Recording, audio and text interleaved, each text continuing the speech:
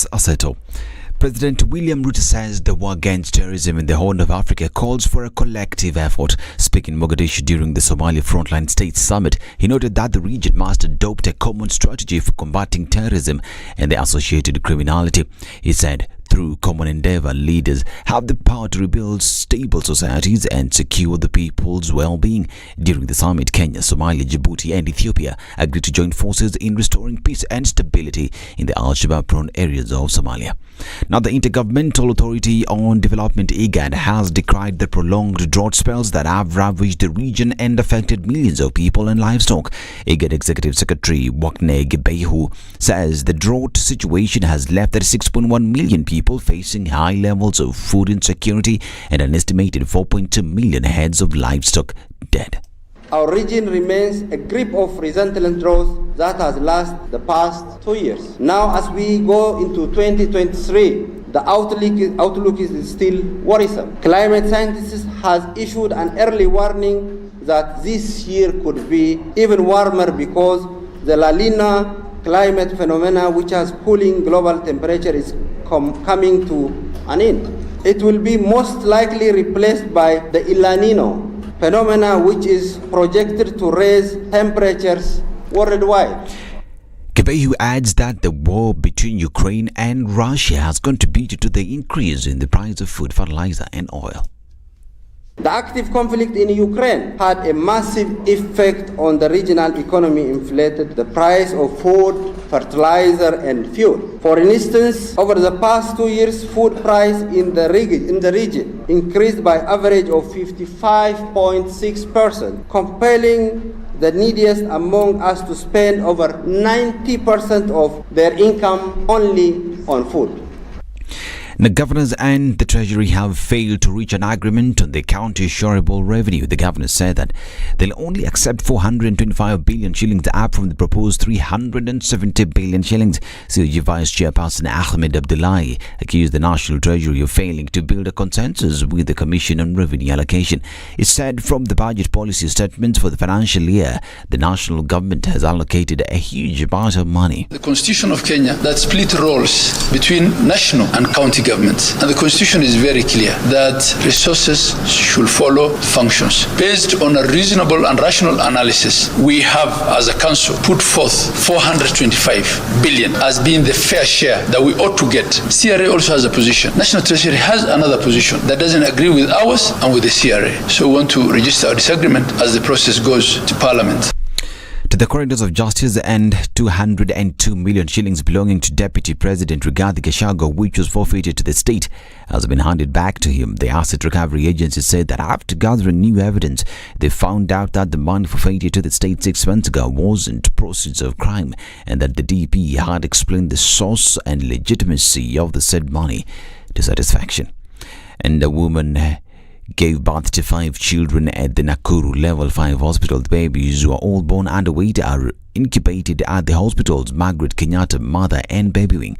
The hospital medical superintendent Aisha Maina says the 25-year-old woman presented herself at the facility and was admitted for observation because she had a high-risk pregnancy.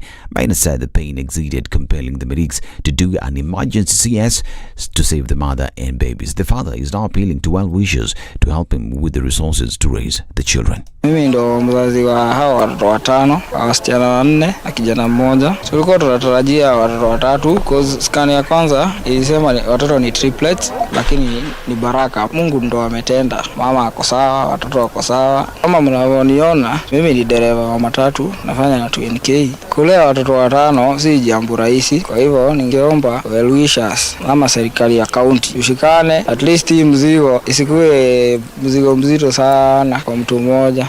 Internationally, and an Indian court sentenced self-proclaimed spiritual guru Asaram Bapu to life imprisonment on charges of rape and sodomy, according to his lawyer. The verdict is the second life term against the octogenarian, who is also serving a life sentence following his 2018 conviction of raping a 16-year-old girl. Asaram's lawyer C.P. Gupta said the court in the western state of Gujarat also ordered him to pay 50,000 rupees in compensation to the victim. This is Newswire. I'm Dennis Aseto. Good morning.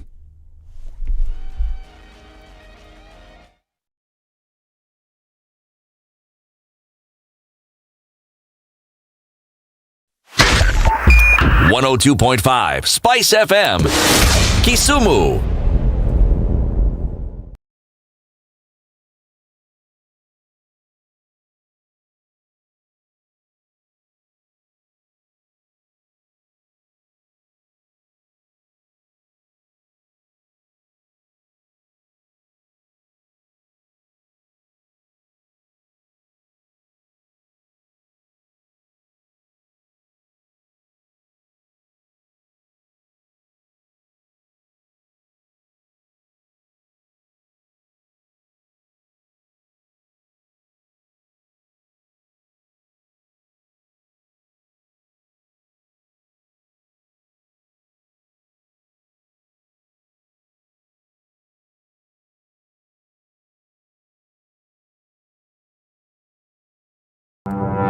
Have you seen them? Am I lying? Yes, it's a very nice outfit, I must say. Good Thank job. you. Asante sana. The compliment is well received. Good morning and thank you. Evan Wasingishi was asking me what channel is Spice FM. 96.7. Tell them that, right? Yes, now they know. Thank you. It's a pleasure to be here. Pleasure to have What you. a beautiful studio, my friend. I've been to other radio stations, but I've never seen anything like this. Thank you, and it's very nice to be in a modern studio. Absolutely brilliant. And I have to say, it's a very cool ambiance here in your radio room. Just for our listeners, I think it is below zero in this room here. Forgiveness is always conditional. Even before God, there's nothing like unconditional forgiveness. Government doesn't pay you pension until you retire. In fact, there's no money for you. The day you retire, they look for it. This country is punishing many young people. These young people are more susceptible to be deceived, to be taken advantage of, and they're more susceptible to be bought off. Let us also talk about where we want our country to go. You know, we are a population of very young people. We're in a state of capture. The judiciary is under duress. Parliament is in the pocket of the executive. You don't sit and wait for the regime to topple itself. It will never do so. By the way, let me tell you, these guys are so persuasive. I'm telling you, they can persuade you to sell your grandmother. I'm telling you, they can sell sand in the desert. See, has anybody on this program said to you as a guest, say, "Oh, shut up, we don't want to be told what to do"? Has you ever that kind of... Has anybody been I will not listen. A bit of advice? Because you're working on the premise that we should all pay heed to these proverbs. It's a very suspect notion. This is the Situation Room, the only way to start your day. Good morning. It's Thursday and Imara Daima is looking very interesting this morning. There is low-key traffic that's building up and it's getting out towards North Airport Road and then out towards Outer Ring. And voila, there it is, the Eastern Bypass. Looking pretty good this morning in terms of traffic. That drama was supposed to have ended yesterday and it looks from all indications that it's not going to be too bad this morning. Looking a little bit of traffic then building up towards Nyeri Stadium at the roundabouts and heading out into the city. Coming out of Westlands does not look too bad either this morning. It looks like folks are just getting round to the business of Thursday. Coming off on Jogo Road as well, not too bad going out into the city, and it looks like Thursday is starting off just right. Let's know what's going on where you are this morning, and then let's talk on SpiceFM KE on Twitter.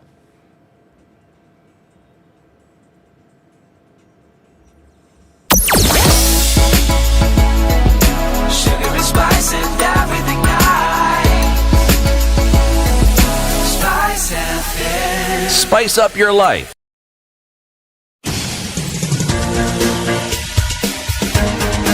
This is the Situation Room, the home of hard-hitting political commentary and penetrating insights about the state of the nation. This is a talk radio experience like no other. The Situation Room, a place for hard truths, debates, and elevated conversations. The Situation Room, witty, political, engaging, deep, controversial. In the room, we have C.T. Muga, researcher, academic, seasoned political observer, a fountain of wisdom in these politically uncertain times. Ndu Oko, Nigerian by birth, Kenyan by choice, communications expert, Pan-Africanist, a truth seeker and believer in people power, and Eric Latif, agent provocateur, the man in the chair, seasoned journalist, news hound, a man who believes in punching up not down.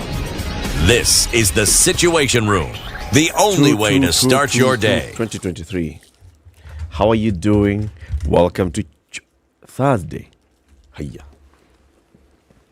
Okay. Hi, Ndu. Alert. How you doing? Good. Uko sawa? Uko fresh kabisa? Lakini. Uko fresh lakini? Siti. Yes, Eric. How are you? Fine. And how are you? I'm very fine, thank you. Oh, you're not asking me. Oh, no. You're asking I'm still responding to your questions first. Okay. Have you finished asking him the question? Me, I'm done. All right. Eric, how are you?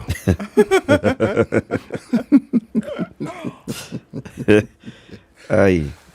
Wewe iko mzima? Mimi niko sawa bwana. Maridadi? Niko sawa bwana. Bam bam. Yes. Well done. Hapo ni nzuri kabisa. Niko hivyo sio? Iko maridadi. Very good. Yes. Karibu kwenye mpango. Kwenye mpango, mpangilio. Mipangwa. Tupangwingwi. Ukubali umekataa.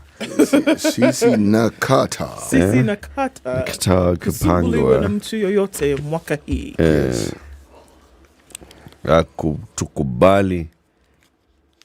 Tusumbua saa yote hapa ati sijui nini. No way, we refuse. It's a straight, I think I told you guys earlier. No, you didn't tell us. Did you? I saw the two of you shake hands today. It was very odd. I don't know why. The oddity is still bothering me. You're used to us hugging. Somehow. What? Huh? You're used to us hugging. And patting each other on the head.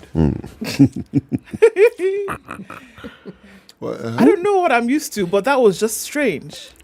How do you see us greeting each other? I don't know. Maybe I haven't ever really realized what you do to say hello to each other. But you do hear saying hello to each other? I do. Okay. You know. No clenched fist? I've seen a fist bump here or there. No peace to all mankind? I've seen, how are you doing, my brother? That kind of thing. But today I saw you like shake hands, like formally shake hands, like two gentlemen. I was just... Yeah. As opposed to what? Two what? Plants? Where? Nataka kuendelea na hiyo story. Hapana, hiyo nimemaliza. I'm done, I'm good. I'm good. Aya. Habari kila mtu, welcome to Thursday. It's another day to have interesting conversations. So let me tell you what we're going to have. At 7 o'clock, we have invited a gentleman by the name of Gojiri Wabogo. Gojiri Wabogo was a former MP for Nyeri Town in the last parliament. He is not in parliament this time, but he's still an Azimio person. But he says he's not endorsing Azimio's current tactics of Jacaranda rallies and concerts. So he's coming to tell us at 7 a.m. So what do you want? Nini? What should they do? Yeah. Okay. Yeah. What else? What's the other plan that you have? Okay. 8 a.m. Let's talk about counties, and we've been talking about health is a devolved function. Yes, it is. Yes, it is. We know that doctors have said that time that we had given these people, so they sort themselves out. We don't go on strike. Doctors are saying, by the way, we could revisit that story and go on strike. Anyway, it's all about health care provision in the counties. How are we doing? How do we resource for the health function in the counties? And this resourcing is both financial and human resource. That whole discussion about whether we should have a National Health Services Commission and all is something that is interesting. Somebody who's an expert on devolution, and she's an expert because she has served in devolution for the last, how many years are those? 10 years. Rosie Nomolo is currently serving as the CEC for Health in Homa Bay County.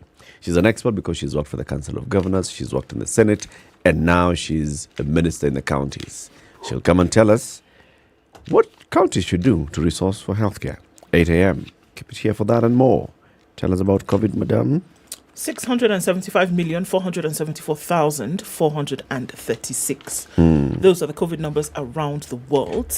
I thought we should look at the US. Total number of cases in the US is a third of their population. 104,289,430. And they've seen about 10% of those result in death. 1,134,259 Americans, or people living in America at that time, of death from COVID. That's what it looks like for now. Currently, there are 1.776,347 active cases of COVID, with 3,425 in serious condition. Of the population of 334,805,269, 1,160,088 793 tests have been carried out for COVID in the country. So like 3 or 4 times per person. If you want to do the on math average. If you want to do the math like that. Okay. Over 1 billion COVID tests have been carried out in the US. While that's happening, Latin America can lead the way on a new public health model. The pandemic has demonstrated that the current global public health system is failing the global south. So, obviously, this has been demonstrated that international systems or rich countries in the global north help the global south through health crises. Whether it is malaria, they throw funding and help mosquito net. Whether it's HIV, AIDS, again, funding. And now COVID, we saw global south is saying global north. Now that you guys have 1, 2, 3, help us with vaccines. It seems to be the trend. It doesn't matter whether you're looking at COVID or malaria or any other disease. Now, Bolivia, you know Bolivia? It's in Latin America. Well done. Has struck an agreement with Canadian manufacturer BioLize Pharma to provide it with COVID vaccine for its people.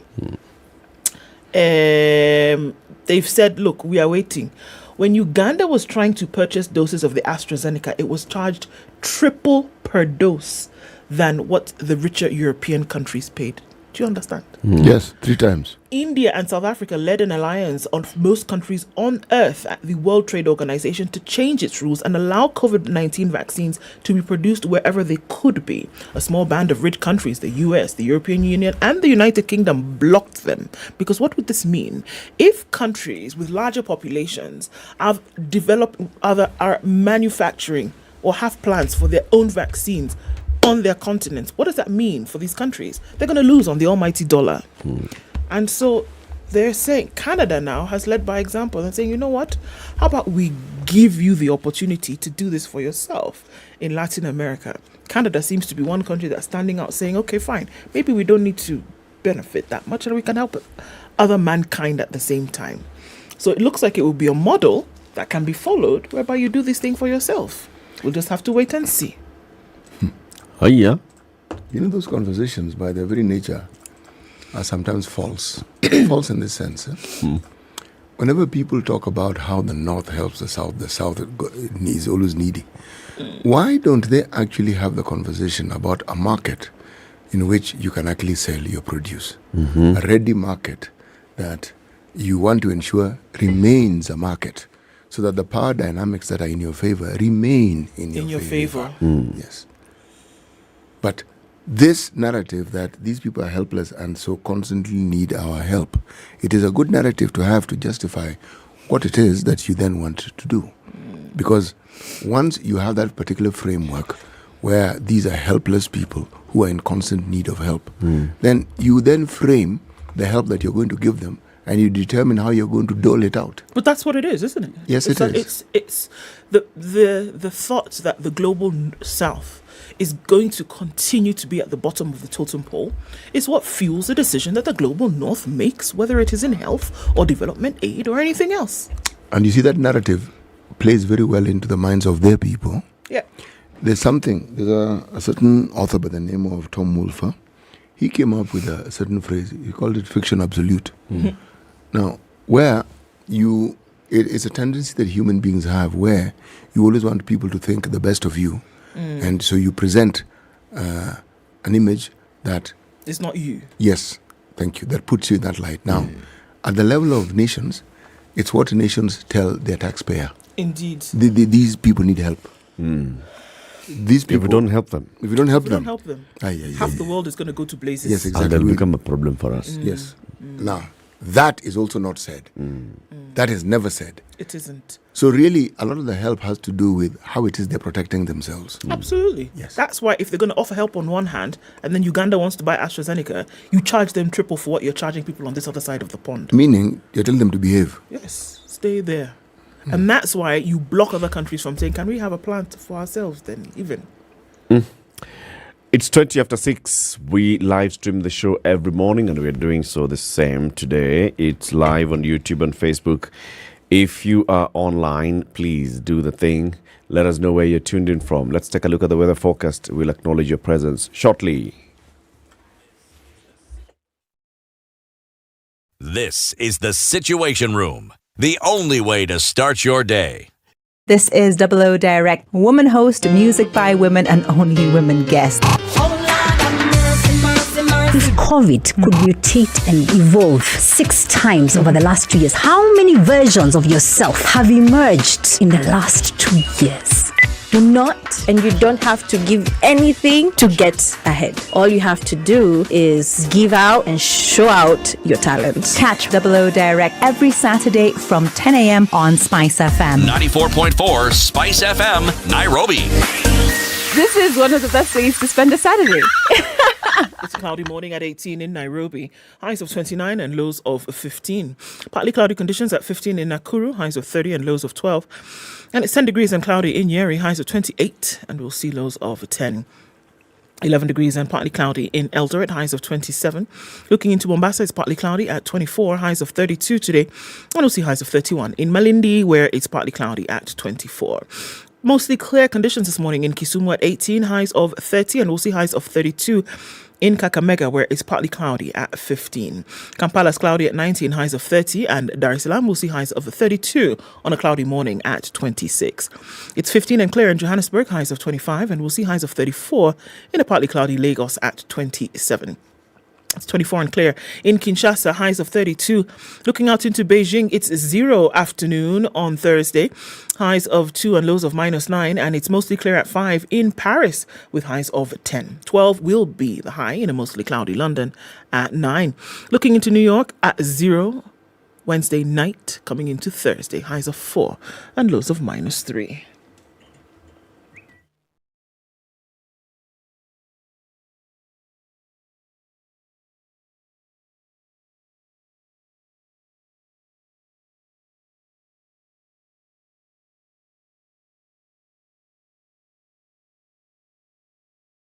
Mature, intelligent talk every morning. Spice up yourself.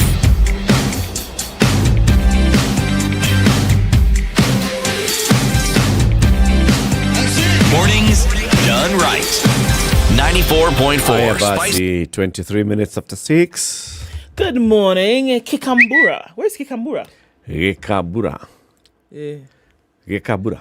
It's another one of your fictional places. Okay. You see the southern bypass? I see it. Yeah? You're going towards Kikuyu. Mm-hmm. So you pass the first interchange. That is where? Rangata Road. Rangata Road. Uh-huh. Second overpass is Ngong Road. Uh-huh. Third overpass is the other Ngong. Uh-huh. The next overpass is coming from Alliance, is called Dogoto. Crosses over to Gekabura. Okay. Are you sure? It's an actual place. Yes. All right. That's where Lee place is. It's a beautiful place. Gekabura is a beautiful place. Is it? And they have a dam there. Is it? Is it one of the ones to be completed? It's actually a functioning dam. Yeah. Oh, okay. So it's not one of the No, 103. it's a water pan. Oh, it's not one of the 312 coming.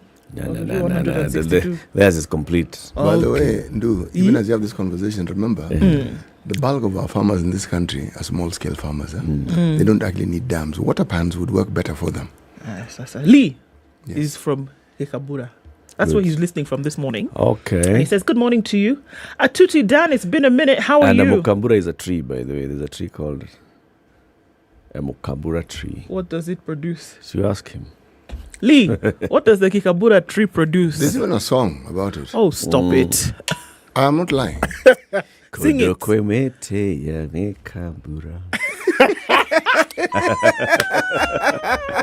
just made that up. You just made that up. Sing it again. Oh, no, that's it. Make a girl happy on a Thursday morning. The jingle is adequate. Sawa basi. Kidogo hiyo Do inatosha. like that. Kaponde Kasipul, Homa Bay. That's where Atuti Dan is. It's been a minute. How are you? Thank you for joining us this morning. Now, while Kilisha, that one, Henry Malumo is tuned in this morning. Don Sabwa says, good morning. Freedom is here. Carbon tax, cost of living through the roof. Ish. Smiles to the bank. Good morning, Nduoko City Muga. Eric Latif, for sure, it's wise. It will never, for sure, time is wise. It will never lose its wisdom. Hatutishwi. Kabisa. Sawa basi. Okay. Collins Kipsat is tuning this morning and says, have a good one. Marjorie has some advice here. Marjorie, just good morning. Okay. Karibu sana. I can never say it, but I can. Zalamkadze. Yay. Umemkaji yani. Yeah, from Mwara, tuning from Kisauni sub-county. Jambo Kenya, Babu says good morning. Monis Janeth says, what's the name of the cute lady radio announcer? Do you know her? I don't know her. Okay. I don't know who that is. Monis is from Singapore and he's asking some heavy questions this morning. Yeah. Answer him. Robert Mbogo says, good morning. West Pokot County is where MC Toru is. Live from Jinja in Uganda. Julius, we see you. Thank you for joining us today. Mwega in Nyeri County is where Mopay is. And Kwamtutsi Mwengi on Dicho is tuned in from there. Chebo says Tuko Pamoja. Samuel says, good morning. Morning, friends. I'm finally back in Magarini. That's Simon Odhiambo. Really missed you while in Migori County for the last 2 months. Is it at the station, Migori, inashika frequency gani? Udui? Try Kisumu. Try 105.2. Is it 102.5? 102.5, sorry. I wonder why. Anyway, good to have you back. Mageto Jaja says good morning from Kisumu. And he wants to say good morning to Edna. Edna. Jaja is greeting you. Wakire. Wakire? Yeah. He's asking for your second name, but I will ask him to see you in camera. I can be the connect. You know I'm your sister. Okay. I hook you up. All right. Good morning, everybody. Thanks for joining us. Everybody welcome. Bonambuga. Yes, sir. How do you say good morning in that language of that country? In the language of our brothers in Namibia? Yeah. Well, you know... So it's Guten Morgen. Well, if they speak English, it's good morning. Yeah. If it's German, it's the one you mentioned. It's Afrikaans, I have no knowledge. I don't even know one word in Afrikaans. If it's in Ovambo, I don't know. If it's in Kawango, I don't know. If it's in Herero, I don't know. So, what is preeminent in my conversation are the things I don't know. You don't know. Clearly. Yes. Higher, the day's proverb? Mm-hmm. If the state is going to fall, it's from the belly. If the state is going to fall, it's from the belly. Okay. Okay. Njaa ni kitu mbaya. Njaa ni kitu kibaya. Tamaa ni kitu kibaya. Na matokeo ya hayo yote ni mambo mabaya. Okay. Let's look at the newspaper headlines. Tafadhali, what's on the front pages? All right, let's look at the front page and what it tells us on the Standard today. The deal that earned Rigathi extra millions. Allah. He's a rich man. Okay. China dictated the SGR terms, court told. So we know that there's a case of the SGR before the Supreme Court currently going on, just in case you didn't know that it's been going on for a minute. Looking at the details of that, one of the biggest masses held by the Pope took place in DR Congo yesterday. The numbers were astronomical, is what we're being told, and one of the largest ever. So pointing to perhaps the religion is the opium of the people. But all right, moving on. There's peace in Congo. People can attend. Yeah. Okay. So those are the story. Some of the stories making headlines. We'll look a little bit more at that. In Nakuru, there's a lady, she's 25, and she's given birth to 5 babies at once. Not over time. One time. Pa, pa, pa. Quintuplets.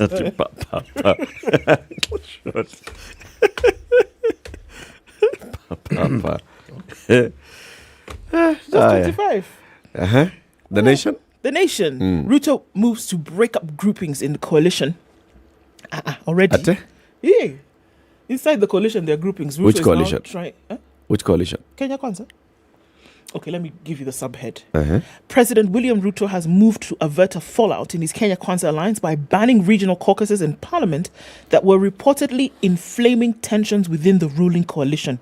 This could be aimed at containing factions from Mount Kenya and Western that were coalescing around DP Rigathi Gachagua and Prime Cabinet Secretary Musalia Mudavadi.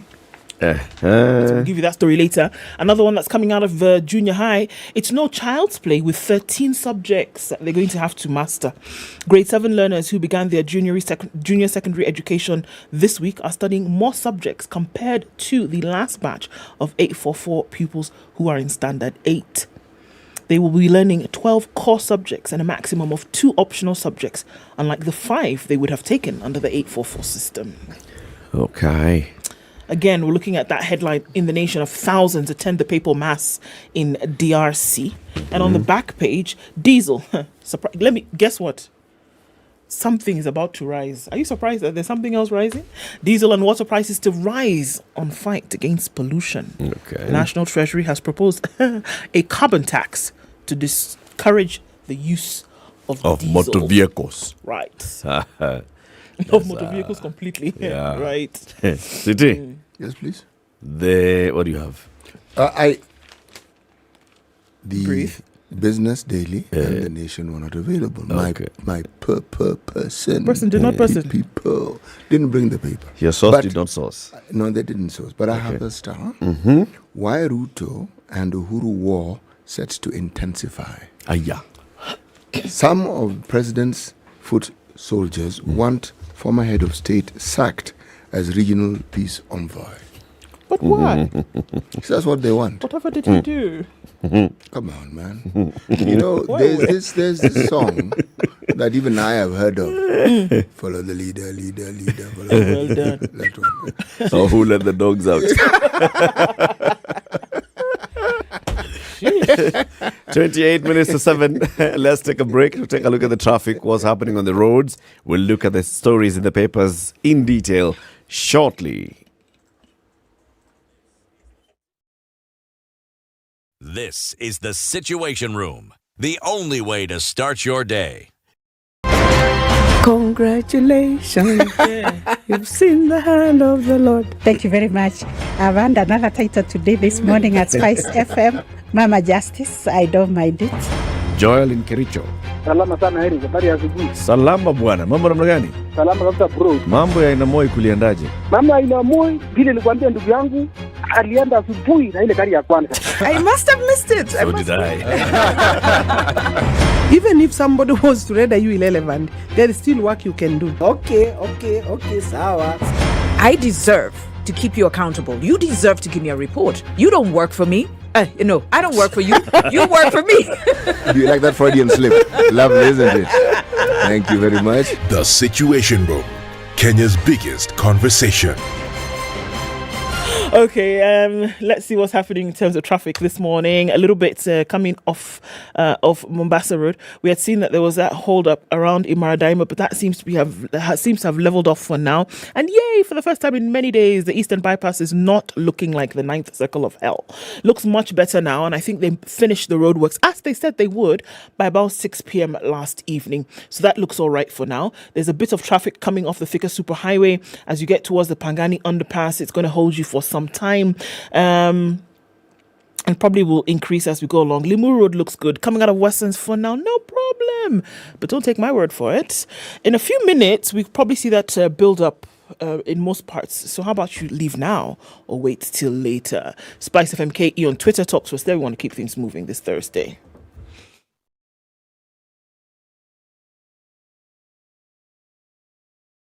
Mature, intelligent talk every morning.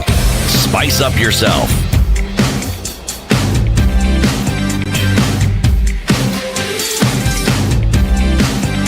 Mornings done right. 94.4 Spice FM. 7. Beyond the headlines, I want to look at a story. So the CS is purported to have said that he does not like this idea of this early morning thing that you people call students to school, 5 o'clock, they're doing preps. Then in the evening, you have students staying in school until God knows what time. He said, now we'll stop it. It appears that this has sparked some controversy, and teachers are not really happy with it. They say, how do you expect us to deliver the syllabus? As it is, we don't have enough time to finish. And that's why we increased the hours, because now you had class 6s, 7s and 8s then going to school much earlier, right? Yeah. Now they're saying it's brewing, this controversy over the push by the ministry to enforce a ban on classes outside the stipulated teaching hours that forces students to report to school early and leave late. The teacher said they will comply, no problem. Because what they said, look, students should go to school at 8 in the morning, and by 4 o'clock, it should be done. This thing, we don't like it. Now they're saying curbing early morning and late evening classes, but they're pointing to the challenges that force them to resort to these lessons, such as understaffing. So there are not enough teachers. So the teachers that you have teach their subject lessons, they teach their class lessons, and then they're also brought on board to teach extra lessons. They say given the shortages, tutors arrange the lessons to help them cover the syllabus, and the ban will disadvantage students in day schools as their counterparts in boarding schools continue with the additional lessons. So we know that with boarding schools, they wake up in the morning, they're having their breakfast, whatever, they're starting their preps at 6. In the evening, after everybody has gone home, say 4 o'clock, they're doing preps until dinner time, then after dinner until whatever hour. Now, if you're saying that day students must go home, it's going to disadvantage them, must go home early, it's going to disadvantage them because those in boarding schools would have gone on much further. Teachers say parents prefer their children to take the extended lessons because leaving school early, they will go and loiter in the streets. The streets. Now, loitering without intent. I'm telling you, like jaywalking. So, Johnson Nzioka, you know him? No. He is the Kenya Primary School Head Teachers Association chairman. He said the directive by the CS will be followed, even as he outlined the unique circumstances that compel schools to arrange for these extra lessons in the first place. He said a child who has some extra hours with a teacher because they're in boarding school has an advantage over the one who goes home at 4 p.m. Hesbon Otieno, who is the SG of the Kenya National Union of Teachers, said arranging for lessons outside the stipulated classroom period was necessitated by understaffing in schools. So now you want them to go home? Fine. That's a number of things will be sorted out. We will not deal with the understaffing issue anymore. We're understaffed. You can deal with that how you like. But now that you say they should go home, no problem, because we didn't have enough teachers anyway. But you're going to have a disadvantage problem because those students now who are being forced to go home at 4 o'clock will be behind. They'll be behind who? The ones who are boarding. But why are the ones who are boarding sitting in class? They're doing extra prep. Yeah, but that's what we were talking about. Mashogo said he wants them to, even if you're in boarding. Yes. He actually said even if you're in boarding, no stop classroom. learning at 4. Yes. Rest. Allah. Sleep early. Wake up in the morning, refresh to start again. But teachers are complaining. They're saying that the school preps in boarding will still continue. They're saying, number one, they're saying this time does not allow them to complete the syllabus. That the syllabus is extensive. And the hours that they have within a learning day between 8 and 4, and you're taking out an hour for lunch and breaks, is not adequate for them to deliver and complete the syllabus. That's what they're saying. So that's why they introduced these extra classes and because you know what's happening right now? But these extra classes had been there even before CBC reared its head. No, this is not CBC. And they tried to lock it out. Remember, Mutula Kilonzo, the late, when he was Minister for Education, he had actually talked about no tuition after school. He did. No tuition during holidays, especially that holiday tuition Holiday tuition, he said stop. Even Saturdays was an issue because students will still go back to school on Saturdays. And are in school until 3 p.m. But you know what's happening today? Not that somebody told me, I know. You have seen. With your own 2 eyes. My own 2 eyes plus my glasses. There are students who are in class 8 right now, the final class 8s, who are not boarding. They're going to school. They're picked at 5:15 in the morning. At 6. They're in class at 6.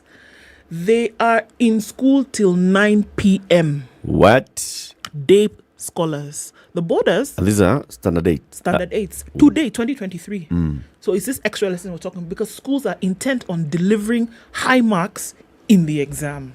And they feel this is the way to get these high marks. Apparently. So you go home at 9 o'clock as students. What time do you sleep? You still go home and you have homework to do. They give you homework. You go home. So you imagine an hour on the road there, right? Getting home. You still go home and do homework. What time do you sleep? Because this is still a child. This is a 13-year-old. What time do you sleep and wake up to be ready by 5 in the morning when they're picking you again? Ask yourself. Where? Kisomo Tisuruari. So maybe Mashogo has a point somewhere. Yeah, we'll discuss it in detail, I think, and let's have that debate. So about 7 months ago, the High Court had ordered one Rigathi Gachagua to forfeit some 202 million shillings to the state. Now, Rigathi went and had a conversation with the people who had taken him to court, the Assets Recovery Agency. And after having a conversation, they entered into a consent. And the consent was, number one, that whole judgment of July 2022, in that other regime where people were being harassed, that one, let's vacate it. Declaration made by the High Court that the funds were the proceeds of crime, that one, let's say no, they were not. Okay. The forfeiture order issued by the High Court, that one, no, let's not do it.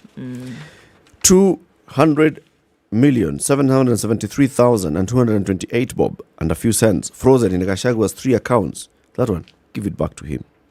Some 1.1 million shillings frozen in his business associate's account. That one, give it back to the business associate. Now, that whole issue of Gachagua going to defend himself in court, blah, blah, blah. He's paid lawyers. He has brought Kioko Kilukumi, senior counsel. Kioko Kilukumi. Charges, opening file to Pekaki, every time. Charges by the hour. 25,000. Yeah, like that. That Kioko Kilukumi and his team. You, Asset Recovery Agency, pay him. You pay him. He had all this work to do. And pay Gashagua's lawyers because of all the trouble that you've taken him through. That is there. Yesterday, Court of Appeal judges Daniel Musinga, Emmanuel Aibuta, and Grace Ngenye adopted that consent between the DP and the Asset Recovery Agency as an order of the court. That consent was signed by lawyer Kioko Kilukumi for Gachagua, Mohamed Ado for the ARA, and the law firms of Waroiro, Karuku, and Mwangale advocates, and Professor Tomo Jenda and Associates for other respondents. The agreement marks the end of Gashagua's tribulations in the corridors of justice, coming just 2 months after the Director of Public Prosecutions withdrew corruption charges that he was facing over allegations of fraudulently acquiring 7.3 billion shillings. In the agreement by ARA, Gachagua and his business associate Ann Kimemia, trading as Gen Enterprises Limited, the parties agreed to have the decision of the High Court Judge Esther Minor declaring the funds as proceeds of crime set aside. They also agreed that the forfeiture order by the judge be overturned and Gashagua's money, which had been frozen at accounts at Rafiki Microfinance, be released to him. Okay. Yeah. The High Court judge, had found that these funds were proceeds of crime acquired through corruption, and that's why she had said, hiyo pesa irudi kwa serikali na watu wa Kenya. Do you have to be in a particular position to get your case vacated? I'm just asking. It really wouldn't be a matter of discussion, except there are too many such cases. Which ones? Where ARA is... people in particular positions having their cases vacated. And also there are huge sums of money involved, and they are questionable. We were calling all the billions yesterday morning. A court case was there, some are still in court. So essentially, we are being told that this was a witch hunt. There are people who were targeted and singled out because they supported the opposition party then, which is now in power. And now, what we are seeing is justice is actually taking place. So I have a question. A matter here is happening. Those two cases, the one that the DPP was taking. So this is a civil suit by the ARA. The DPP was taking a what? A criminal case in court. DPP withdrew the criminal case in court, citing what? I had expected this Kenoti man to give me evidence. Kenoti man did not give me evidence. So I had no evidence. Now the ARA is saying that they have obtained new evidence that satisfactorily explains the source and legitimacy of Gashagua's funds, and that they were misled by the DCI to believe the money were proceeds of crime. Since the DCI had purportedly investigated the matter, we relied on their conclusion that the funds were proceeds of crime, and it was on that assumption that we filed a suit to have the money forfeited to the government. This is according to their lawyer. Musyoki saw that they wrote to the 6 state agencies which the DP had traded with and acquired the funds on November 14, 2022 to confirm if indeed they paid for services and goods delivered. Among the state agencies they inquired from was the Kenya Sepsis and Trypanosomiasis Eradication Council. Did you know there's something like that? Hey, I want you to say that thing again. The Kenya Sepsis and Trypanosomiasis Eradication Council. I didn't know there was a council of such. Imagine This it country. exists. Yes. There's even a council for jiggers. The State Department for Asol and Regional Development, Kenya Power and Lighting Company, the State Department for Lands and the County Government of Bungoma. All these, Gachagua was doing business with them. He said Kentech, through its chief executive officer, confirmed that they have never had any complaints regarding the contract with Gachagua's company and that the money paid was duly authorized and signed. From the State Department for Asals, ARA said they received confirmation that the DP was paid 32 million after his company satisfactorily completed construction of primary sewer and electromechanical works with no complaints. KPLC says they've confirmed that the 10 million shillings paid to Gachagua's company, Munyoro Investment Limited, was for gravelling of Nairobi West office yard, and there were no complaints or defaults. So everybody confirmed, yes. Unasema nini? No, he did the work.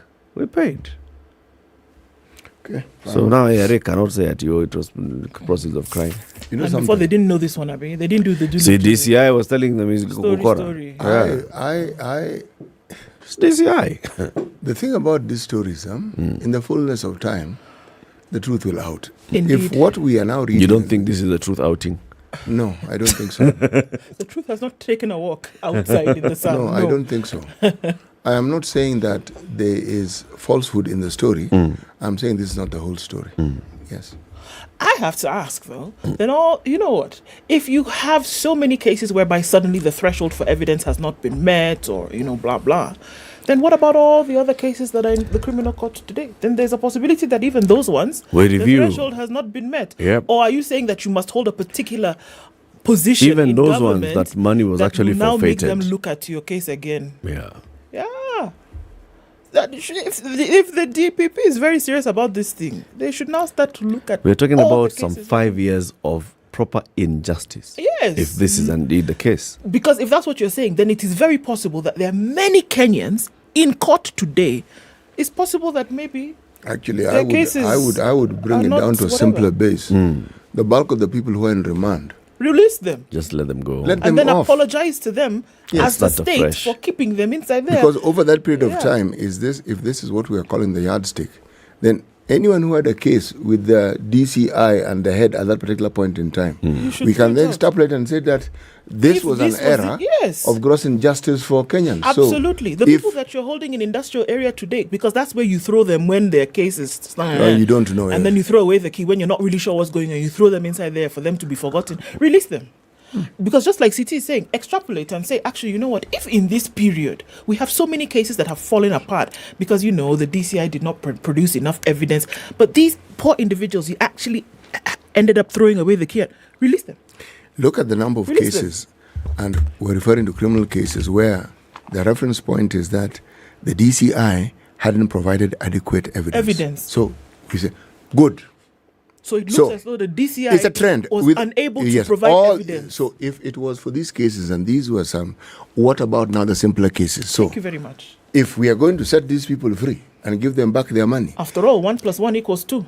set those other people free, because this era that we're speaking of was an era when the DCI just willy-nilly here and there, hagla-pagla, just decided they were going Pick to... people up. Yes, exactly, because that is what we are being told. Yeah. And because of this, all these other state agencies that should have been doing their work, they were not doing their work. No, they were not. So the asset recovering agency was just We're waiting for DCI. Yeah.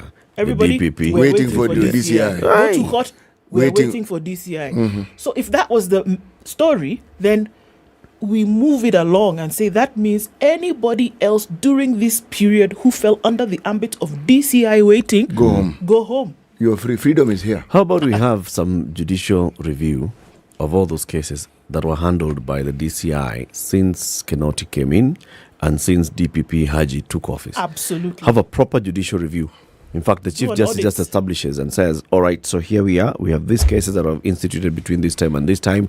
Can we review? Yes. Yes. My view is that you set these people in industrial area free first. Yeah. Then People on remand. As people on remand. as Let we them review. go home. let them all go home. All, and I mean all of it go home. Even those that were found guilty in that time, Yes. Let them go home. out. And then review. People whose assets were recovered are forfeited. Return. Return them. And then we start afresh. Accompanied by an apology. Yes.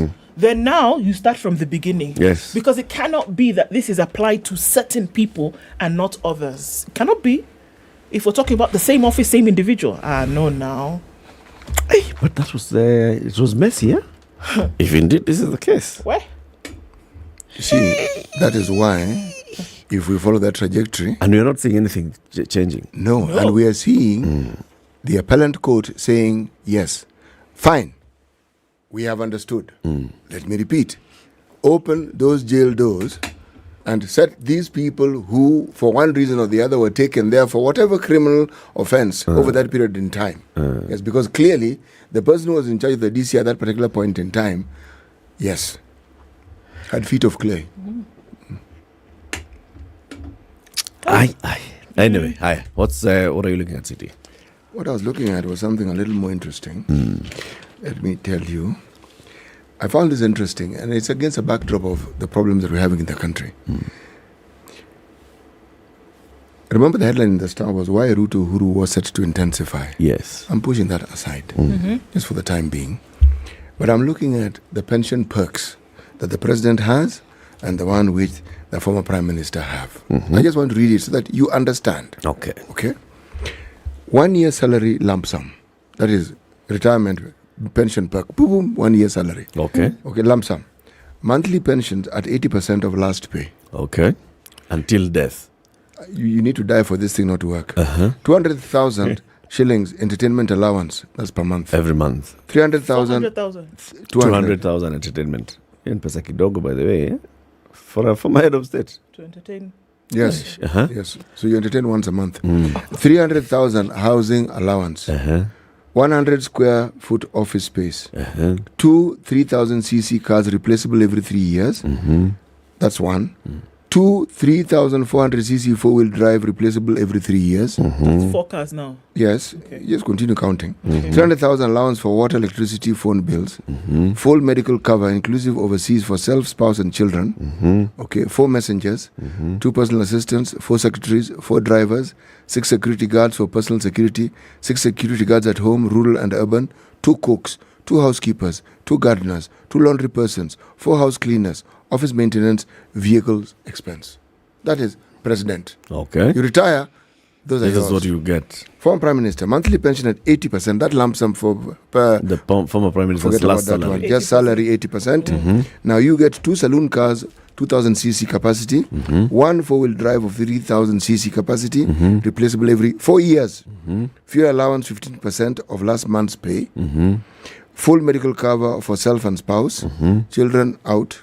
3 drivers, 1 personal assistant, 1 accountant, 2 secretaries, 2 housekeepers, 2 senior support staff, 2 gardeners, 2 cooks, 2 cleaners, armed guards on request, diplomatic passport for self and spouse, office and office equipment, vehicle maintenance, access to VIP lounge at all airports. Why have I picked this particular story? I look at this and I look at the perks that the MPs and elected leaders keep giving themselves. With the exception of MCAs. MCAs haven't quite gotten there yet. They haven't started living the land of the plenty, not quite. Now, against this backdrop, should we be a country where we can talk, because this is opulence, where 1 trillion shillings goes to paying civil servants, and yet the number of people in this country who do not know where the next million is coming from is increasing. We're heading towards the 5 million mark. Okay? 23 of our counties are in dire need of food aid. Now, I'm simply saying we cannot talk about the things we keep saying we are going to do, and yet our countrymen and women are in serious, dire straits. Serious, dire straits. This meeting that the MPs have in Mombasa, that meeting should have been held here in Parliament. Parliament has the capacity to hold those meetings. There is nothing you're going to discuss. After all, there was no other business happening in Parliament. Yes, exactly. And the space is there.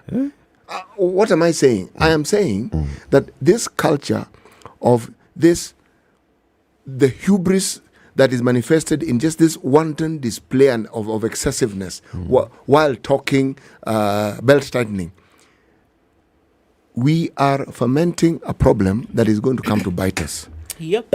You cannot have people in the situation that our countrymen and women are in, and other people seem to be having it easy. And as Sophia Wanuna put it, living the soft life. No, you cannot. So unataka nini? Nataka Uhuru akatwa hiyo pesa. No. Na Raila. Yes. So sasa Raila anyang'anywa gari moja na Uhuru anyang'anywa gari mbili. Wanyang'anywa tu gari zote, wako na magari tayari. Don't need it. When things are better, when things are waongezwe hizo gari. Tunaweza ona kama wanaweza pewa moja hivi. Kila mtu apewe kama ni president pewa gari mbili, hiyo tosha. Moja. Insurance kila kitu hiyo ni sawa. Messenger moja. Kwani how much will you save? No, it's the example I'm speaking of. It is not how much money you're saving. It's the optics. The optics are you need to take care of the people who've served the country. You need to take care of the people who live in the country over whom you're governing. See, and them they're living in the country. You need to live by example. That's what I'm trying to say. Talk about those who are in office. 2 versus 23 million. Talk about reduce the salary of the current president. No. Eh? You never pension ya Uhuru na Raila na Kalonzo. Leave it, bwana. Eric, you retire. We only have one living former head of state. You retire. One. You retire. The others are not an expense. You retire as the president. You don't retire as a leader. And a leader is exactly. You never retire as a leader. And you know what a leader is in this country? An example. Unatoa pesa. Eric, allow me to explain something. Huh? Please do that because you cannot have a situation where the wealth divide just keeps growing wider and wider. It is not a good thing for any country. That's very true. But City, picking on just two offices, No. It's the example, and I hear what City is saying. Yes. How it looks. This is really this is why I've picked on them is because the message gets driven home quicker when you pick prominent people. You pick on the if I pick on my MP, in my neck of the woods, people ask me who is that person. Well, how do you spell his name? No. So I pick on people who are known, and the benefits they get are known. I'm trying to make the point that we cannot have a situation where people are living an opulent life and others do not know even where the next million is coming from. It is wrong. Come on. It is wrong. But you've picked on the wrong too. Anyway, let me tell you, you're talking about an MP who's unknown. Do you know an MP called Abdul Kani Ibrahim? Yes. Where is he from? Ladgara, someplace in northeastern. Lagdera. Yes. How did you know that? Homa Gazeti. 4 voters have filed a case before High Court Judge Mogore Dhande, who are saying the Lagdera MP, Abdul Kani Ibrahim, is from Somalia and therefore was not eligible to vie or contest for an elective seat in Kenya. Sorry. The 4 voters and the EACC, the independent, have sued the EACC, the Independent Electoral Boundaries Commission, Director of Immigration, the Minister for Interior and Coordination of National Government, Registrar of Persons. They are questioning how he was cleared to vie. Through their lawyer, the petitioners say Ibrahim has a Kenyan ID card and a British passport, which indicates he was born in Yontoi, Kismayo, Somalia, December 15th, 1978. However, a copy of the national ID attached to the particulars of the case shows his place of birth was in Garissa. It also indicates that it was issued in 2016. The date of birth indicated on the copy of the ID, December 15, 1978. Same one on the passport that says he was born in Kismayo. So what is it? Yeah? So which is it? Sasa ndio anataka Is this man Kenyan or is he Somali? Wouldn't it be funny if he was Somali? There was a similar case for a similar MP from a similar region. And people were arguing that this man is Australian. Okay?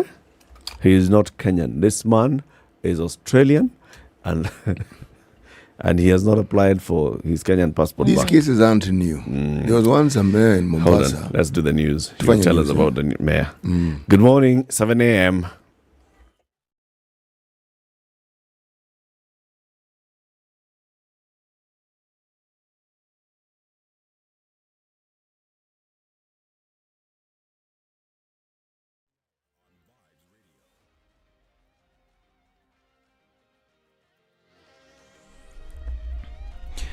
Good morning, this is Newswire. Dennis Aseto. President William Ruto says the war against terrorism in the Horn of Africa calls for a collective effort. Speaking in Mogadishu during the Somalia Frontline States Summit, he noted that the region must adopt to a common strategy for combating terrorism and the associated criminality. He said, through common endeavors, leaders have the power to rebuild stable societies and secure the people's well-being. During the summit, Kenya, Somalia, Djibouti and Ethiopia agreed to join forces in restoring peace and stability in the Al-Shabaab-prone areas of Somalia. Now, the Intergovernmental Authority on Development (IGAD) has decried the prolonged drought spells that have ravaged the region and affected millions of people and livestock. IGAD Executive Secretary Wakne Gebeyehu says the drought situation has left 6.1 million people facing high levels of food insecurity and an estimated 4.2 million heads of livestock dead. Our region remains a grip of relentless drought that has lasted the past 2 years. Now, as we go into 2023, the outlook is still worrisome. Climate scientists has issued an early warning that this year could be even warmer because the La Nina climate phenomena, which has cooling global temperature, is coming to an end.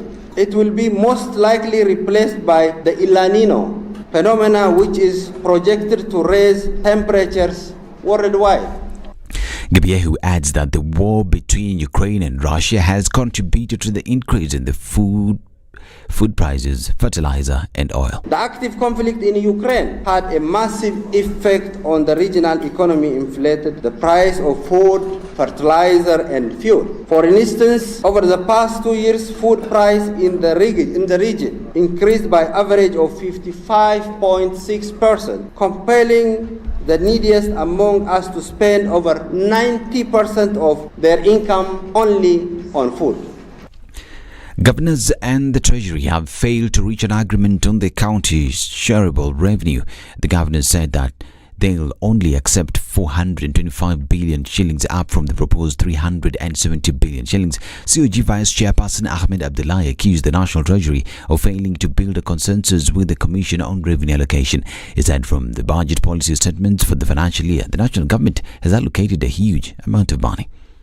The Constitution of Kenya that split roles between national and county governments. And the Constitution is very clear that resources should follow functions. Based on a reasonable and rational analysis, we have, as a council, put forth 425 billion as being the fair share that we ought to get. CRA also has a position. National Treasury has another position that doesn't agree with ours and with the CRA. So we want to register our disagreement as the process goes to Parliament. And 202 million shillings belonging to Deputy President Rigathi Gachagua, which was forfeited to the state, has been handed back to him. The asset recovery agencies say that after gathering new evidence, they found out that the money forfeited to the state 6 months ago wasn't proceeds of crime, and that the Deputy President has explained the source and legitimacy of the said money to satisfaction. And a woman gave birth to 5 children at the Nakuru Level 5 hospitals. The baby, who are all born underweight, are incubated at the hospital's Margaret Kenyatta Mother and Baby Wing. The hospital's medical superintendent Aisha Maina says the 25-year-old woman presented herself at the facility and was admitted for observation because she had a high-risk pregnancy. Maina said the pain exceeded, compelling the medics to do an emergency CS to save the mother and the babies. The father is now appealing to well-wishers to help him with resources to raise the children. Mimi ndo mzazi wa hao watoto watano, wasichana 4 na kijana mmoja. Tulikuwa tunatarajia watoto 3 because scan ya kwanza ilisema watoto ni triplets, lakini ni baraka. Mungu ndo ametenda. Mama ako sawa, watoto wako sawa. Kama mnavyoniona, mimi ni dereva wa matatu, nafanya na 2NK. Kulea watoto 5 si jambo rahisi. Kwa hivyo ningeomba well wishers ama serikali ya county tushikane, at least mzigo isikuwe mzigo mzito sana kwa mtu mmoja. And the German police have arrested a woman on suspicion of murdering a doppelganger she sought out online in order to fake her own death. The 23-year-old German Iraqi woman is being held at a prison in southern Germany in connection with the death of a 23-year-old Algerian woman. A 23-year-old Kosovan man is also in custody in connection with the murder. The parents of the German Iraqi suspect reported a missing on August 16th last year. Her car was later found in Ingolstadt with the body of a woman inside. She had been stabbed multiple times and her face was disfigured. I'm Dennis Aseta. Good morning.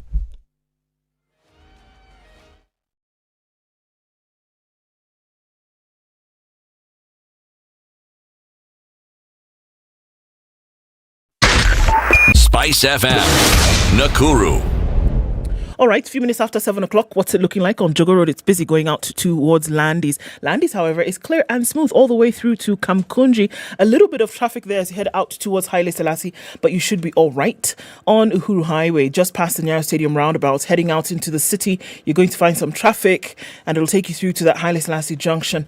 And there's also traffic coming in from Gong Road, so you'll meet there at some point. It doesn't look too bad coming from, well beyond the Junction Mall, but there's some traffic coming off Naivasha Road. You'll find that then connecting with Gitanga Road, James Gishiro, heading out towards Waiaki Way. That traffic has already started to build up, and there it is on the Thika Superhighway, heavy all the way from the Safari Park Hotel. And even before that, we're also looking at heavy traffic coming off of Kiambu Road. So we've started traffic hour early this Thursday. And the Eastern Bypass, for the first time this week, is absolutely free. People are wondering what's going on. We're wondering what was happening when there's traffic. Now there's no traffic, and people are wondering, wait a minute, what's going on? There's no traffic. SpiceFM KE on Twitter. Talk to us about what's going on where you are. Let's keep things moving today.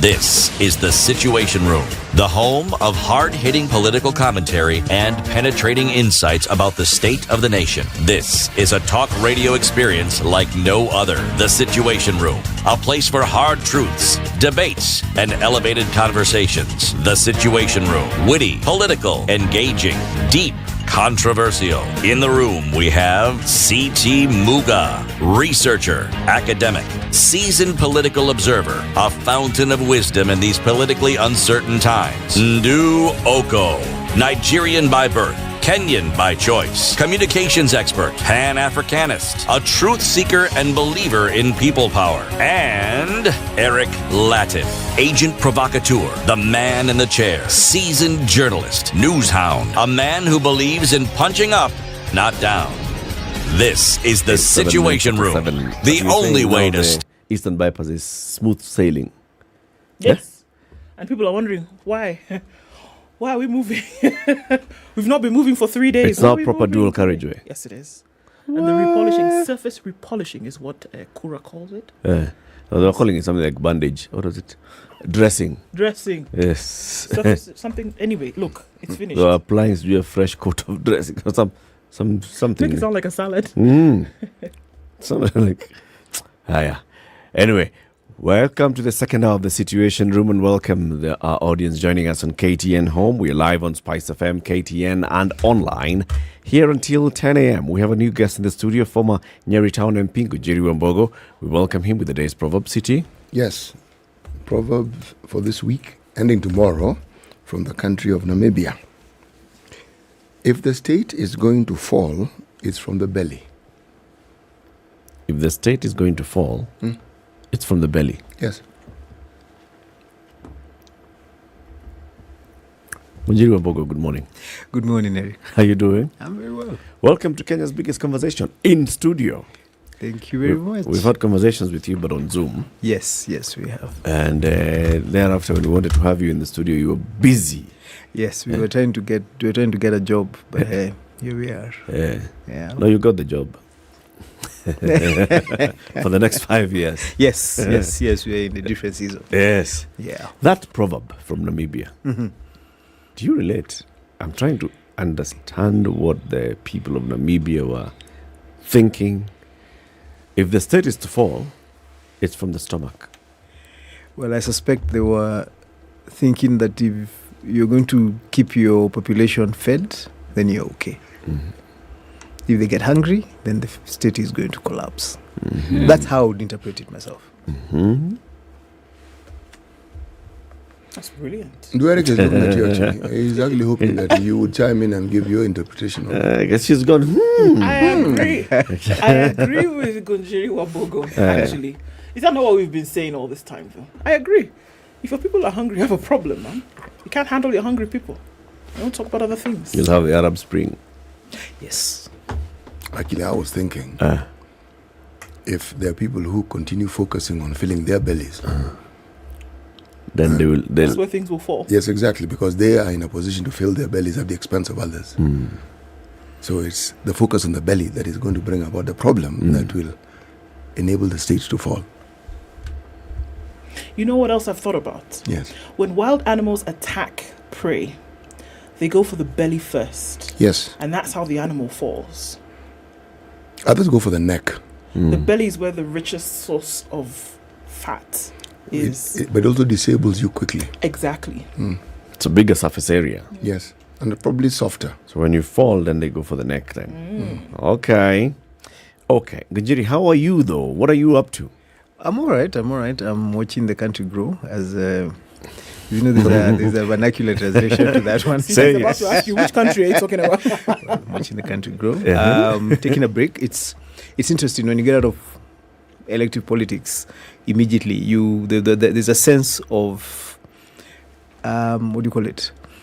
There's a sense of you feel outside the loop. For a beginning, and then after a while you start feeling like, okay, so now when I see some of the things that are going around, when I see some of my former colleagues or the people who are in parliament now dealing with some issues, and I'm sitting outside, I'm like, oh yeah, I don't have to deal with that. So there's a sense of peace of mind that comes because when I was in office for 5 years, then I'd campaigned for 3. So for the last 8 years, I was thinking about being a member of parliament. Or working as a member of parliament. So when you get out of office, this is just 6 months since then, and you're still finding your So there's momentum. a bit of disorientation. There's a bit of disorientation, but I think it's also the kids get to see you a bit more. And then you don't disorients you even more. No, actually, that's a good thing. I have teenagers, so you can imagine how that was. But then also you feel lighter. If there's anything like that, you feel lighter because you don't have as many things that you're thinking about at any given time. Most people don't understand. Politicians are assumed not to do anything. Yes, that is the assumption. That's a general assumption that politicians don't do anything, but they actually do a lot. You've got very many balls in the air. Like right now, I can imagine most members of parliament are thinking about how they're going to issue bursaries. And schools just opened, parents don't have money to take their kids to school, and you have to try and figure out how to make that work in the most effective way. So when you're outside and you're thinking, you know what you're going through, and sometimes you feel like, wow, okay, I'm glad I'm not the one who's doing that. So that's its moments.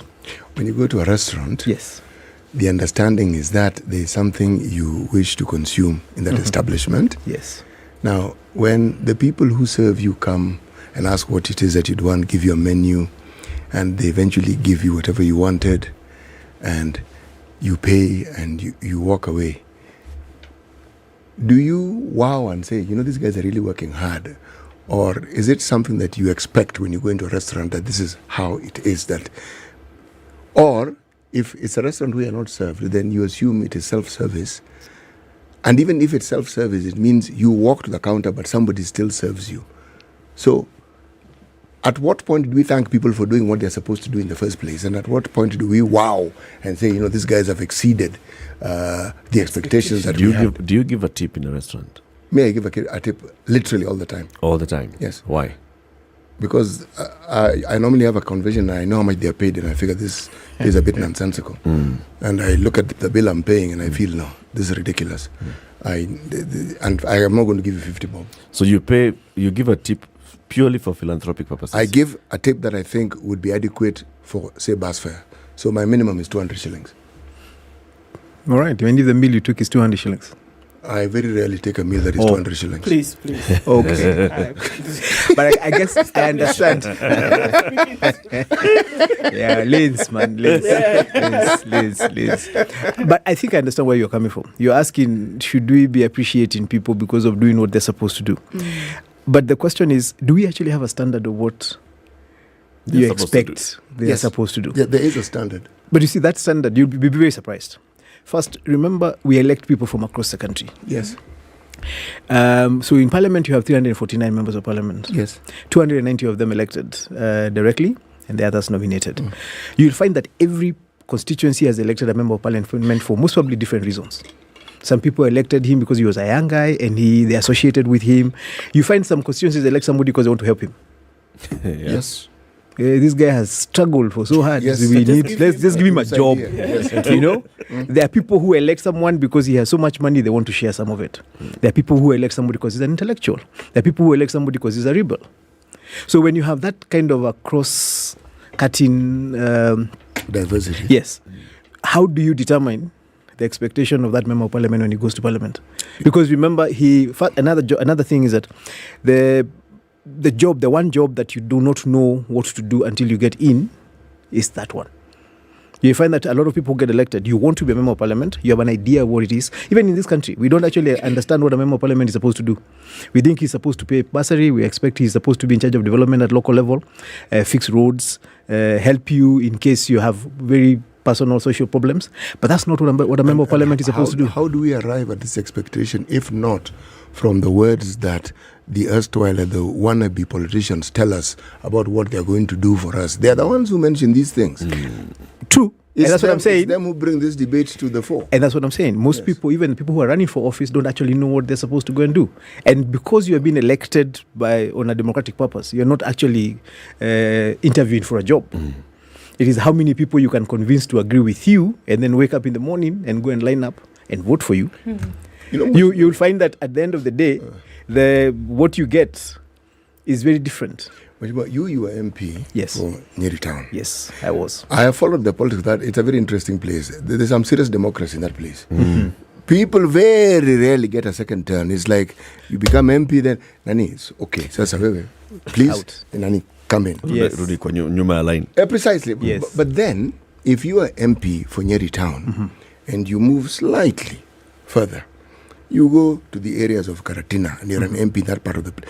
The needs of Nyeri town and the needs in Karatina are very different. True. So, if you are MP for Nyeri town, what your constituents will want you to do will not be the same as that other MP. Yes. Now, you asked about the expectations. It's based on the needs. Like where I live, someone comes and tells us I want to build roads. I will probably walk up to the podium and slap him because you're building things that already exist. What are you talking about? What I'm saying is... Lanes again. Yes. There's a conversation that the politicians have refused to have with their bosses who are the electorate. It's called an honest conversation. This gap that you speak of where people don't know, why is it that politicians don't lead that charge and actually become leaders and say, folks, this job that I want, this is really what it's about. What stops them? This is what I plan to do. Now, you may not like it, but this is really... Now, or... Given now that we have public participation for everything you want to do, it's a forum where an honest conversation can be had. Now, if the politician doesn't lead the charge for this honest conversation, who do they have to blame except themselves when the voter comes back and says, this guy is doing nothing for us? Who do you blame? We're having an honest conversation, right? Yes, we are having a very honest conversation. First and foremost, when you're coming for a job here, you're not the one who determines what job you're coming for. It's your employer. If your employer doesn't actually know what job to give you, or if your employer believes that your job is to distribute 50 shillings, or your employer believes that they want to help you, or your employer decides that you're supposed to come and help me with hospital bills, then that's what you're going to become to get elected. And then that's where you get a contradiction, because once you get elected, you're now a member of parliament in the National Assembly. And there is a national expectation of what you're supposed to do. One of the things we can be reminded is that you're actually a member of a National Assembly. You're no longer here as a Nyerian. Now you're here to discuss national issues. And that's why you see a lot of parliamentarians get lost. Because how you got in and what you're supposed to do when you're in are very different. So should we be worried that we have then a number of people traipsing about the walls of the National Assembly not knowing what they're supposed to? Should the Kenyan people today be worried, based on what you're saying now, that you get in not really knowing, you said it, not really knowing what it is that you're supposed to do? You get in and clearly what you thought you were getting in to do is totally different from what you should be doing. True. And then clearly the expectation of the people who gave you their vote is going to be dashed against the rocks. So should we be worried that right now we have a National Assembly that is not really sure of what ought to be happening? You most probably have 70-75% not sure what they're supposed to do. You always have a 25% that, and it's usually the people who come back, right? And let me tell you why I'm saying that. The role of a member of parliament is actually three things that you're supposed to do. One is legislative, supposed to make laws. You'll find that very few people who go to parliament participate in lawmaking. Or have a history or know exactly how that is supposed to happen, right? The second role you have is oversight of government. You're supposed to oversight, meaning that you're supposed to be very aware of what the government is doing so that you can look at budgets, you can hold them accountable and stuff like that. That becomes the second thing. You find, again, a lot of people don't know exactly what that means. Then the third thing, you're supposed to represent your people at the National Assembly. Represent your voter. Your voter. At Not the national, your party leader. Your voter. Your voter at the National Assembly. Yeah. Right? And then so now again, that conflict of, so your voter sent you to go and represent the person he voted for president. Because he elected you because you are in the party of that person. And you came and told him, this is my party leader, this is the person I'm going to stand with. And that's why they voted for you. Then when you go to parliament, that changes and that person is not doing as well. You're oversighting that person. And that's the contradiction. There's a conflict there that always comes up. Like now, if you look at, so in your time, Jubilee MPs were expected to represent the ideals of the Jubilee government. True. So you're elected because you said, as Jubilee, if we go in there, we are going to deliver this and the other. We've got the Jubilee manifesto that we'll be delivering on. And then you go to Parliament and then you're supposed to be oversighting. So you find that very many times, members of Jubilee were actually explaining government instead of oversighting government. We are seeing exactly the same thing now happening with Kenya Kwanza. Kenya Kwanza MPs, instead of saying, no, what this administration should be doing is, this is the manifesto and this is what they should, now they're coming there to explain and say, you see now.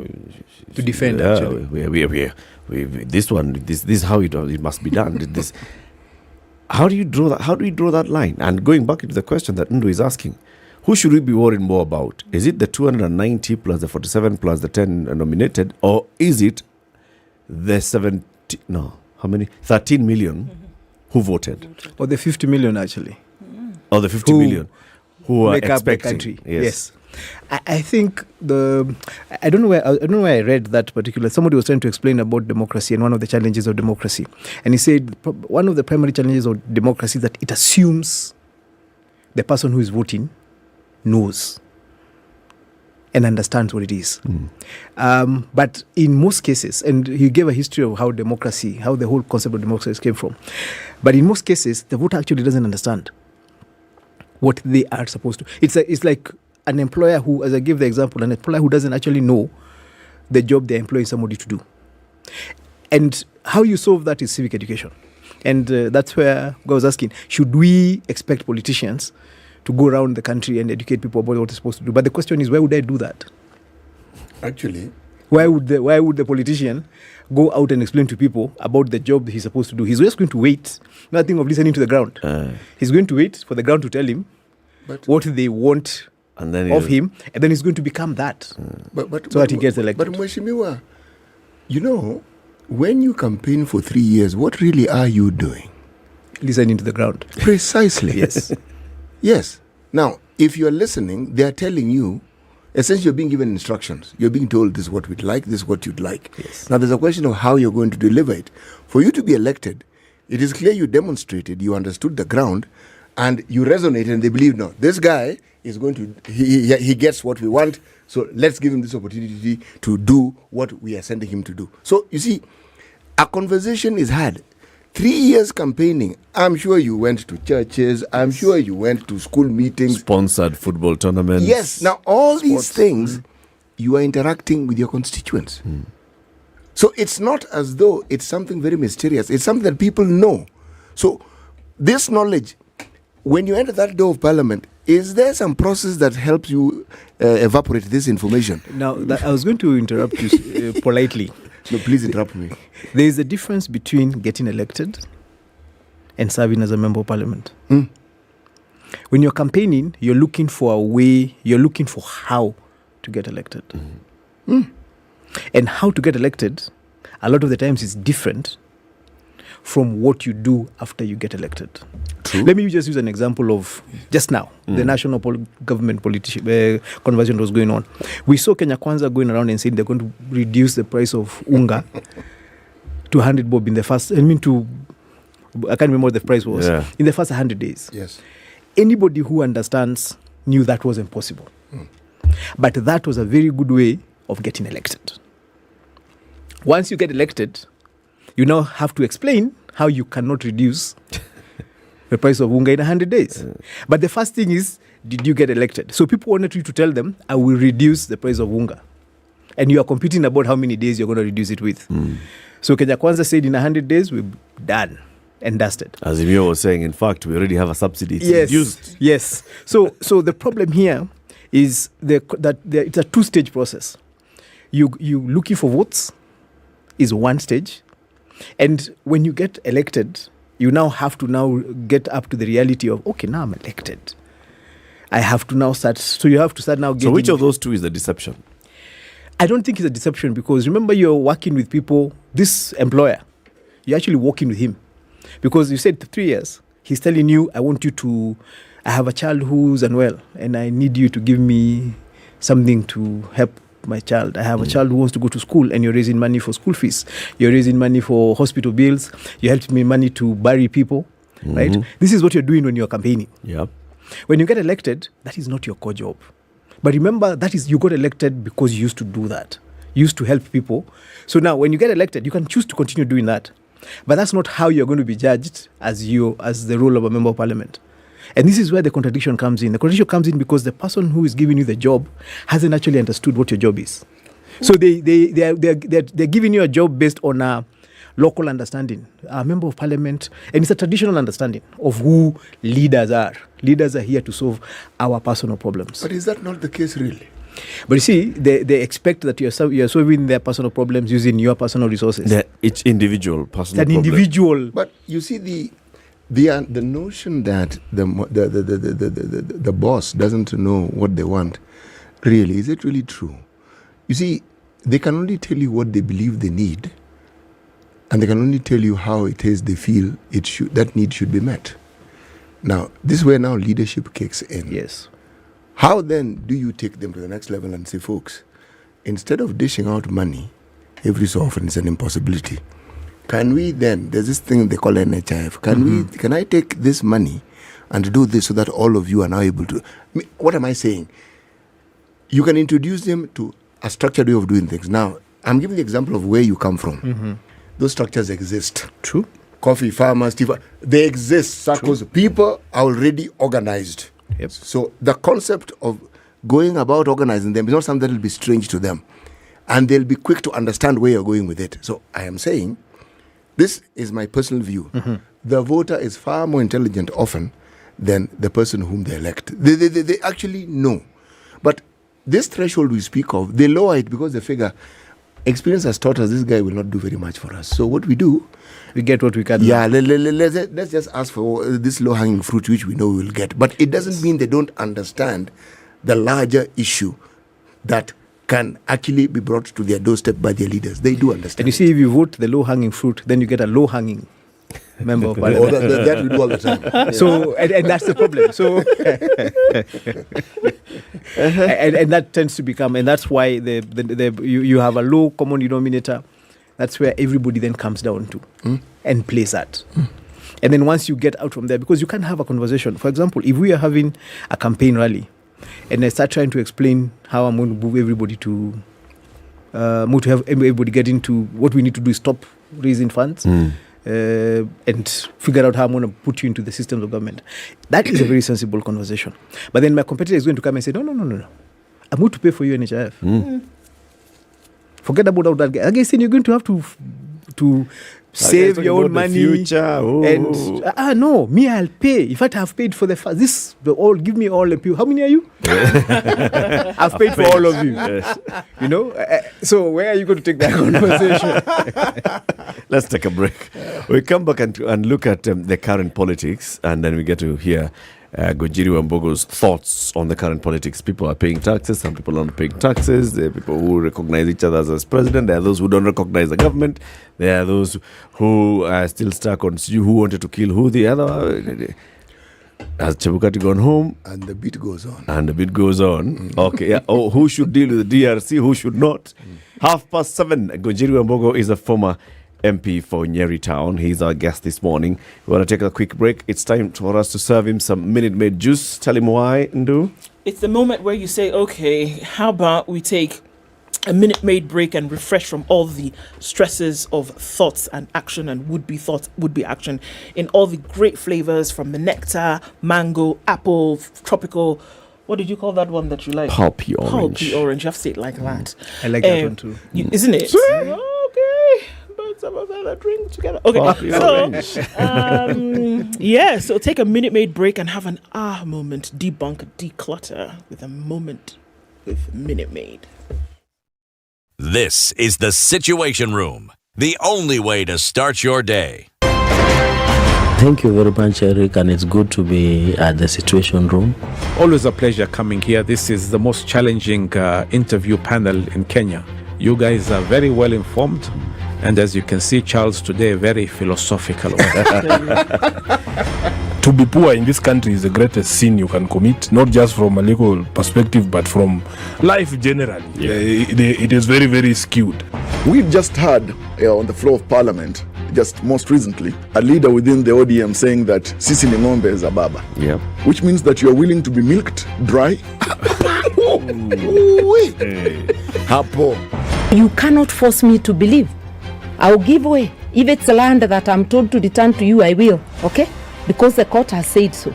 But I'll continue saying, watu wamenirusha. That's all that I'm doing. The Situation Room, Kenya's biggest conversation. Cloudy conditions at 18 in Nairobi, highs of 29 and lows of 15. And it's sunny at 14 in Nakuru, going to highs of 30. We'll see highs of 28 in a sunny Nyeri at 11. And it's 13 and sunny in Eldoret, highs of 27 and lows of 10. Mostly sunny at 25 in Mombasa, highs of 32. And we'll see highs of 31 in Malindi, where it's sunny at 25. Sunny conditions in Kisumu at 20, going to highs of 30. And at 18, it's sunny in Kakamega, and we'll see highs of 32. 19 and cloudy in Kampala, highs of 30 and highs of 32 in a sunny Dar es Salaam at 26. It's 15 and sunny in Johannesburg, highs of 15. Highs of 25 and partly cloudy at 27 in Lagos, going to highs of 34. We'll see highs of 32 in a mostly cloudy Kinshasa at 23.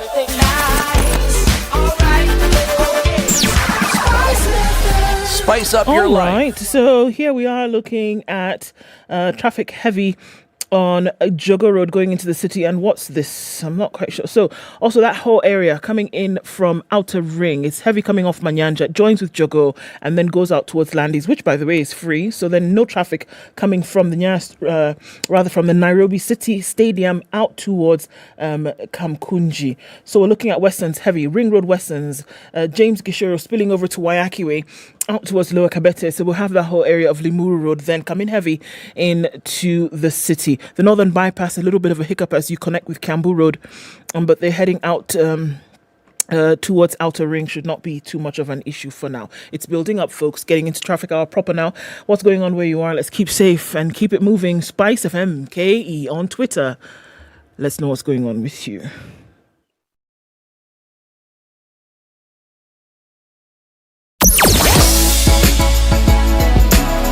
Spice and everything nice. Spice FM. Spice up your life. Mature, intelligent talk every morning. Spice up yourself.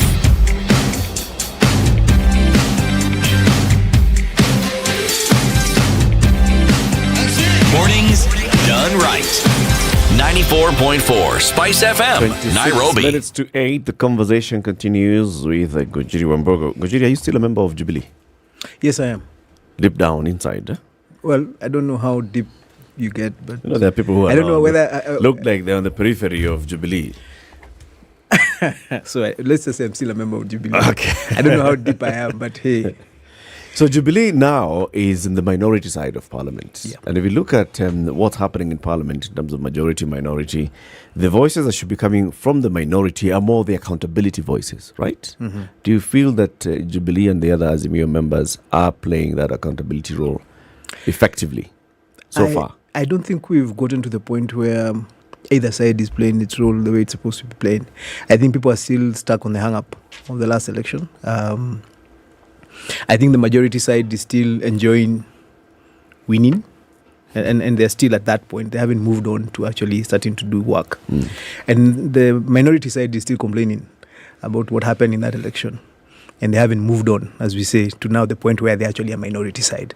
And that's why you keep hearing the conversations about who won, we didn't win, it was stolen. Because it tells you we haven't moved.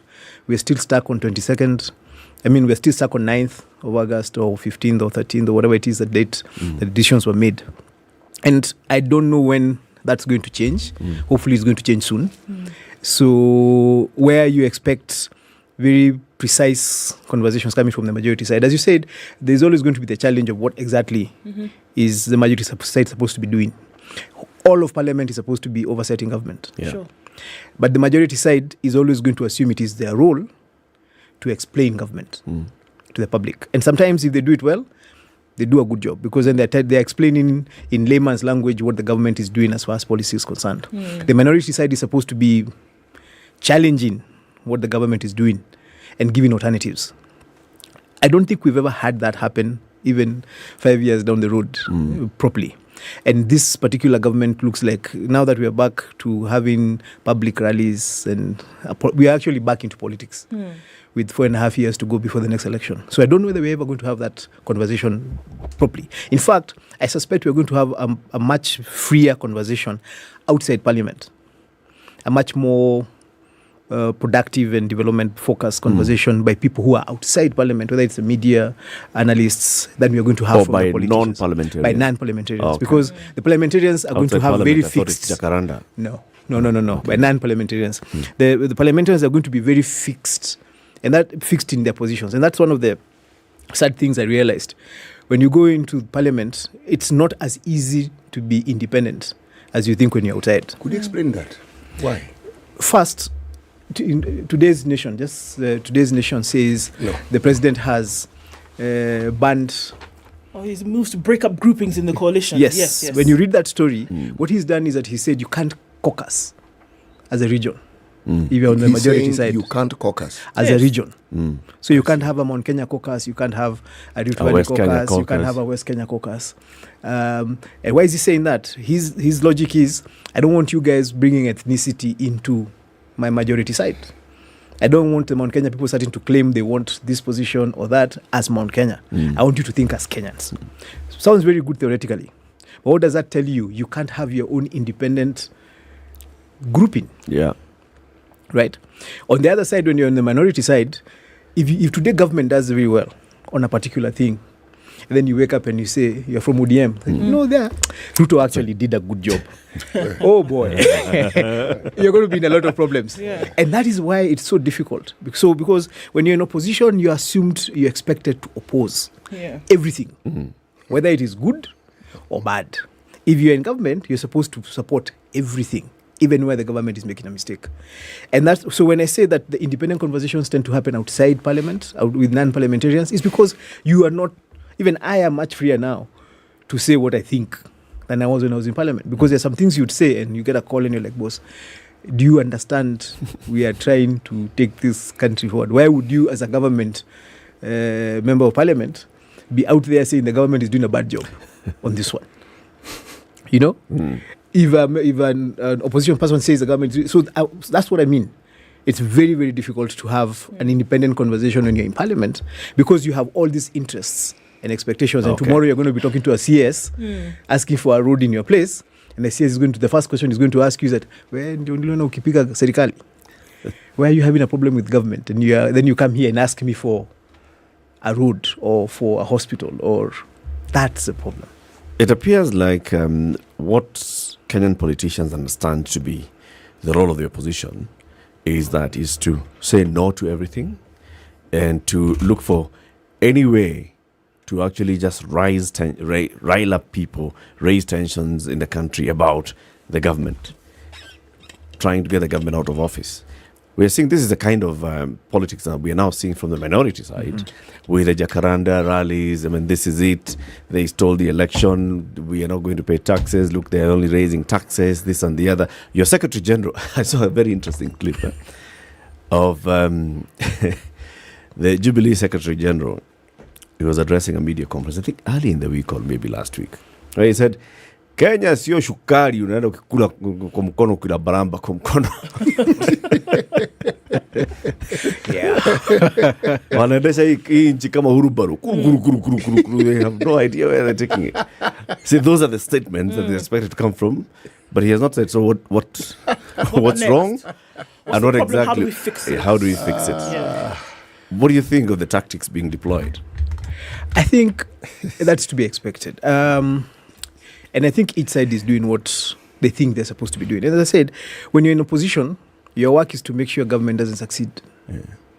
In fact, it's to make the government look bad. Your work is to make the government look bad, put obstacles along the way. And I don't think that is what actually the work of opposition is supposed to be in an ideal situation. Unfortunately, I don't know if it's in an African setting or it's just here, where you believe that once you get into opposition, the first thing you must do is deny the government legitimacy.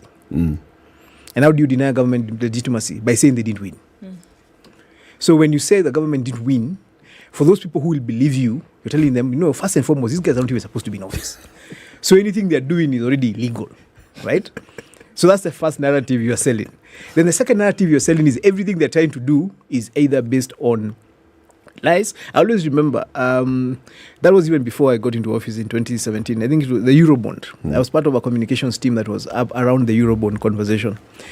And the hardest part about trying to sell the Eurobond that time, because it was the first Eurobond, was that the opposition woke up and said, these people just want to steal this money. So the Eurobond is very successful, perfect. But the money is just going to get stolen. So you can't even explain that, we're doing so well with the Eurobond. There's so much confidence in the world that they actually invested in us. Because the opposition woke up and said, they're going to steal this money. Yeah. And you'll see that happening all the time, where the government comes up with a policy and a plan and says, we're going to build the expressway. And it's going to cost a couple of billion shillings. Then if you can't fight the need for the expressway, what do you say? They're going to steal. That expressway should actually cost half a billion. 80 billion shillings, sure. So they actually, if they're saying it's going to cost 3 billion, they're stealing 2.5. And then nobody appreciates the expressway because as far as they're concerned, it was just a channel to steal. And that becomes a conversation that the opposition does. And I think it's very sad because it stops the country from moving forward. It stops us from having conversations that are based on fact. We are a lot of our conversations are based on propaganda. When you hear my SG saying something like that, he's already put that thought in your head. Wanakula Kenya kwa mkono kama sukari. This government, the country is about eating. And these guys have already turned it into sugar and they're just licking it as they walk. Now, the flip side is that on the other side, you have the majority side or the government side. And they don't even bother trying to get anything better done. Their work is now to defend the government from the attacks from the opposition. And the better you do it, the more influence you have in government. The more powerful you are in government, based on how you're stopping, how you're being able to answer Keoni, how you're able to answer Jeanette, how you're able to answer so and so. And that's so you're no longer you're not judged by the work you're doing. You're judged by how quickly your babs can come out to attack the other guy. Sure. So now, with what is going on, because, I don't know, is there another one this Sunday? I think so. Your party belongs to a coalition for which it's said, and that could be the messaging that's coming from the coalition, that first of all, there's non-recognition of the government of the day. Yep. There is non-recognition of the presidency. And to say also that the presidency, the administration did not win this election. So in order for certain demands to be met, there will be, meetings to, entrench a conversation about this. And then there will be also further action like the non-paying of tax and such and such and such. You talked about getting a job done. I mean, we look at all of this and say, okay, look, this is great. But if this section has embraced the role of the opposition, this is not what needs to be opposed. There are very many things that are happening in the country for which governance is needed that is not going on, that we would hope that the opposition would stand up and say, guys, how about you fix this problem? Do you agree with the current position of, Mandamano Mondays and all these other things that are happening? Absolutely not. And part of the reason is because of what you just said. There's so many other things we're supposed to be doing right now. I think the first problem we have as a country is we need to accept to lose elections.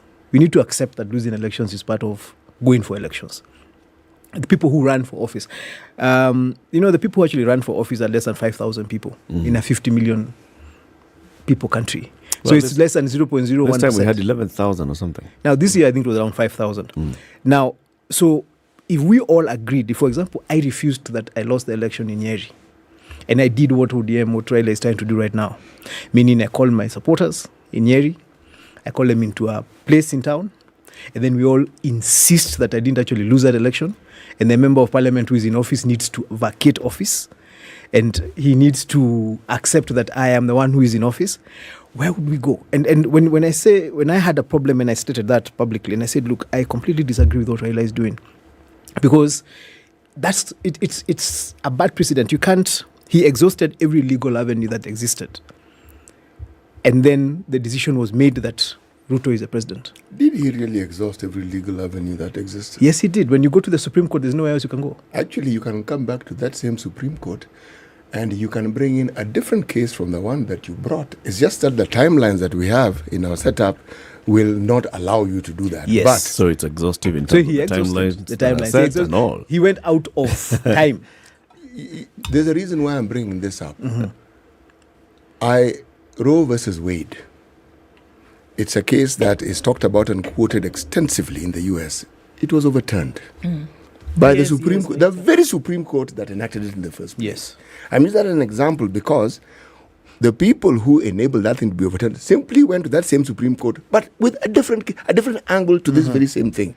I am saying that even with I'm not a legal mind, but if I have one example in a country that is completely litigious, then it tells me it is a possibility. But in a matter of election petitions, there are timelines that are set in law. For example, you cannot come. The person that Gonjiri defeated in 2017 can't come today and say, you know what, I won the election in 2017. Actually, you can't come after 6 months. 6 months is your deadline. I understand all that.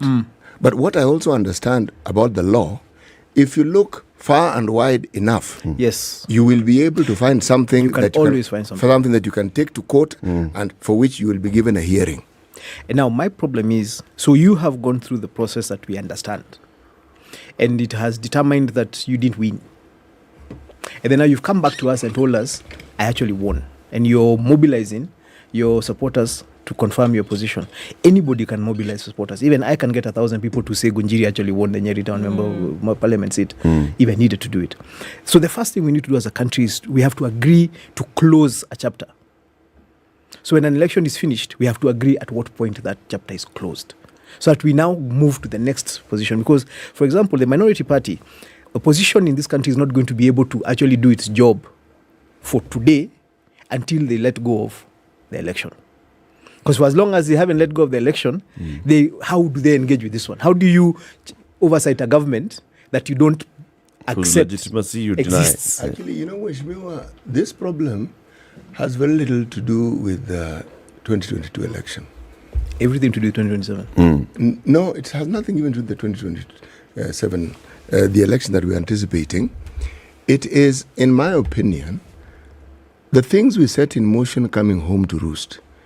Raila's backyard and his support base are people who believe they were marginalized for the longest time.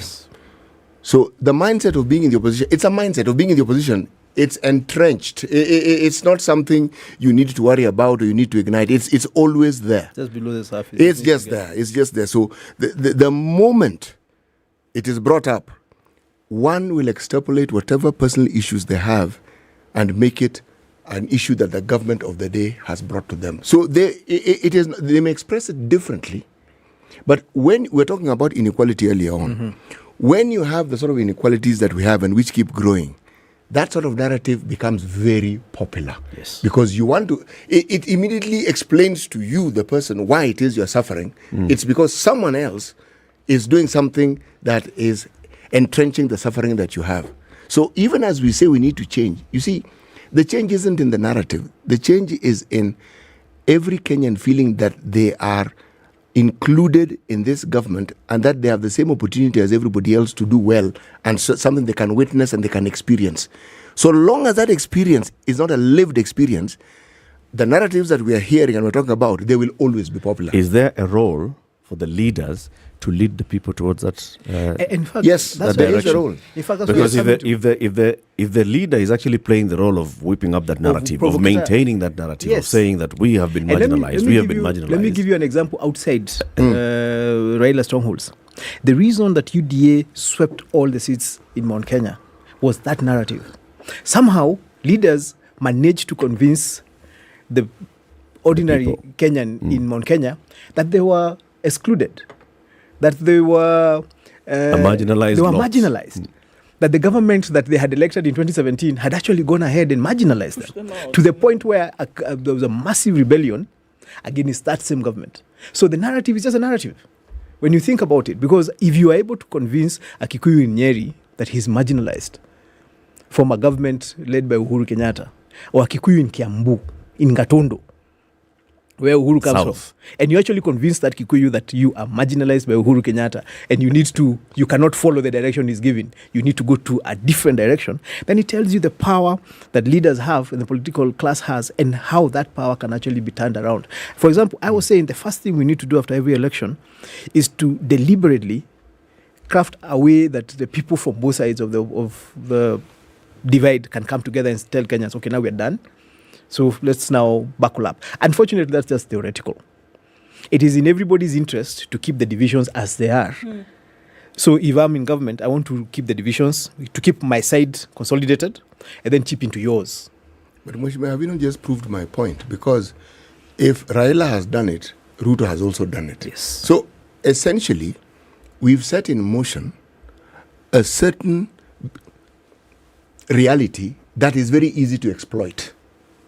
So even as we talk about how it is leaders ought to be able to, should we say, lead, it isn't what they say. That has the effect, yes, but it can only die when people understand and believe that actually, I am also part of this country. I'm not a second-class citizen. True. And I stand to benefit. But so long as and in our case, it's not pockets. COVID brought about situations. Yes. It's so long as that belief that I'm actually not included in this thing here, such a narrative, irrespective of who brings it about, will be easy for them. It'll be easy to accept. But in 2022, the narrative changed from being about tribes, as Kenya Kwanza tried to prove it, to being about hustlers and dynasties. So it didn't matter which tribe you came from. If you're poor, you're marginalized.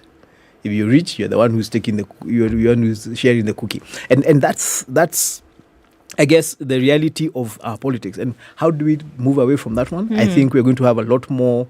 That's why I said we require a lot more non-political leadership. One of the problems this country has is that we believe leaders must be politics. Are only in politics. When you go to the West, and part of the reason why the West doesn't tend to move too far from the center, despite having the kind of elections that Trump had. Trump was as close to an African politician as you can get in terms of his propaganda capacity, his emotional. He was an African politician.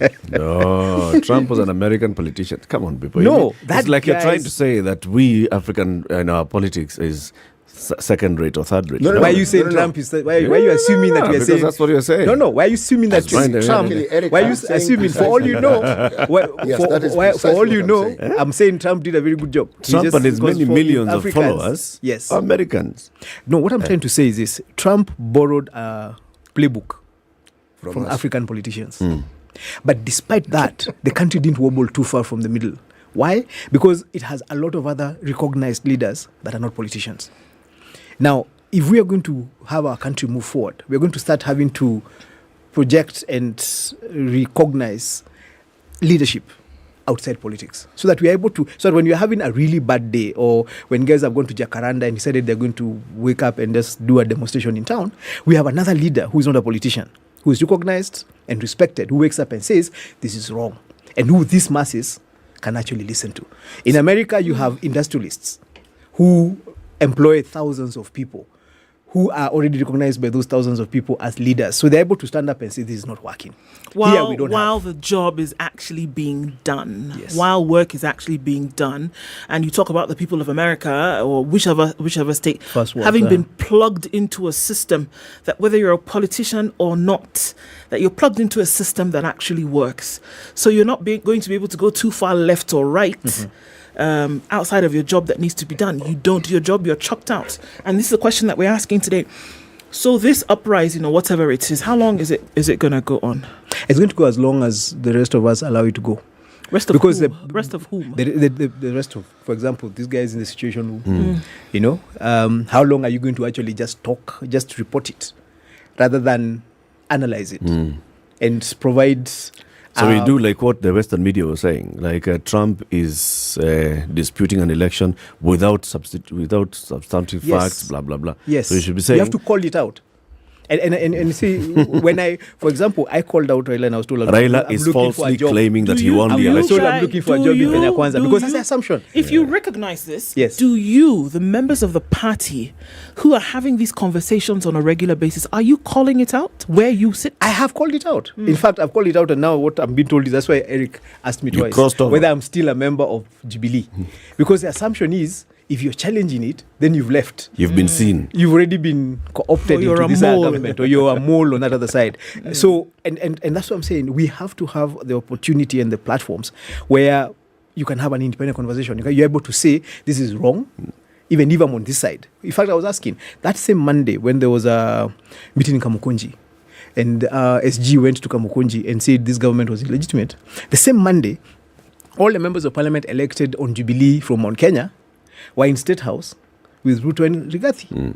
So you now ask cheekily, so who does Kioni speak for? Because if the people who are elected on Jubilee are with the president, and you're out in a rally saying that you don't recognize this president, these are the people who are mandated. He actually didn't even get elected himself, right? Just like myself. So this is not, I'm not attacking him. I'm saying we didn't get elected. But the people who got elected on Jubilee are saying we are working with government. But then you, who is the SG of the party, are saying you're not. But does not being elected stop you from being a leader? No. And that's where I come back to my point, that leaders are not just politicians. And I think this country needs to start identifying and giving platforms to leaders who are not politicians, so that we have a balanced, when a politician misbehaves, we have another leader who has got an equal standing, who is able to tell him off and call him out. Because now the only other people who should have done that were religious leaders, and even them decided looking like politicians. So we now need to go into business. We actually need to go into very many other spaces, and every space has a leader. You have leaders in media, civil but society, somehow we have leaders the in civil situation society. room, the clergy. We all need to come together and start calling out people who are misbehaving. Because I don't know anybody who actually thinks that what is happening in Jacaranda, outside the politicians who are playing this game, is a good thing. But how many people are actually calling them out? People are worried. You don't want, this government, I have businesses, I don't want to say. So when the government does something wrong, you don't want to speak out lest the government zeroes in and focuses on you. So you you looked at what the last election was. People who had been hurt by that previous government, all ganged up and supported the other guys to remove that one. As something's going to happen. Situation room. My challenge, I'm throwing a challenge to you guys. As you invite Gujiri and current members of parliament, start identifying other leaders who are not necessarily politicians and bringing them into the political conversation. Because that's what people get scared That's of. what people hear. They're like, I'm not a politician. And then you say that as if it's a very nice thing to say.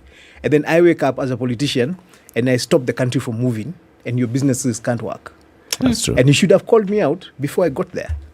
That's true. Challenge accepted. We're already doing that. This is what the Situation Room is all about. You are actually enlightening and bringing those conversations. Thank you for joining us, Kochiri. Thank you very much for the invite. Yeah. All right. Gojiri Wambogo is a former member of parliament for Nyeri Town. He is a leader in Jubilee, and he is not an elected politician, but he is a leader. Good morning. It's 8 a.m. Next, we talk about the health in our counties.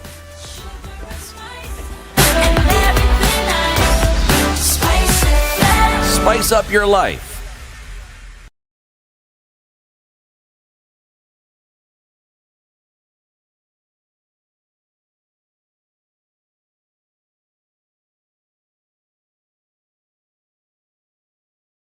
Gay is now proposing to amend the Estate Duty Act to delete a provision that protects former President Jomo Kenyatta and Daniel Arap Moi's estate from tax exemption.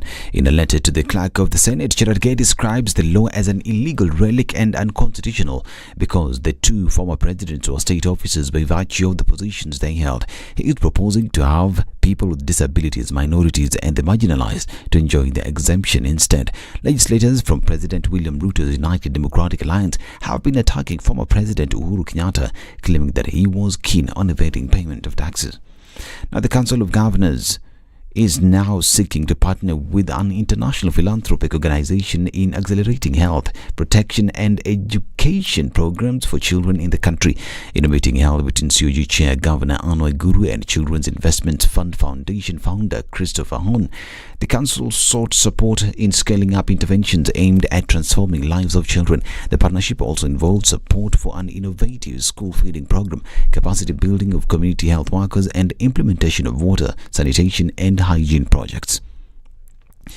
A section of Nairobi County MCAs allied to the United Democratic Alliance are now calling on the party to take disciplinary action against the office of the minority leader and that of minority whip for peddling false allegations against Nairobi Governor Johnson Sakaja. The allegations were made by minority leader Anthony Kiragu and minority whip Mark Mugambi when they claimed that the governor facilitated the Azimio la Umoja Kamkunji rally that took place last week through offering financial assistance and providing a venue for planning the meeting. Following the remarks, the pro-Sakaja ward representatives demanded that the two substantiate the allegations or else resign from their positions. And a project by the AMREF Health Africa in collaboration with the Ministry of Health is set to benefit 12 health facilities in Machakos County by supplying them with oxygen pipings and manifold. Health CEC Daniel Yumbia confirmed that the project, which is funded by the Global Health Organization, is estimated to cost approximately 100 million shillings. In addition, the health facilities will receive monitors, oxygen cylinders, oxygen splitters and further refillable oxygen tanks will also be installed. And 4 students from Kijabe Boys School were arrested for allegedly starting a fire that burnt down one of the school's dormitories only 1 week after schools reopened. The fire destroyed property including personal belongings of about 100 students residing in the dormitory. Larry Deputy County Commissioner Samuel Kariuki said a probe into the incident was underway and that the Ministry of Education will give a comprehensive report on the matter. Parents present at the scene blamed the school principal over similar fire occurrences for the calling for his immediate transfer. And Shadrach Kiputich is the 2022 recipient of the Microsoft Most Valuable Professional Award for actively sharing high-quality expertise with other technology professionals. With just over 3,000 awardees worldwide, the Microsoft MVPs are an elite group of experts who share a passion for technology, a willingness to help others, and a commitment to their communities, making them exceptional leaders who contribute to the industry's success through knowledge sharing to solve problems. Kiputich, who was nominated in the business applications category, will continue to hold the title and deliver amazing work in the community. He hopes to open up more opportunities for others to do the same. And several suspects have been arrested in connection with a suicide bomb blast in a mosque in Pakistan's northern city of Peshawar that killed more than 100 people. More arrests will take place following a major police investigation into the attack that injured another 217 people. This is according to Peshawar Police Chief Mohammed Aijaz Khan. Authorities are also investigating how the attacker entered the mosque. Families that live in the police compound where the mosque is located are being interrogated, as police cannot rule out that the attacker may have been helped by someone internally. Police suspect that 12 kilograms of explosives were used by a suicide bomber. This according to Inspector Peshawar and Police Muazzim Josh Ansari. And defending champion Amos Kipruto will lead the Kenyan contingent in this year's London Marathon slated for April 23rd. Kipruto, who triumphed in last year's event, will be eyeing back-to-back titles in the race that has attracted 4 fastest men over the distance. The 30-year-old will be joined by compatriots Valencia Marathon champion Calvin Kiptum and 3-time World Half Marathon champion Geoffrey Kamworor, who will be making their debut, while Vincent Kipchumba will be returning to the English capital after second place finish in 2021. I'm Dennis Aseta. Good morning.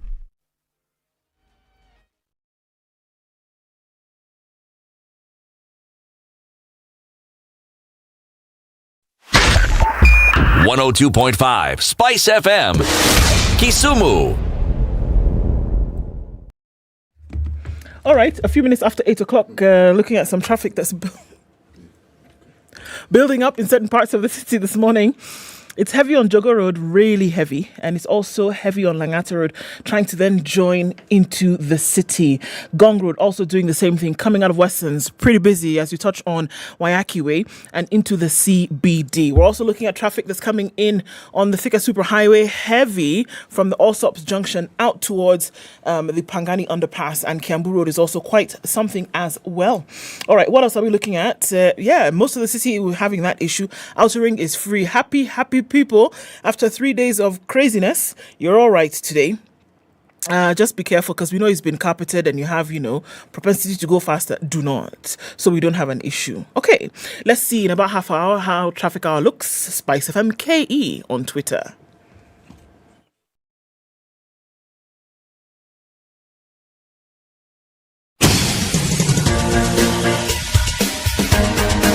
This is The Situation Room, the home of hard-hitting political commentary and penetrating insights about the state of the nation. This is a talk radio experience like no other. The Situation Room, a place for hard truths, debates, and elevated conversations. The Situation Room, witty, political, engaging, deep, controversial. In the room, we have C.T. Muga, researcher, academic, seasoned political observer, a fountain of wisdom in these politically uncertain times. Ndu Oko, Nigerian by birth, Kenyan by choice, communications expert, Pan-Africanist, a truth seeker and believer in people power, and Eric Latif, agent provocateur, the man in the chair, seasoned journalist, news hound, a man who believes in punching up, not down.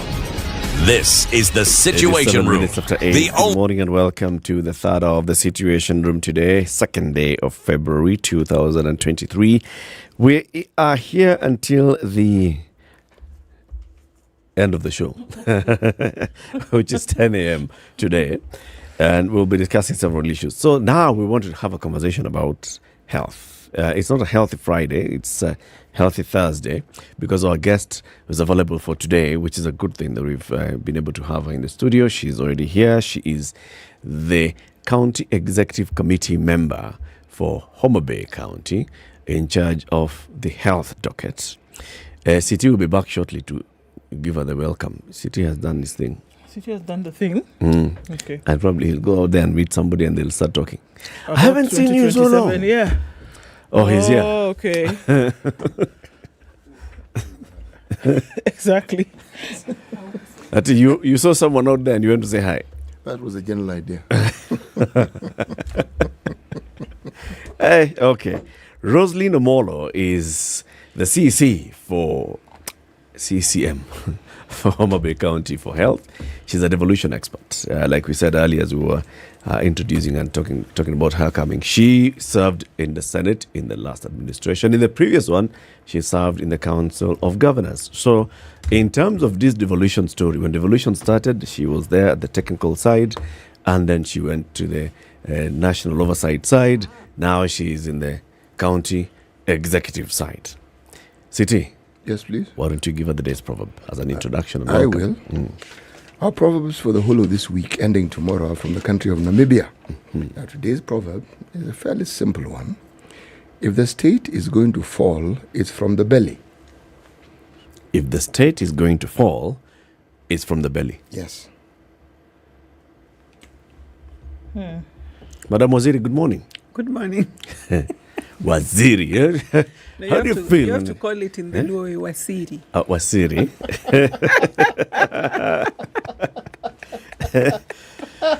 Mheshimiwa. No. Karibu.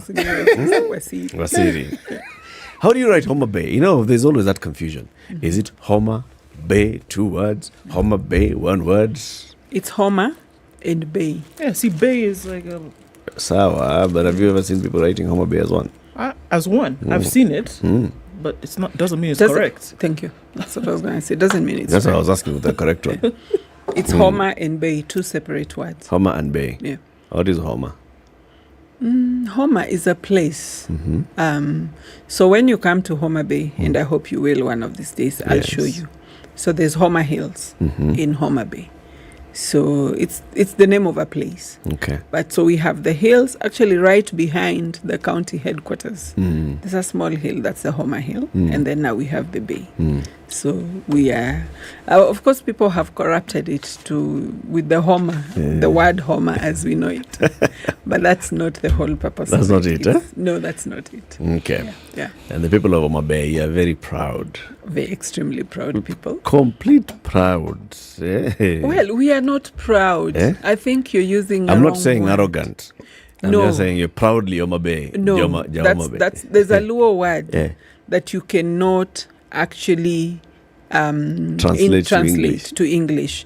So when it's loosely translated, it's proud, but that's not it. It's called Nyadi. Confident. Nyadi, exactly. You know, you know the you know the words that you explain better. It's the wherewithal. Thank you. Yes.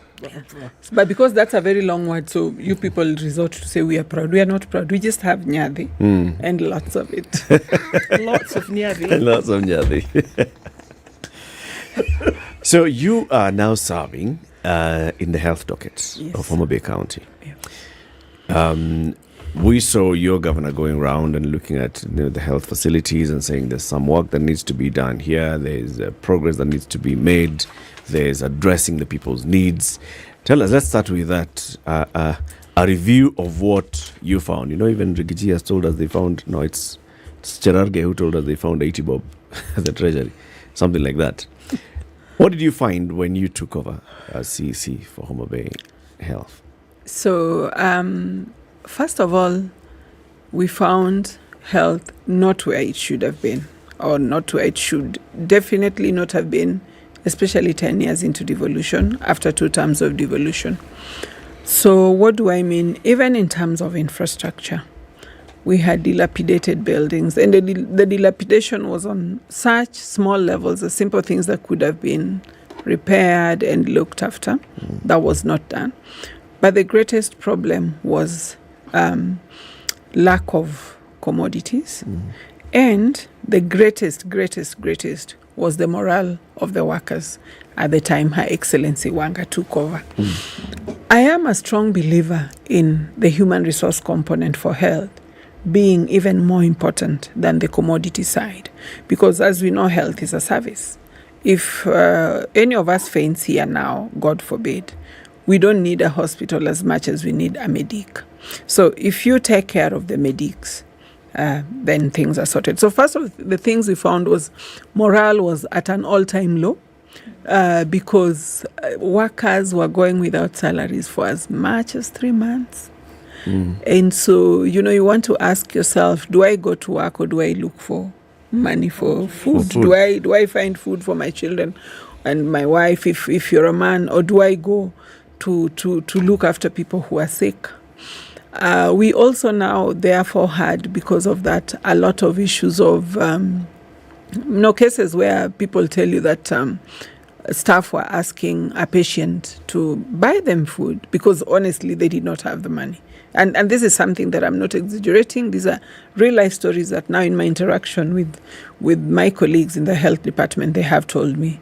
So the first thing that the governor did, and she made that promise even before we were brought into office, because she was the first one to be sworn in well ahead of us, she promised them that they would be paid on time. And as we speak, there is no month that has passed since Her Excellency Wanga got into office that health workers have not received their salaries on time. So this has in a way restored what I would call their sense of security, of tenure, and has given them some joy to do their work. With knowing that they are felt, that they are, somebody cares about them, they're appreciated, and somebody even notices that they are there. Now, because of that, and because the second step was now the issue of commodities, now our hospitals are overflowing. I'll give you an example of the county referral hospital. The first time the governor went to that hospital when she got into office, I think there were 6 patients, or at most 8. The beds were empty. It was like a ghost town. Right now, the biggest problem we have is traffic flow. We have too many patients. We have a 260-bed facility. Half the time, we have more than the 260 patients. Patients are willing to share beds because they know that they'll get the service. We have never run out of drugs. We used to always have constant matching, health workers matching in the street. That has never happened since we took over, and it is not going to happen for the longest time because staff are paid on time and paid as they should be paid. Where were these delays happening?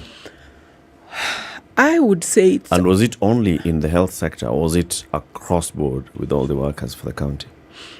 It may have been across board, but I would want to talk about the health sector. I think...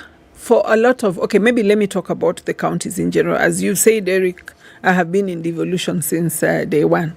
So a lot of it, I would just put it down to governance. And so one of the things that Governor Wanga's government is very strong on is governance, establishing the governance structures in the counties. When I talk about governance, it's just having, infusing the normal best practices into everything that you do, like ensuring that the payroll is prepared in time, it's closed in time, the funds are sourced in time. So I really do not want to talk much about the previous government. I was not a part of it.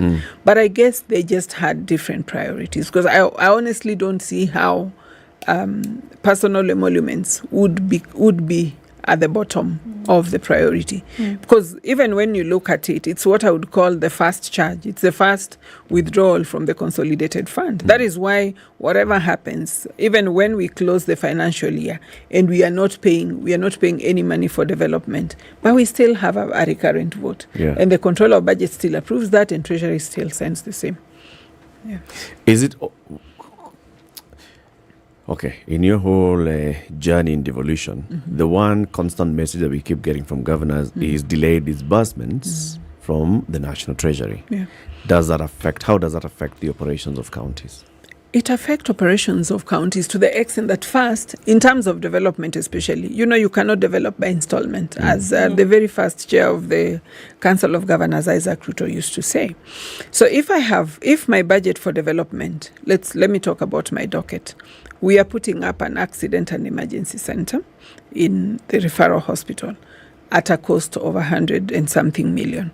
So if that is my budget, then it means from the minute that I sign the contract with the contractor, then we should have the 100 million somewhere, But if you're going to pay 10 million and then you release another 12 million. So it means we will always, as counties, end up crossing the year with unpaid bills.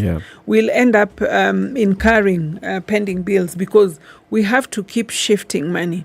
So one, it makes it means that the counties cannot plan. You cannot plan effectively, and even when you plan, you cannot execute your plan. You can't work your plan. You have a plan, but you can't work the plan because it's sort of like you depend on someone else to make sure that your plan works. So the delays are really affecting especially development. And there were instances where governors complain about roads. For instance, you've started Maraming a road, then somewhere in the middle, the money stops coming and a new financial year starts. So like if you give a road contract today, this is February, that road must end in May, meaning the Treasury must release the money between now and May for the county to be able to pay the contractor and to finish the work. Because as you know, construction, you pay according to certificates. So they do some work, you pay, then they continue and you pay. So because development cannot be done in bits and pieces, counties suffer when the National Treasury does not remit the monies in time. We also don't understand why this happens because having worked at the Senate, I know that once the Division of Revenue bill is passed, then the Senate sits down and does the schedule of disbursement. So what we don't understand is why is it not possible for the National Treasury to follow this schedule of disbursement? Of course, they keep saying, it depends on how the money comes in, how we collect taxes. But when you look at the national government budget and you look at the disbursement to counties, come on, it's possible to put aside 150 billion from day one and say this money is ring-fenced for counties so that it's disbursed as you collect, as KRA continues to collect maybe the next 3-4 months. And then you make sure that at the very beginning, if I was the CS Treasury, I would make sure that the money for counties is there and it's ring-fenced. It's just not maybe released into the county revenue accounts before, but it is available as and at when they request for it. Yeah, because the schedule of disbursement is there and it's approved. And if it is not going to be possible to adhere to that, then can we have a conversation? Because this is normally done before the new financial year. Yeah. Like now, Senate is working on it, and they're going to pass the CARA in a while. Is it possible at that time for the CS Treasury to say, I'm sorry, we are not going to be able to do this, so let's space it out like this? But when we don't have conversations, and remember, Eric, these are governments. These are 47 governments. So when we don't have that kind of mutual understanding, then the counties run into a lot of headwinds for no apparent reason. Thank you. As you're speaking about the challenge, obviously the challenge of releasing of money from Treasury, because we know that without that money, so many things are halted at the county level. Now, if we're looking at health, this is very clear. Some of the things that you've already promised to people, paying your salaries on time, making sure that the commodities are available at health centers. What other challenge? Those are things that you've told us. What other challenges then are faced at the county level at Homa Bay County when it comes to health? I asked that question because, again, you can't talk about things that happened before you were there, but the broad picture that we got was that, things were just not, nothing was working. People walk into hospital, they cannot get medical supplies. They maybe will see a doctor, maybe they will not. There's overcrowding. So apart from release of money from Treasury, from a health perspective, what other challenges do you see that need to be overcome and how? One of the challenges that I would, and that's what I would refer to as the whole matter of resourcing health. It's not just about the finances. It's about even the human resources and the distribution of the same. When we transferred health to counties in 2013, I do not think that certain things were done. The best thing, of course, this I must say, the best thing that has happened to health, despite everything, is devolution. Because a lot of gains have been made. I'll come to that later. But at that point, when we devolved, fully transferred the health function to counties, we did not, for instance, establish how much would it cost to carry out health in Homa Bay versus Nairobi. We are talking about reach, we are talking about spread, we are talking about the geographical dispersity and everything. So for instance, for a county like Homa Bay, we need to, we despite all this, one of the challenges we are still likely to have is the human resource aspect. We do not have the correct number of qualified health workers. Is this because they are not available, or because we've not gone through the process of starting to hire? We are going to go through the process of starting to hire. But before that, we have a very bloated wage bill. When you look at what the ratio, what's supposed to happen, it's supposed to be 70-30. We've already surpassed that as a county, especially in health. So we have a scenario where we have 2,200 and something health workers. But of those, only 1,400 are actual health workers. What do you mean? What I mean is we have other general people who are what? We have general categories. We have clerks. We have others. Yeah. And when you look at in it, accounts, administration. Exactly. But it's all under health. It's all under health, because when you're employed in a government, you are taken to a ministry, even in the national government. Yes. So that becomes your domicile ministry. So we have those excesses that we must trim, that we must address, that we must discuss, that we must agree, whether as a ministry, a department, we are releasing them back to the County Public Service Board for deployment to other places, so that our wage bill is exactly what it needs to be.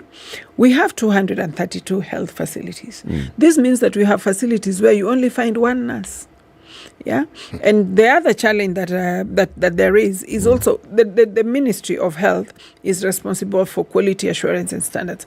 But I keep asking myself, is there a conversation they've ever had about, for instance, I know counties will say, oh no, we are independent and we can only do consultation. But if standards and quality assurance comes from the Ministry of Health, then it's possible for us to have a discussion around saying you cannot continue building health and facilities. Yep. You must now stop building for health facilities and build your workforce. Because what is a dispensary or a health center without a worker in it? Yeah. So these are some of the things, like I think one of the things that the Ministry of Health needed to have done is just break it down very simply for people and say, Nairobi, this is your square kilometers. Even if your target is to have a health facility within this radius, then it means now you've exceeded the radius. So now stop building and equip and make sure they work. Exactly. Put the facilities in it. Yeah. Is there no such document to the Ministry of Health? I mean, is there no such plan, nationwide plan on what is our health plan? I have looked. If it is there, it has escaped my attention. But I do not think it is there. Because when you look at when you look at it, this is something which needed to have been there. Like in 2017, when now the Health Act was being reviewed to accommodate the transfer of health function, when we even had the directors, because the Minister of Health then realized, for instance, that counties were changing CECs for health and chief officers. So they wanted a linkage that is constant. And so that is how they came up with an amendment that said the Director General and the Minister of Health would deal directly with the Directors of Health in the counties. So that we have that grounding, we have that consistent flow of information and so on and so forth. And also for purposes of the professionalism, because I am not a doctor. There are instances where the CEC is not a doctor, the chief officer is not a doctor, but they still need a medic to understand these issues and propel it all the way up to the end. So that's one of the issues. The other issue is training for health workers. Now, at the time we devolved health, we simply transferred the IPPD from national government to the county government. So if you're in Nyamira and you had been a doctor in Nyamira for 3 years, 5 years, you're stuck there. Yeah. And also the county public service boards do not allow cross-county transfers. Why? So it means that's just the law. That's just how it is. You're hired by Homa Bay. You're hired by Homa Bay, or Devolution found you in Homa Bay. You stay in Homa Bay until you retire. So I am sitting here and I'm looking at myself and thinking, I'm a health worker, I'm a doctor in Homa Bay. Do I really want to work in the same place all my life? Because if I move and I want to go to work in Lamu, then either I lose my benefits or I start afresh in Lamu. So one of the difficulties is that growth. But also in terms of training, one county might not have resources to train, while another county has resources to train. But now, since you're not able to move, it means you stay there, you can't go for further training. And also because of the numbers, again, we are unable to train, because we need to provide a rotation so that when one person is away, then the other people covering for them and their duties. Eric, we want to a break? You have a minute, you can ask a question. Okay, I have around 15 questions, but I will condense them to 3. Ask one, then we do the break. 1. The partners you have in the health sector, what is their role? How do you move forward with them in meeting the needs, the health needs that the county has? That's question 1A. Okay. Can I ask 1B? No, let her answer that one. Is 1B related to 1A? Yes, they're all related. All 15 are related. No, but I've condensed them into 3, but this is just 1. Yeah, I think for lack of a better word, in Homa Bay specifically, the partners have held health in Homa Bay. If it were not for the partners, I do not know what we'd be talking about.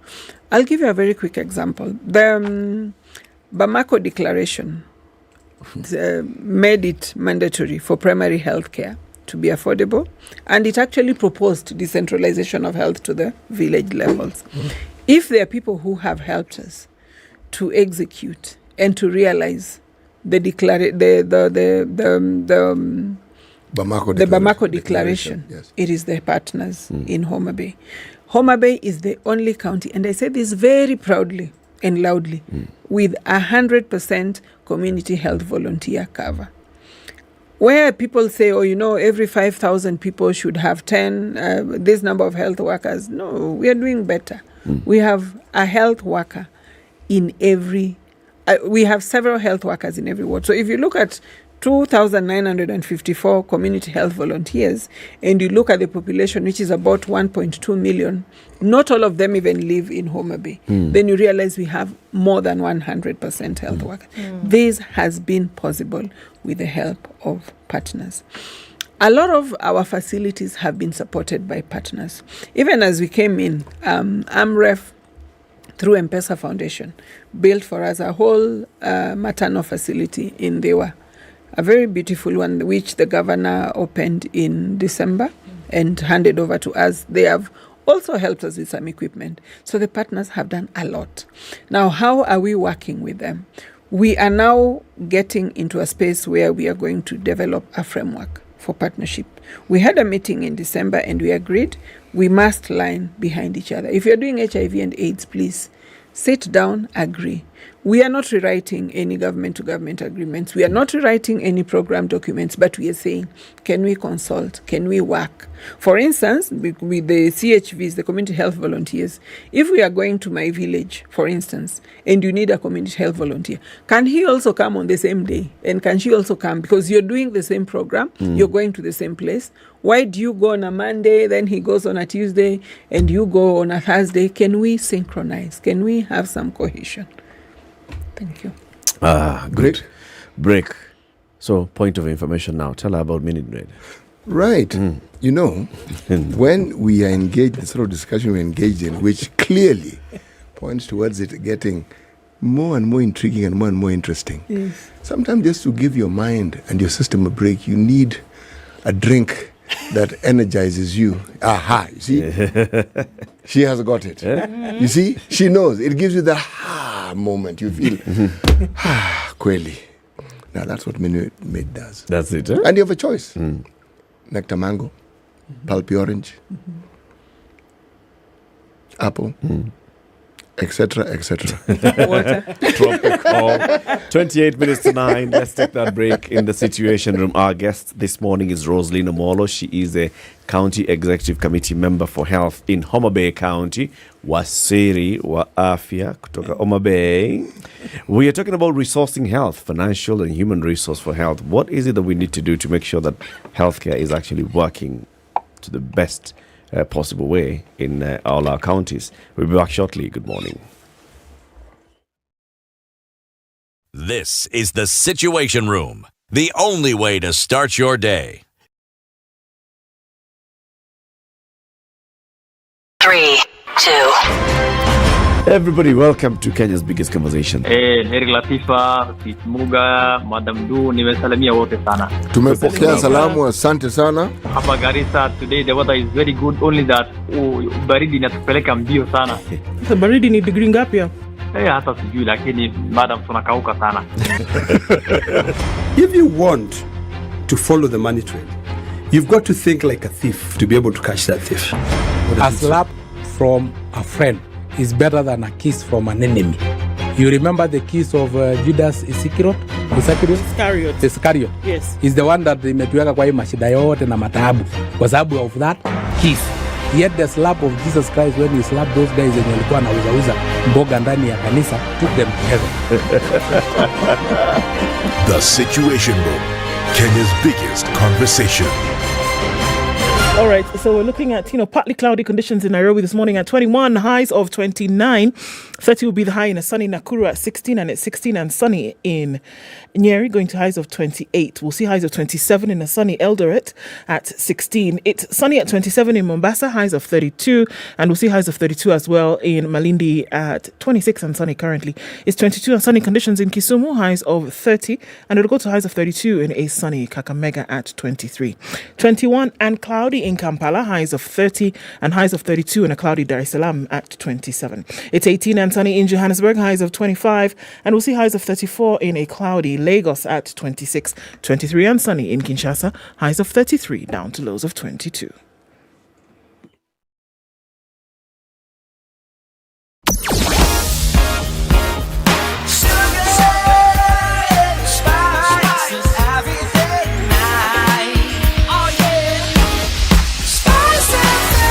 Spice up your life. On Langata Road is where we see a lot of action this morning. Gong Road as well. Everybody moving parallel to each other, but then ending up into the CBD. It's heavy on Jogo Road, and traffic on Lunga Lunga is spilling and almost touching on the southern bypass at that Likoni interchange. All right, the Thika Superhighway, Kiambu Road, Limuru Road, moving further well into Gigiri, coming out of Westlands, Wayaki Way, James Gishuru, all of that has Thursday morning traffic, and it's pretty heavy. You have no problem on the Eastern Bypass. You can take a field trip out there and see what the new road looks like, and then come back in no time because there's no traffic. It's good stuff. Let us know what's going on in your neck of the woods this morning. It should be all right. Traffic is not too bad, but just let us know just in case. SpiceFM KE on Twitter.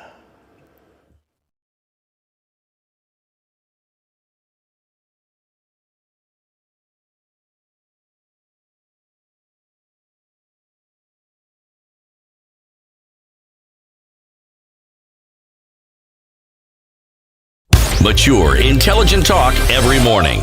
Spice up yourself.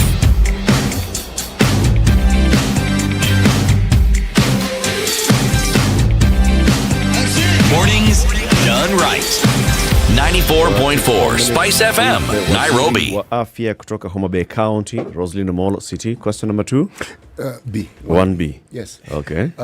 Homa Bay has the unique and should we say, the wonderful distinction of being one of the few counties in the country that have a partnership with actually PEPFAR. Okay? Mm-hmm. Now, what I'd like to understand is how this is going to work out. Now, let me explain why I'm asking this question the way I'm asking it. You may not have found documentation that would help you with an overall plan of how to move forward, but the Ministry of Health has health economists. They also have costing experts. Mm. Now, I believe that these are the sort of individuals whom, if engaged, would be able to give a very clear way forward on how best you can deploy the monies that is allocated to your particular ministry and how best that can actually be achieved. Why do I say this?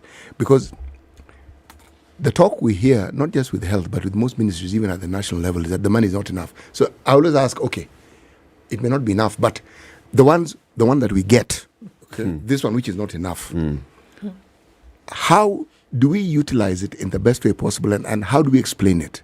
Now, again, I'm going to give it another rider.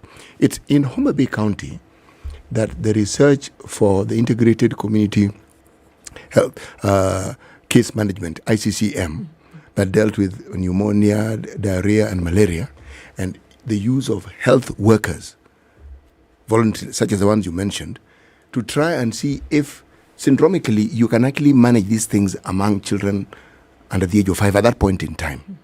And what that research did at that point in time was it proved that you actually reduced hospital attendance by something like 75%. Now, so when you told me you have 100% cover of healthcare workers, my joy was complete. Because this is the question. When you have such a cover and you have such personnel and you have partners, I'm tying this together, is it then not possible to ensure that those primary ailments that can be dealt with at the village level are actually dealt with conclusively so that they don't grow into the sort of ailments that require hospitalization and by so doing burden the health system? You know, you have actually answered the question. You asked it and then you answered it. That's the general idea. Because that's exactly what we're doing. And that's the exact reason that Her Excellency insisted and was very, very purposive about introducing the community health volunteers, and not only introducing them, but paying them a stipend by the county so that we are... It's public knowledge. We are paying them 2,500. 2,000 is theirs. 500 is for their NHIF cover. So they also will be able... I mean, you can't be the one driving traffic to hospital for referral and you cannot access that facility yourself. So our community health volunteers will be able to get medical attention if and when required. However, we have gone the way you're prescribing. And for instance, you know, maternal health, all the complications that we have about maternal health can actually be eradicated by a single stroke of just empowering the community health volunteers. These people work in the community. They speak the language of the community. They are known. They know the issues. They're trusted. They are trusted. They're the first point of information. And so that's why we are strengthening them. And yes, for us, even as we do all the work we are doing at the referral facility and our other level 4 facility, and even all our facilities, our biggest aim is to bring to life the issue of primary health care, and not just primary health care in terms of the facility, but at the village level. And so we have... we are working with an organization called Healthy Entrepreneurs, who have already trained for us some volunteers. And we are going to kit them so that they have the basics and the basic knowledge of dispensing this knowledge in a way. And the other day we were surprised when someone told us that most of the diseases in Homa Bay are preventable. We're talking about waterborne diseases. Yes. Even now, as I live here, I'm heading to Safari Park for a meeting with UNICEF on KESEP, the issue of open defecation, the issue of having toilets, the issue of reducing, diseases that come out of just poor hygiene. We have the University of Nagasaki partnering with us on issues of jiggers and so on. So our community health coverage is very all-inclusive, and our approach is so multidimensional that we want to ensure that as few people as possible actually get to hospital. Because when people do not have to spend time to go to hospital, then you know that your healthcare systems are working. Small little things should not let you walk to a hospital and spend time there waiting to be seen. Yes, you asked the question and you answered it. We are doing exactly what you have prescribed. We are of the same mind then. Now, HIV. Yes. The prevalence of Homa Bay has still been disturbing. How are the partnerships helping with not just controlling it, but reducing the incidences of HIV? The day before yesterday, I'm a storyteller, Eric knows, so I start my answers with a story. The day before yesterday, we had a cocktail, a dinner, or a reception, whatever you want to call it, where my governor, who is also the Council of Governors Vice Chair on Health, was representing the council. The function was 20 years of the Child Investment Foundation. And the founder told us a very sad story that 20 years ago he went to Homa Bay and he wept. And he says actually he was motivated to put more investments into children because of the experience he had in Homa Bay. Of course, what I'm trying to say is 20 years ago, the HIV/AIDS burden in Homa Bay was terrible. And for Eric, you might not know, when HIV and AIDS was first declared in Kenya, there were only 2 testing centers and 2 treatment centers. One was in Nairobi, one was in Homa Bay. Fortunately, it's not something to take for granted. We have what we'd call patient number 001, the first patient who was diagnosed in Homa Bay who is still alive because of ARVs. To answer your question now directly, the partners have done a wonderful job. And one of the things that I would want to say, and I'm not running away from the statistics, when we talk about 3,000 new cases of HIV/AIDS, and when we look at where we've come from, for me, I want to dwell on the positive story, that these were not the numbers that we were seeing way back then. That is one. Two, because of the programs that partners have brought on board, like the prevention of mother-to-child transmission. Last year in December, on 1st of December, at the when we marked the World AIDS Day in Rachuonyo, we graduated 130 children born to HIV/AIDS positive mothers, but free of HIV. If that is not a success story, I don't know what a success story would look like. But our partners have done so well that, for instance, we have the most important thing for me, because I'm a communications person. So for me, dialogue and being open about these things is the most important. We had skits where people are openly talking about ARVs. We had patients who know they are now on the 4th line of intervention. That is something that would never happen before. And this has all been possible because of partners like MSF, like LVCT, to mention but a few. We have groups. We have groups like Commercial Sex Workers Union talking very openly about condoms and condom use and saying, our biggest challenge is the type of condoms that we receive. So for me, when you're having conversations about something, because that one of the challenges that our community we had about HIV/AIDS, it was taboo to talk about it. We don't discuss sex. We don't even insinuate stories around it. So it was not a discussion that we could have. And if somebody had HIV and AIDS, they were condemned to die. There are people we stayed away from. So for me, the movement that we have made, the steps that we have made, they're not enough. We still have a lot of work to do, but we are not where we were when we began. Sure. Yeah. Also, you also might consider that there's what we call migratory testing. There could be people coming from other counties to come and test in Homa Bay because we have the best testing facilities. Yeah. And also because HIV/AIDS is such a private thing, you don't want to go to the health center next to your home and then someone starts pointing at you with the nose that he came for that. Have a community discussion about your health data. Are you able to look at the county and say, it's my turn to ask question 2.A and 2.B. Would you say that most people who walk into a health facility in Homa Bay County today are paying out of pocket, or are they covered by NHIF? So we have two. If you're coming for outpatient, there's what you pay and there's what NHIF covers. Yes. So there's but even when there is a payment, the payment is still very minimal. Okay. So we have cash for outpatient for certain parts of outpatient, whatever processes and procedures, but there's also what NHIF covers. So it's a hybrid of it. How would you like it to be? And I ask this question because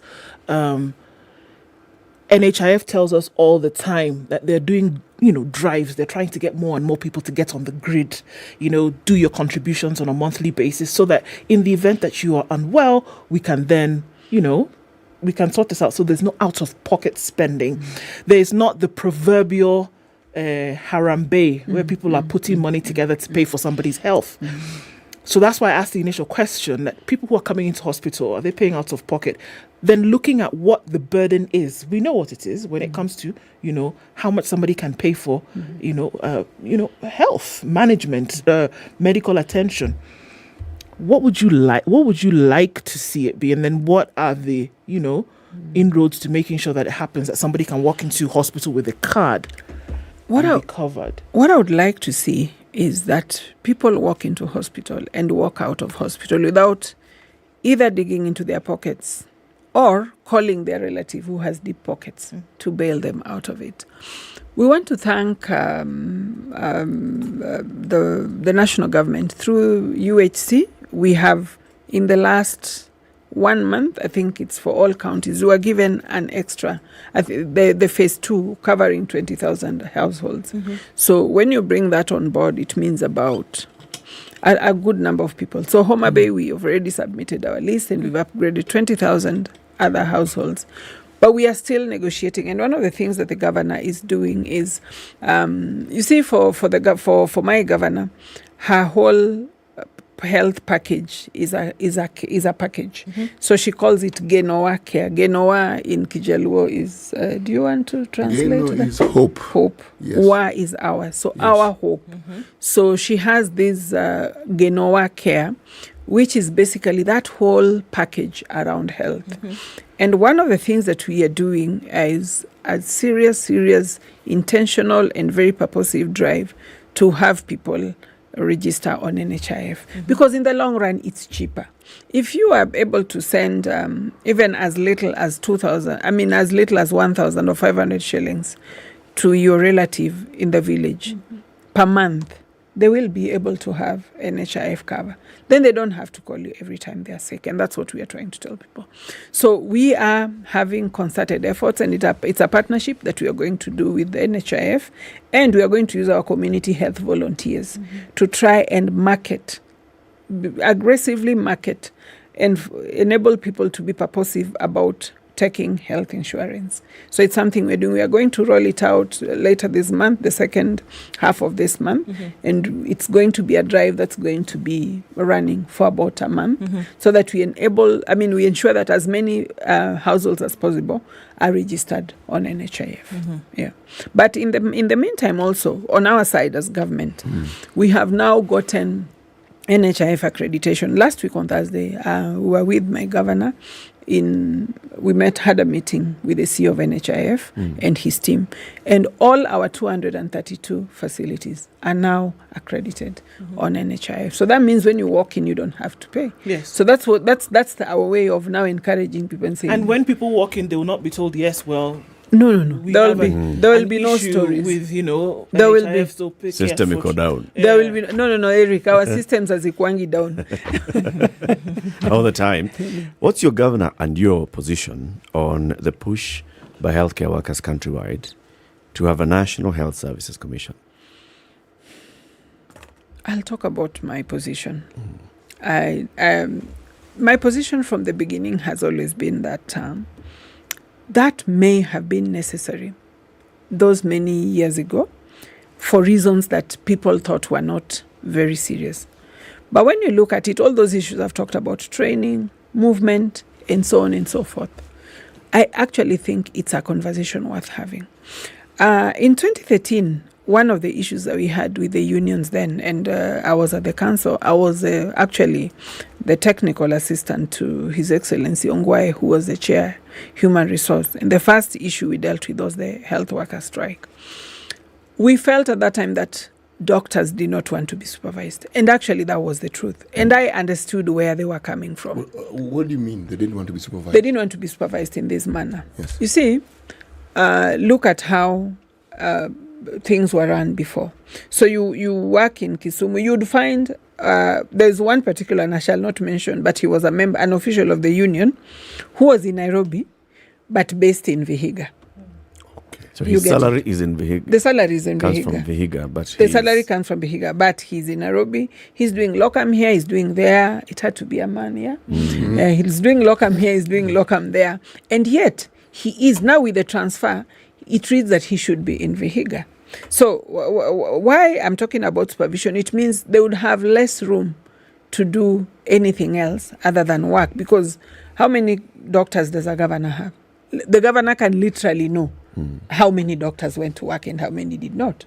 So at that point, we thought that was a problem. But when we looked later and on further negotiations and on further discussions, and having also been worked with trade unions a bit and understanding what collective bargaining agreements are and everything, there was much more. The doctors were looking at a more long-term proposal. So for me, I would think the National Health Service would help, but it can only be done in a way, Eric, that does not disadvantage any counties. And I say this, with all due respect to the medical fraternity, we've already gone so far in devolution that if having this service means that you're going to change the way things are done and the way things are run, then you're going to run into trouble. Because then, how are we going to have doctors working in counties but answerable to someone else? There's also something about that collective responsibility and accountability and, the issue of who you report to.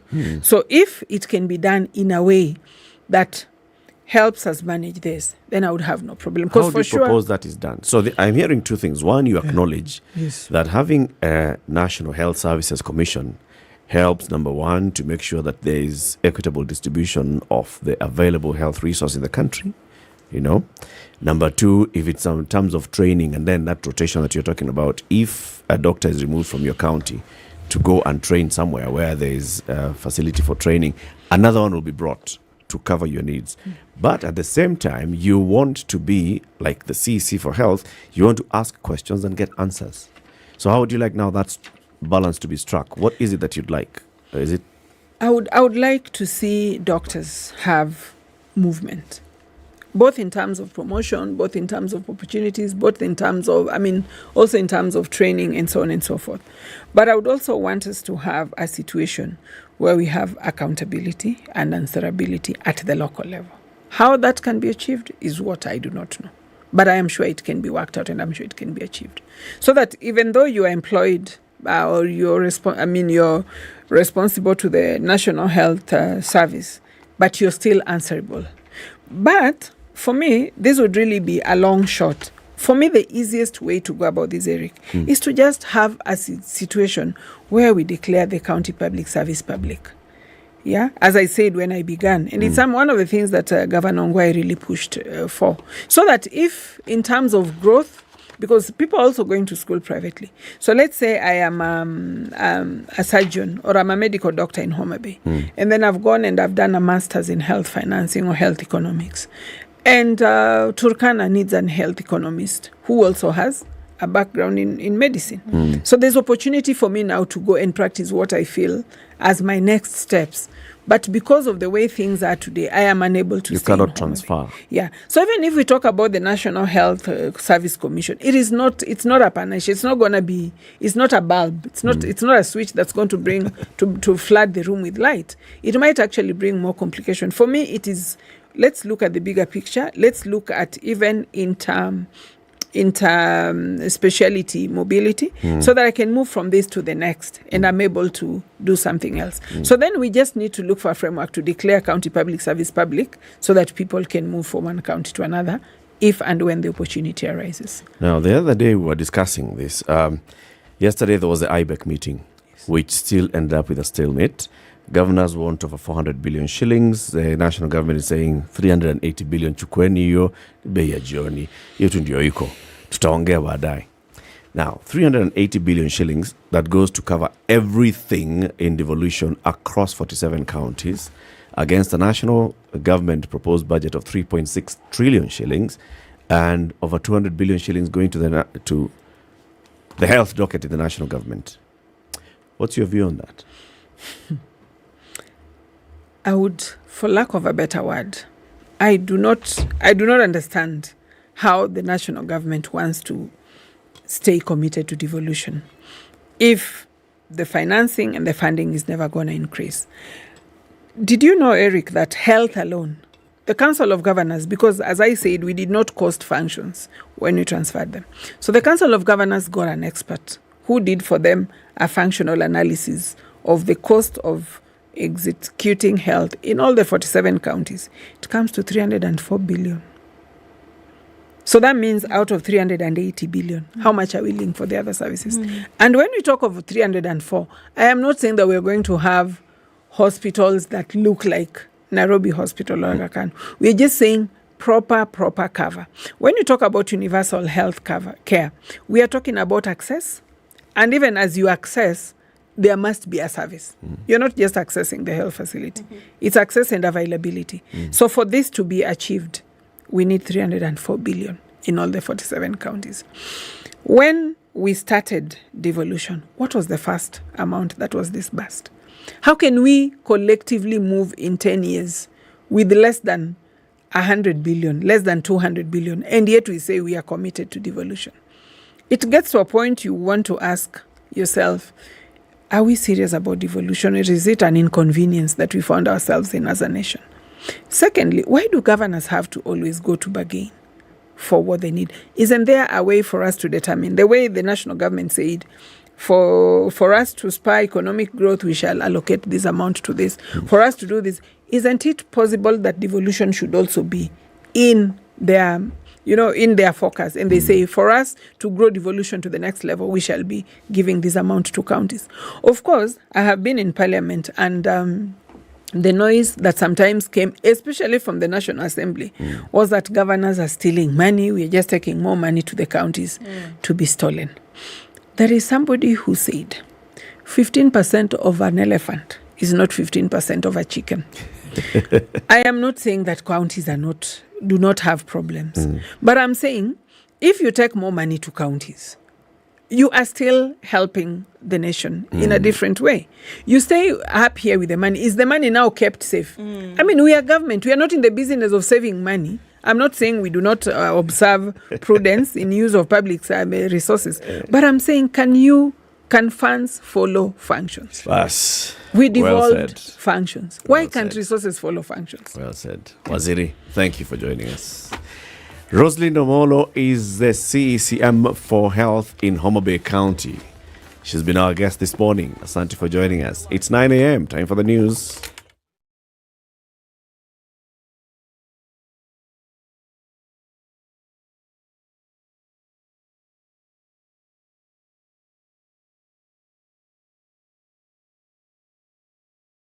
I'm Dennis Aseto. Nandi Senator Samson Cherargei is now proposing to amend the Estate Duty Act to delete a provision that protects former Presidents Jomo Kenyatta and Daniel Arap Moi's estates from tax exemption. In a letter to the clerk of the Senate, Cherargei describes the law as an illegal, relic and unconstitutional because the two former presidents were state officers by virtue of the positions they held. He is proposing to have people with disabilities, minorities and the marginalized to enjoy the exemptions instead.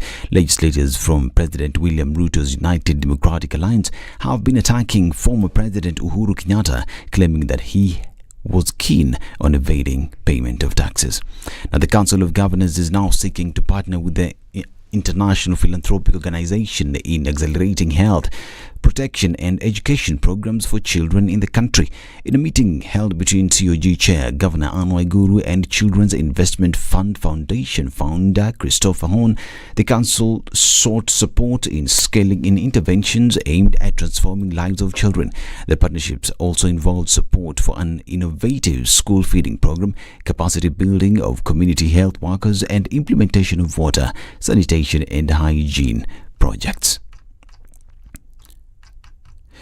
Now, British High Commissioner Jen Marriott is rooting for dialogue between investors and the Nandi County government to resolve the long-standing dispute over the multinational tea farms and the Karibe gold mines. Speaking after meeting Nandi Governor Stephen Tsang in Kapsabet, Marriott acknowledged the wrongdoings of the British colonial rule. She also vouched for stronger relations between Kenya and Britain in various sectors including agriculture, health and tourism that continue to benefit the citizens of both countries. On his part, Governor Tsang welcomed the willingness of the British government to resolve the disputes to create a win-win situation between the two parties.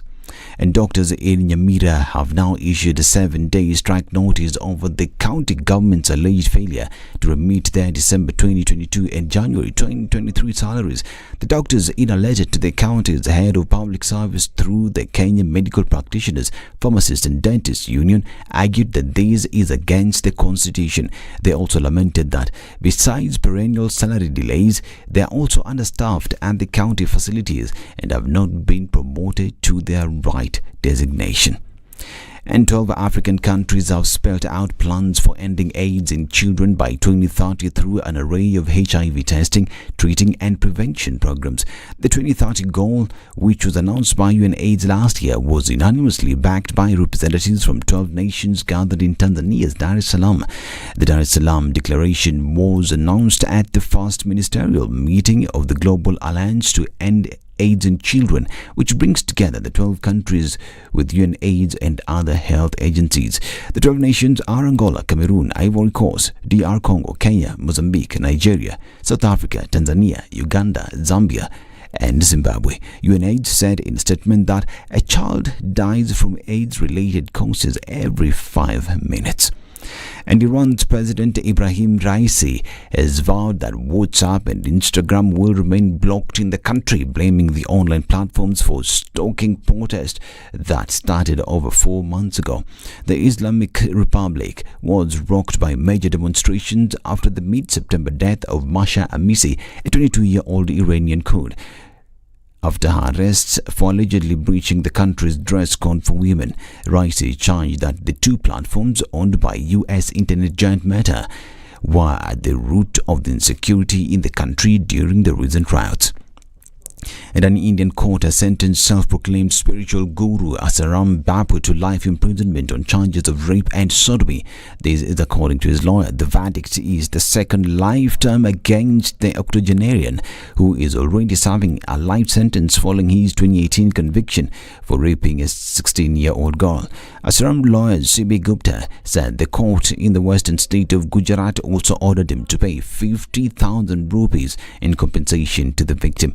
Asaram, 81-year-old, described on his website as a spiritual revolutionist and great teacher, is one of India's best-known spiritual gurus. This is Newswire. I'm Dennis Aseto. Good morning.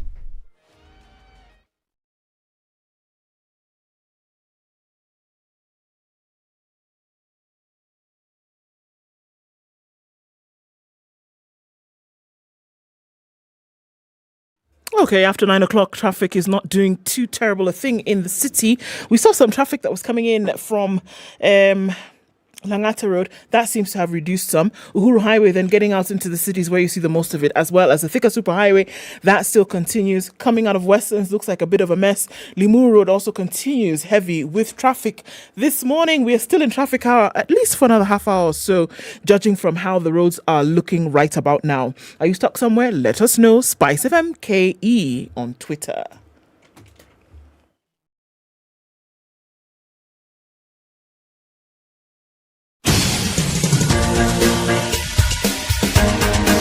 This is The Situation Room, the home of hard-hitting political commentary and penetrating insights about the state of the nation. This is a talk radio experience like no other. The Situation Room, a place for hard truths, debates, and elevated conversations. The Situation Room, witty, political, engaging, deep, controversial. In the room, we have C.T. Muga, researcher, academic, seasoned political observer, a fountain of wisdom in these politically uncertain times. Ndu Oko, Nigerian by birth, Kenyan by choice, communications expert, Pan-Africanist, a truth seeker and believer in people power, and Eric Latif, agent provocateur, the man in the chair, seasoned journalist, news hound, a man who believes in punching up, not down.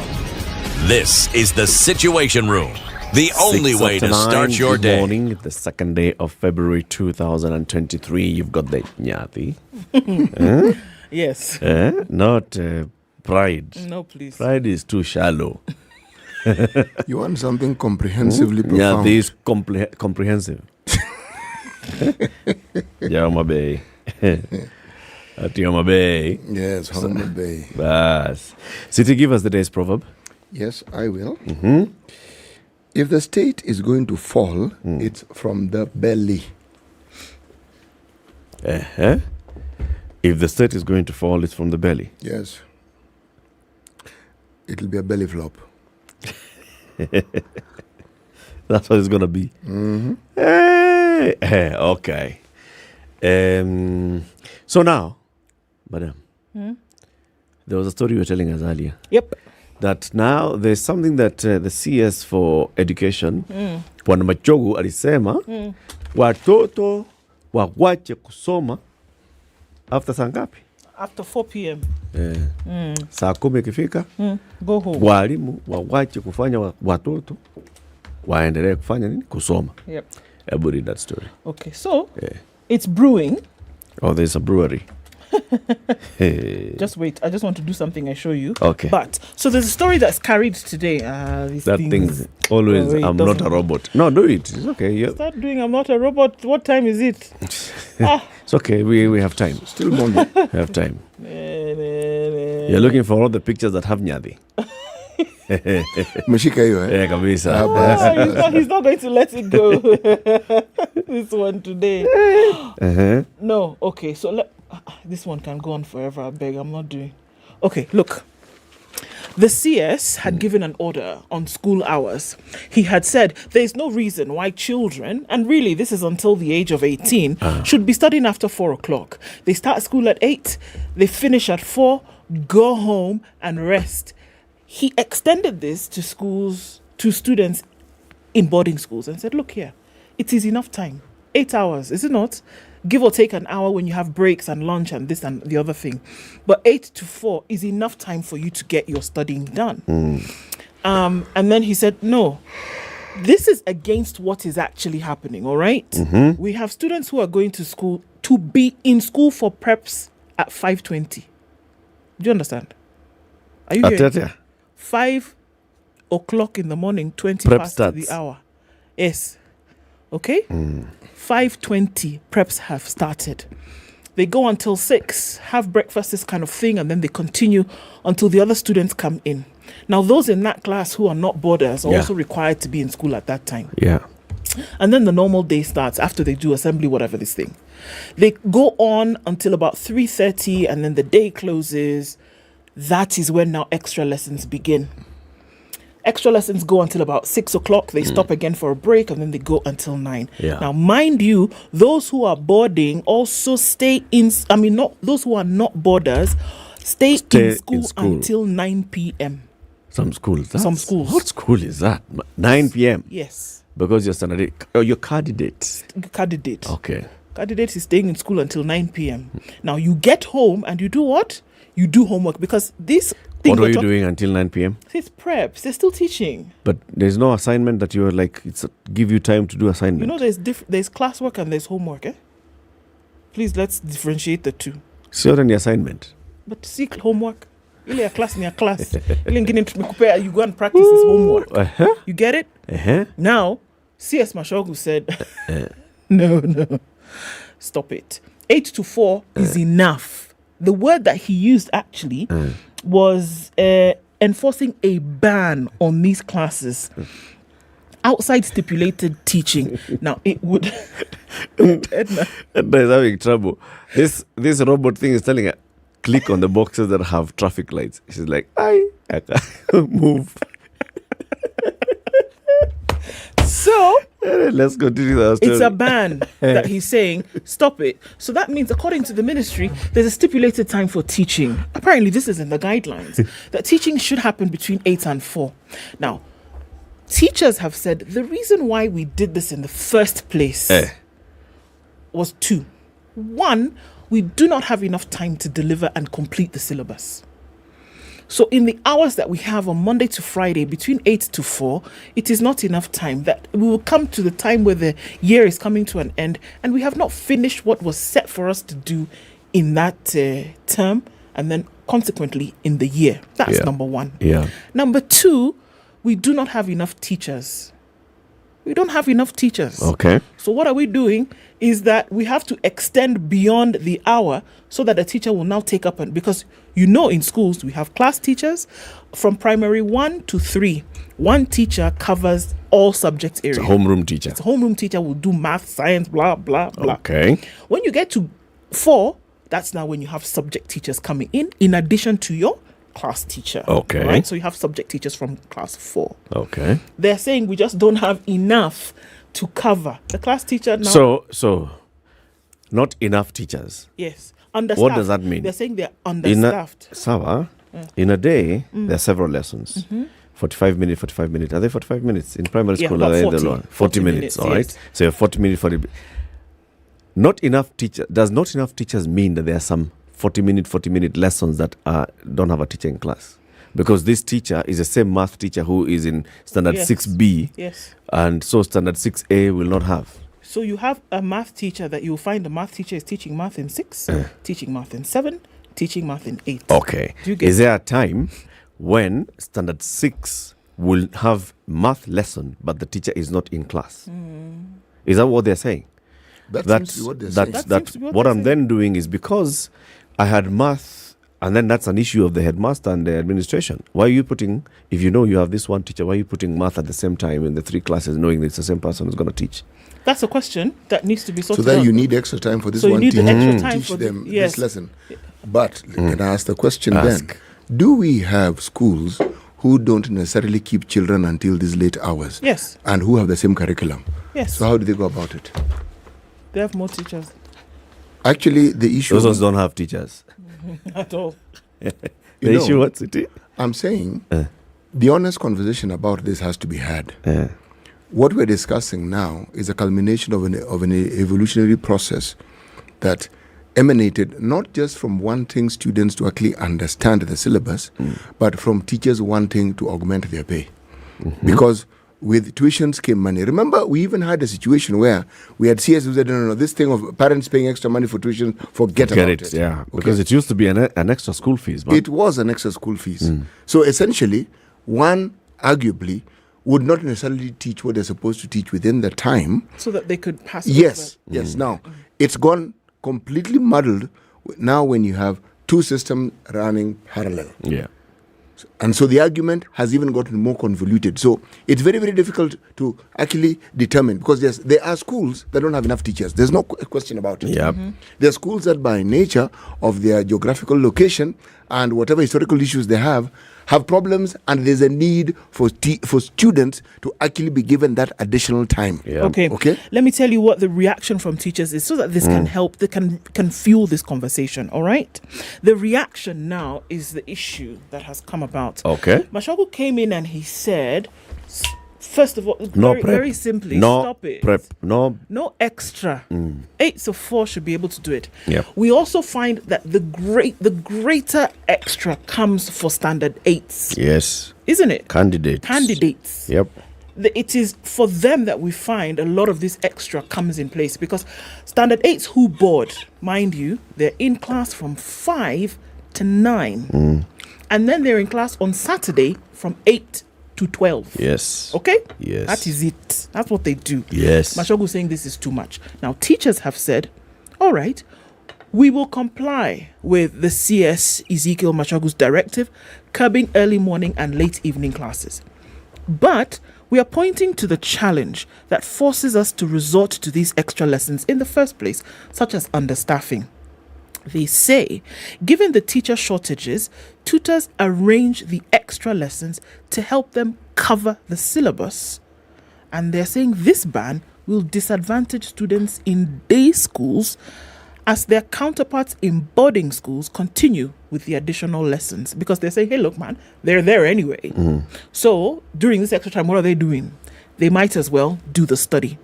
Teachers also say it's not just them, by the way. The parents of these children are preferring their children to take the extended lessons instead of leaving school early to jaywalk. Okay, the words they use were loitering in the streets. They are loitering around. They're mangamangaing. You see, the discussion about students attending extra classes, that the discussion in my mind, that's what we're hearing is parents wanting their children to excel. To get more. Yes. So if you are told by the teachers of your children that this is the method that we will need to use for children to do well or to do extraordinarily well, then parents by and large will comply. Now, the question that one asks is, when you have students in class for these lengthy hours, how much do they really benefit? I have a question for you, teacher. Yes, madam. Okay. Have you found that it's the exact same question that you've asked? Can we see that there has been improvement in performance or even retention of knowledge because of this extra time that has been accorded to learning over time? Because you said in the previous at 6 a.m. you said that this thing didn't just start now. It has been there where the extra classes have been given. So over time, have we been able to see, number one, the syllabus has then been delivered in completion. Number two, there has been retention of knowledge and better performance, whether it's at the exam level or overall, because of these extra hours. On the converse, have we been able to see that those who are learning from 8 to 4 are doing just as well, as the those who others. are getting an extra 6 hours. I think anecdotally, I could say that in the schools where you see that teachers are available for after classes, so a teacher is available to assist a student, one-on-one. There's a child who feels that there is something they didn't get. And the teacher says, I'm going to be available after classes for remedial, whatever, at this time. You will see some better performance. Yes. And you'll see children actually seeking that out. In areas where you see, the school has a holistic approach to this. So we're going to have these remedial classes. We are going to have better attention being given to the students in preparation for the exams. You actually see, even the students know that we have been put into this mind frame of we are working to studying towards improving our grades and improving how we respond to the exam. You will see that. And I also think that in those schools where, is Nisangapi, bell ring, go home, see you tomorrow. Assignment, if everybody has been given assignment, then you come and exchange books. Question number 1, what's the answer? A. Everybody mark A. Question number 2, what's the answer? B. Mark B. Who did not get question number 1? A. A majority got A, so we move on. We're not even going to explain anything. Who didn't get question number? Who didn't get question number 2 right? Okay, what's wrong with you people? Can you come and show them? In those ones, performance, not as there's this discussion about the learning process, and there is also the discussion about an ecosystem that is ideal for the learning process to be optimized. Sure. Now, it's not just a question of being in class for long hours. There has to be recreation. There has to be sports. Yes. One of the things that this system of ours did, it killed sports completely. Meaning, you're just learning throughout, and the only time you have is a little time to maybe some half an hour to do something or the other. The balance that is there, it's being argued that because you need to complete the syllabus. Now, we are saying, therefore, that the Kenya Institute of Curriculum Development created curriculums that in the normal 8 hours that are provided for could not be completed. Yes. So you have to ask the question. Yes, we have to ask the question again. Even in counties and in schools where they don't have enough teachers, and you have a problem, this plethora of problems we keep talking about, do we have situations where their teachers will actually complete the syllabus? You see, without the extra. Yes, without the extra. You see, this conversation is being made as though it's one conversation. It isn't. It's many conversations. And one has to be specific and targeted when you're talking about, say, for instance, there aren't enough teachers. Okay. Do they have whatever is required to pass on the information? Do they have the books? Or whatever else you need, do they have it? Yeah. And even if they have it, all right, there is the issue of the students. I mean, this discussion revolves around what we're discussing yesterday. And I said, we will never solve this problem so long as we insist that people who end up teaching our children are people who took that career as the choice that they didn't want. As the last choice, not even the second or the third choice. No. As a, all right, well, let me just do I need it a job. because, you see. I need a job. Yeah. If you look at, as I said, the countries we keep talking about where the education system is a wow situation, look at the caliber of teachers and the demand and the qualifications and the level at which the entry point for teachers in those places. CT, you're right, because I have a friend Yes. in Nigeria. He's an architect by profession. By training. By training, all right? He then was moving to the UK and then did a course that would allow him to be a teacher. My friend. The exam that there's a reason why I said he's an architect by training, because he's done the coursework to become a certified architect. The exam that he needed to do to become a teacher of mathematics in the UK, he was in school for another 2 years, and then passing that exam, there's a certain mark that you must pass. Otherwise, no one's going to allow you to come and teach their children. Yes. To come and teach their children, you must also meet the mark. So that by the time you have achieved that status and they say, okay, now come and teach some grade 7, because that's come and teach grade 7. My friend, they are sure They are sure that you are able to do it. So it's the inverse. Here, it's not just okay. So you come and teach. No. Go and do 1, 2, 3, and then we can consider you to come and teach these children. If you don't have the best minds teaching your children, the best motivated, meaning by terms of even remunerations that they are given teaching your children, what do you think they are going to produce at the end of that learning process? And year in, year out, we keep having this discussion, and yet uplifting and ensuring that this particular sector is one which is revered. When you talk of a teacher, you're talking about someone who, by the time someone is a teacher, this is an extremely serious person. So let me ask you a question, TT. Yes. Pardon me. If we painted the ideal picture today, yes, and said that, Kenya has a situation whereby its teachers are, number one, revered amongst professions. Number two, you are sure that you have a teacher coming into said school, 1, 2, 3, whatever it is, across board, public, private, whatever. Do you think then, taking that into consideration, that they would then be able to teach for understanding, for retention of knowledge, for performing well in assessments within this stipulated time that the CS is saying must be done? They would think. You see, why I'm talking about the top brains, and I'm using this as loosely as I can, is because you have somebody who just doesn't do rote learning, someone who thinks. This is the curriculum, this is the subject, these are the texts. You read that text and you configure it to suit the purpose for which. Not just you go from chapter 1 to chapter 2 to chapter 3 to chapter 4. You go and photocopy notes and then you give your children go and write these notes. Not that. You ingest that whole thing and you look at your class. If you're, teaching, Form 3, you will find, if you're a teacher, that the way you teach Form 3B is not the same way you're going to teach Form 3A. Content is the same. Because every class has its own personality. Believe me, they are a different entity as a class. So you'll teach the same thing, but you'll approach it differently. I'm saying the care and attention that somebody who is motivated and is doing something they want to do, and they know that they are among the best brains you have in the country, my friend, they are going to produce wonderful things. This discussion we keep having, the discussions will be held at a very different level, and solutions will be found, because the people who are embedded in that process and who interact with that process will know what can work, what can't work. But so long as you have people who simply have to put up with this thing because they need a job, you are going to have a situation where we keep churning out students and children and people who have issues galore. Because, yes, sir. That's true.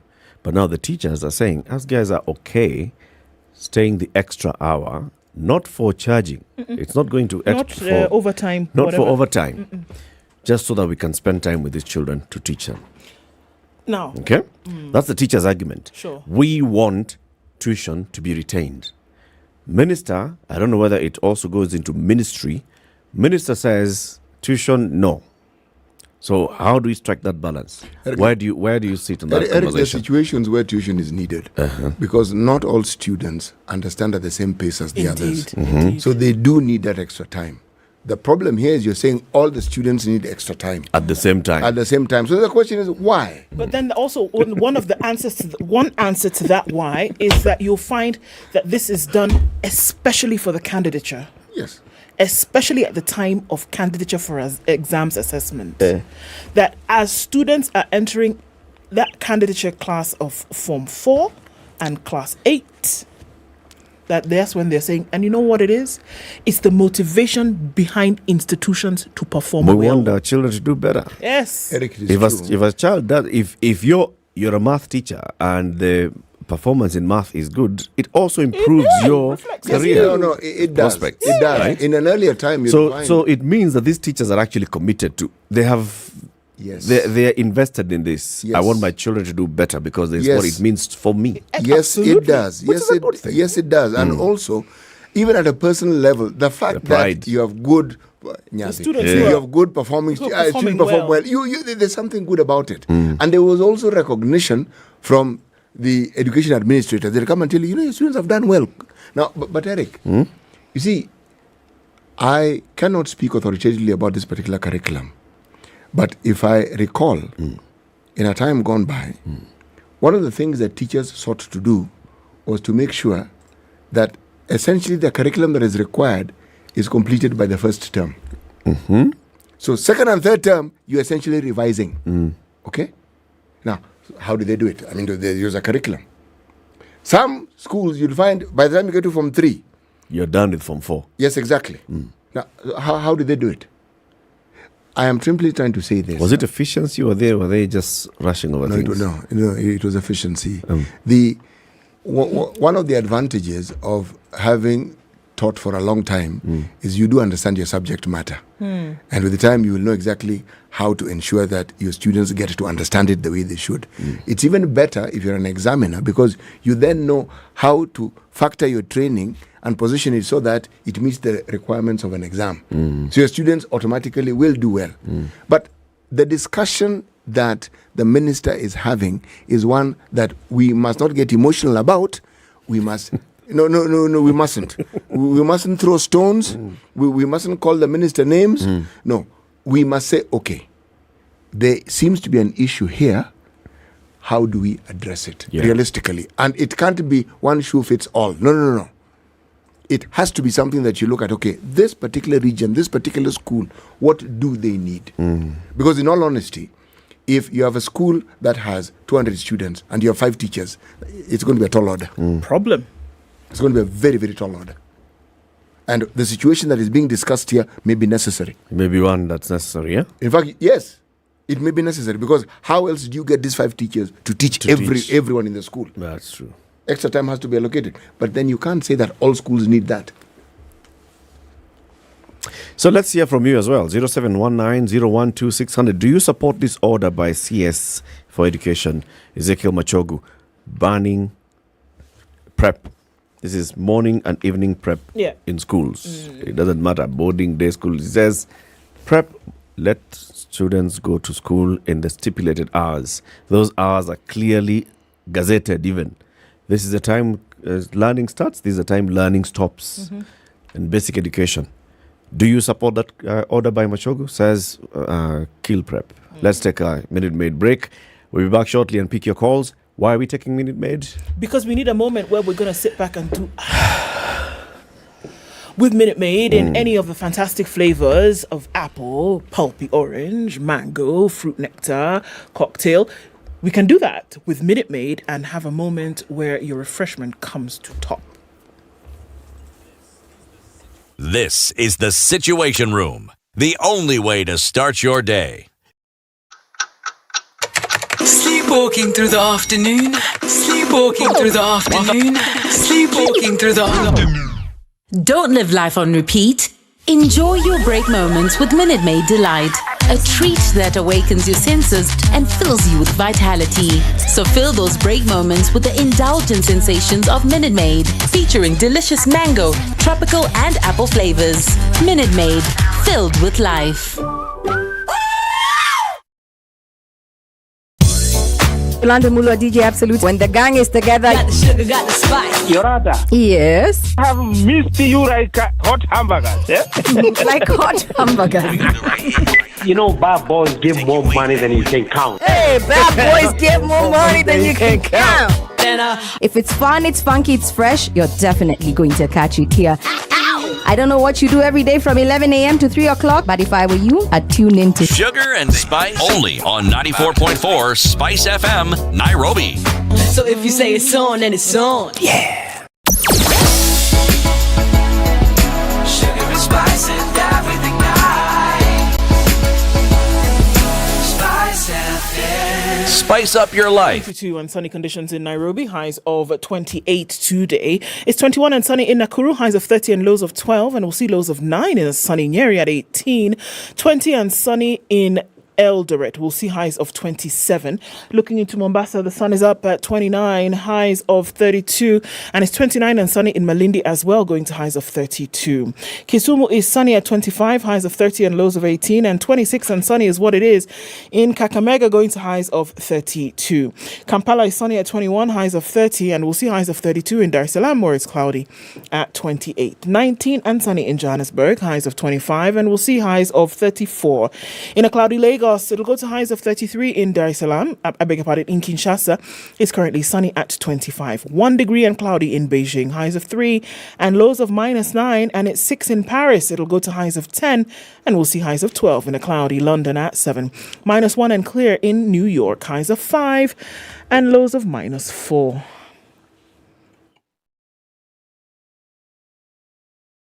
Mature, intelligent talk every morning. Right. 94.4 Spice FM, Nairobi. We are out of traffic hour, according to the clock, but there's a little bit left here and there. Coming off of Thika Superhighway, just past surveys where there's some traffic. There's also some continuing on James Gishuru. And who is this? It's coming out of Limuru Road and heavy as we look at United Nations Avenue, slowly inching towards Limuru Road. Apart from that, it looks all right on Mombasa Road. You'll see some traffic as you pass the Nyeri Stadium roundabout, getting through to Huru Highway. But you should be able to get in and out of the city without too much of a headache, at least for now. Traffic hour ends well on Thursday. Keep it safe, guys, until later in the day. SpiceFM KE on Twitter through the morning.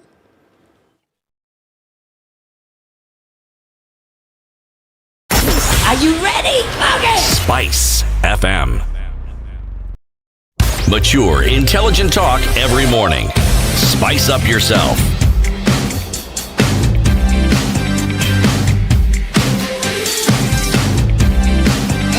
Mornings done right. 94.4 Spice. The push by the Education Ministry to enforce a ban on classes outside stipulated teaching hours that forces students to report to school early and leave late. Teachers have said, Bwana Machogu, ni sawa tutakombrai, lakini please elewa why we've been doing this. They say given the teacher shortages, tutors arrange the extra lessons to help them over the syllabus, and the ban will disadvantage students in day schools because their counterparts in boarding schools continue with the additional lessons. Ni sawa tutakombrai, but elewa. Why have you been doing this? Now we want to hear from you. 0719-012-600.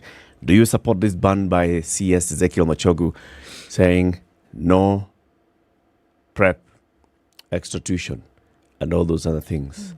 So to circumvent the order by the earlier ministers from the late Mutula Kilonzo and others who said this thing of holiday tuition, schools close, and then there's 2 weeks of the school holiday that is a mandatory sort of tuition where teachers say or schools say your children are expected to come to school and you shall pay X amount for tuition during holiday. And then weekends, there's going to be X for tuition. And this and the other. That was ended. But teachers have still been doing the extra remedial classes early before school's class starts and after, at the end of school. Do you support this? Do you not? Dennis in Embu, good morning. Good morning. How are you doing, my brother? How are you doing, guys? Good. I'm doing good. I'm doing great. We are well as well. Now, yes, on this issue, I partially agree and partially disagree. Let's start with the partially where you agree. Okay, I agree because it could be so tedious to young kids and stuff. But on the other hand, it is so beneficial. It is training your kids to harden, to be.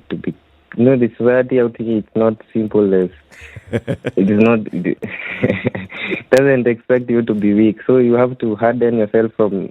There's a Kikuyu proverb that says, Now, when you harden your kid from down there, now, atakuwa strong in the mind, in the brain. No. So you think going to school very early in the morning and staying in school until very late, that's part of hardening? Yes, it's like in the military. You have to be strong. That's why it's not easy as people think. And I don't know who is complaining, by the way. You have been through this process. I'm just 22 years old. I graduated the other day. And we enjoyed the process. We enjoyed the boarding schools. We enjoyed the... Were you in boarding in primary, Dennis? Yes, I got to boarding school when I was in class 6. So from class 6 you were in boarding. What time were you reporting to school?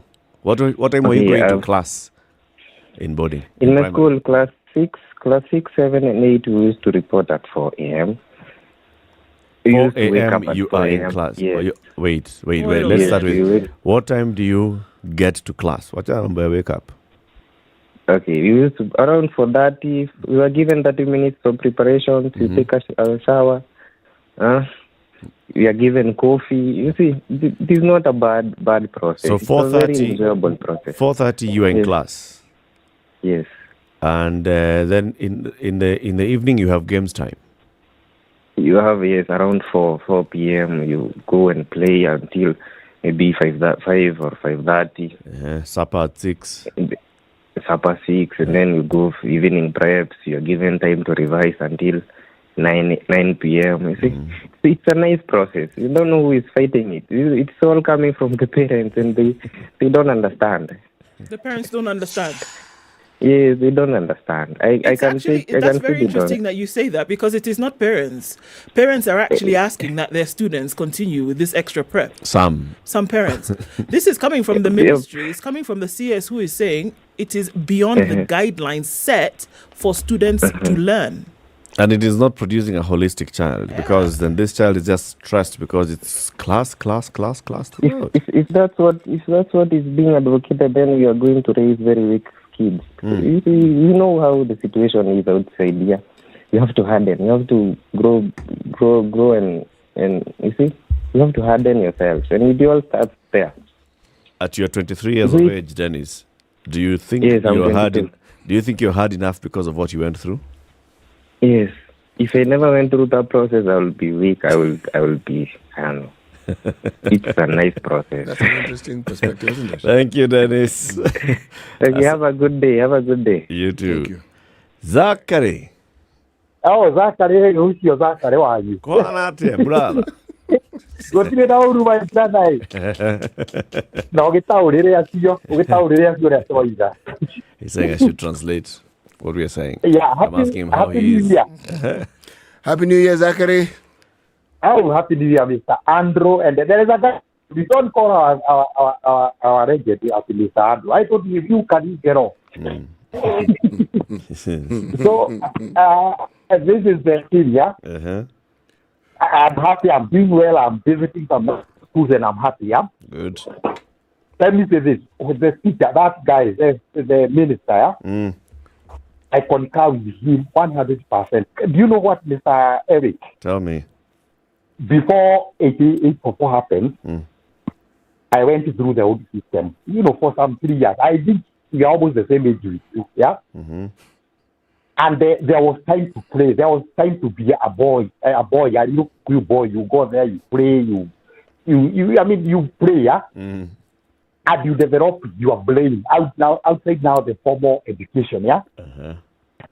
And let me say this, I thank God that some of us are able even to now, like now, express ourselves simply like the way I'm doing now, yeah?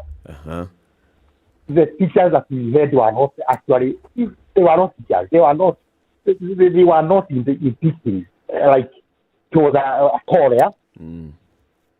But except Mr. Morimadro there. Now, this is what I'm saying. Yeah. I'm going to these schools, and I'm fighting now the young teachers, yeah? Yeah. And I'm very sure they went through the system. Can I tell you something? Tell us. These guys do not appreciate us. They had no time to appreciate the activity. I mean, you kind of see there is something that in these people. Okay, they are graduates, but we do not appreciate things done by the human spirit. And this is the product of the 844 system, that it never gave a person chance to see beyond the corner. Do you see, they are wearing some very sharp shoes and very tight trousers and some hanging whatever, and they are seeing the laptops and the phones, very sophisticated phones. Then you find that, these people don't connect with nature. They do not connect with the real human person. Because imagine this, yeah? Do you know right now where I'm heading, Mr. Eric? Tell us. I'm heading to your alma mater. I'm heading to your alma mater. And I'm very, very sure the guys are best there. They do not appreciate the real art. Now, what is the...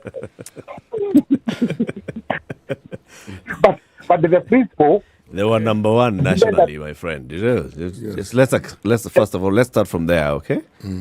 Yeah. The best performing school in 2022 is where you're going this morning. Can you start from there? Yesterday I was Alliance. Who are those? Yesterday was a 3 areas. There's very somebody for to there. And this is what I'm saying, yeah. The product, the kind of guys that are sitting there. Okay. I'm saying I'm very, very, very sure they are a product of it because all of them look young, yeah. So basically, just to conclude, you are saying that you support Machogu. There should be no prep. Very much. Very much. If he's charging us to support him, I would say that these kids, like now I'm here at school, you can hear some noise, yeah? They are appreciating these things more than the teachers who are teaching them. The young teachers went through the information system. Okay. Because they are being taught this is what you can do with your hands. This is how you appreciate art. Take time to appreciate art. And you can only do that if you are not having a book. You interact with nature, interact with soil, mold, interact with carpentry. You know, the hard courses, yeah? Sawa. So I'm supporting him 100%. And you guys, you have a nice time and a good year. You too. And Tero do he's very silent on me. Tero and you understand. You're very silent on him. You understand. Yeah. Sawa. Jacinta in Kisumu, good morning. Good morning. How are you? Very well, thank you. Thank you for this opportunity. Karibu. I just wanted to also contribute on the ban of PrEP. I'm an 844 product. Pre-primary school, we used to go to school at 8 and come back at noon. Lower class, we used to go to school at 8, come back at 12:30. That's 1 to 3. Yes, 1 to 3. We started going back to school in grade 4. And it was until 3:45. High school, I was in boarding. We wake up at 6, we do the chores, we start classes at 8. We go for lunch. At 2, we go back to class, we are taught. We leave at 4, we go for games. And if it was at night, you have to go for preps, there was no teaching. Okay. That one gives you time to have your, probably if you want to read, you want to internalize what has been taught. You know, this free time gives you space, Yeah. so that you can read. So your study time. On your own. Yes, on your own. If you teach me from 5 to 9, what time do I have for my personal study? There's no time. And again, we are talking about building other skills. Not all of us can go through the system and come out of it through passing exams. But that doesn't mean that you're a failure. That you're incapable. Probably, yes. And look at the kind of A's we used to have. There were not so many, but they went. You see, they're able to adapt. Yeah. Look at the kind of A's we are having right now. Which kind of A's? Jacinta, thank you. Yeah. Thank you for your call. And now the children are used to being taught, being spoon-fed. Now you're left on your own. And let us strive to have a balance for our children. Okay. Let them play. Yeah, because if they don't play when they're this young, in their adult stage, they're just people who are stressed. And there's just a match that you can take. 8 to 4 is enough time for studying. Asante Jacinta. For studying. Have a good day. Yes. And there are schools that do that. Aga Khan, Kisumu, they go to school the same way we went to school. Pre-primary to lower class, it is 8 to noon. Jacinta, thank you. Children don't go back to school. Let me pick other callers as well. Robert in Waithaka, good morning. Good morning, Eric. How are you? I'm doing well. I think I'll dive right into it. Please do. You see, I think with the CBC, it's enhancing innovation.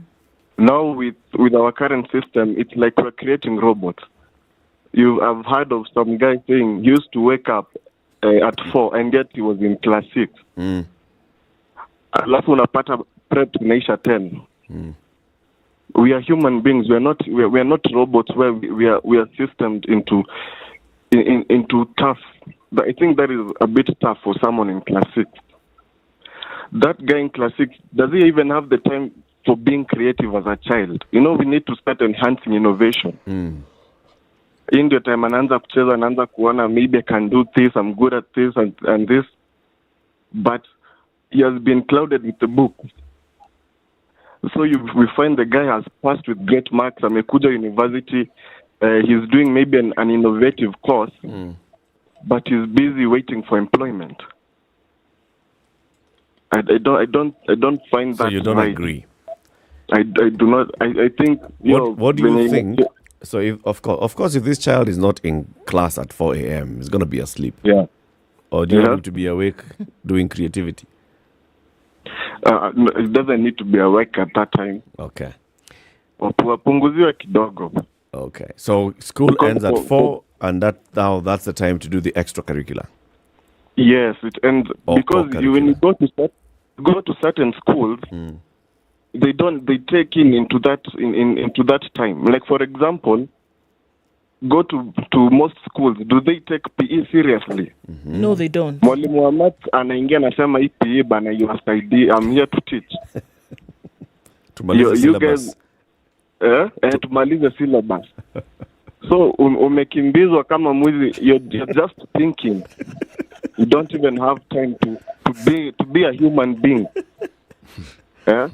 Unapata mtoto Eric amepanda basi ya 6.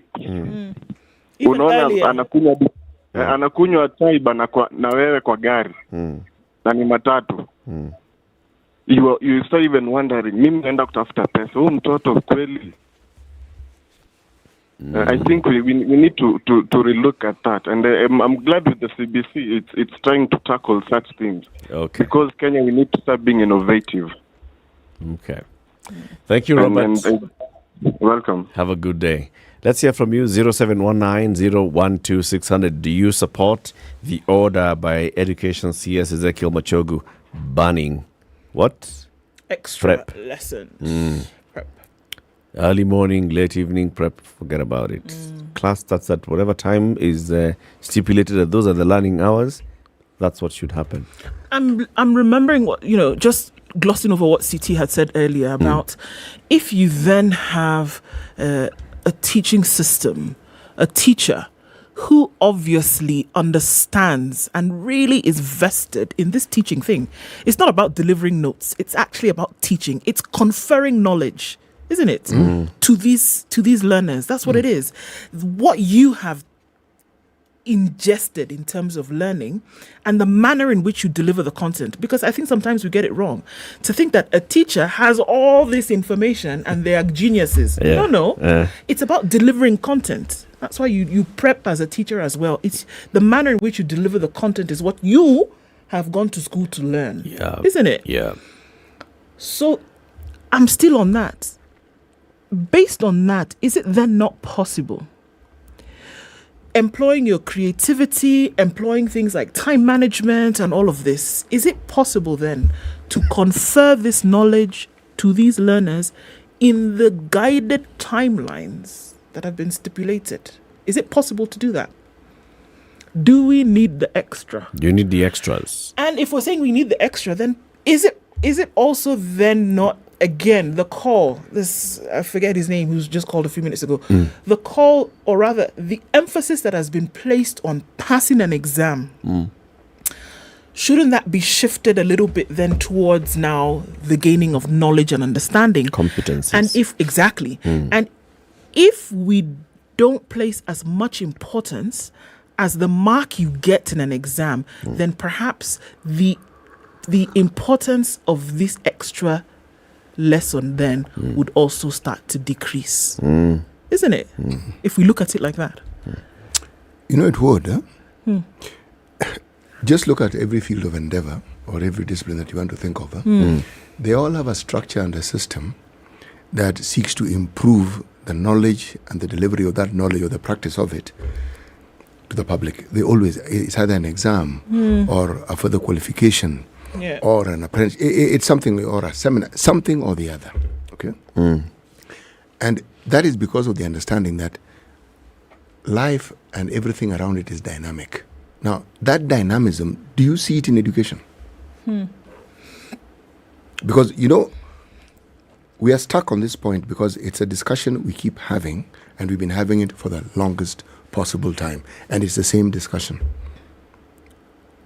And that is why I am of the view that we're dealing with the symptom and not the problem. You cannot have such an important task, such an important responsibility. It is by far the most important responsibility a parent can delegate. Teachers are there, a loco parentis, instead of the parent. And then this person whom you leave, in whose hands you leave your child, you want this person to be the sort of person who just happens to be there, who didn't really want that job. And so, I mean, there are many dedicated teachers who wanted to teach, but they are not the majority. They're not. Now, you tell me, if that is our logic and our reasoning, don't you think we have a problem? And yet, look at the pain and the difficulty and the processes parents go through to try and make sure their children do well. Just think of that process. Yeah. Now, okay. Let's hear from Homa. Homa, good morning. Good morning. How are you? We're very well, thank you. How is Kisumu? Kisumu is fine. Good. Yeah, I also would like to concur that the students need a little bit more time to be themselves. Yeah, personally, I've been a teacher in a school where students literally don't have any time for themselves.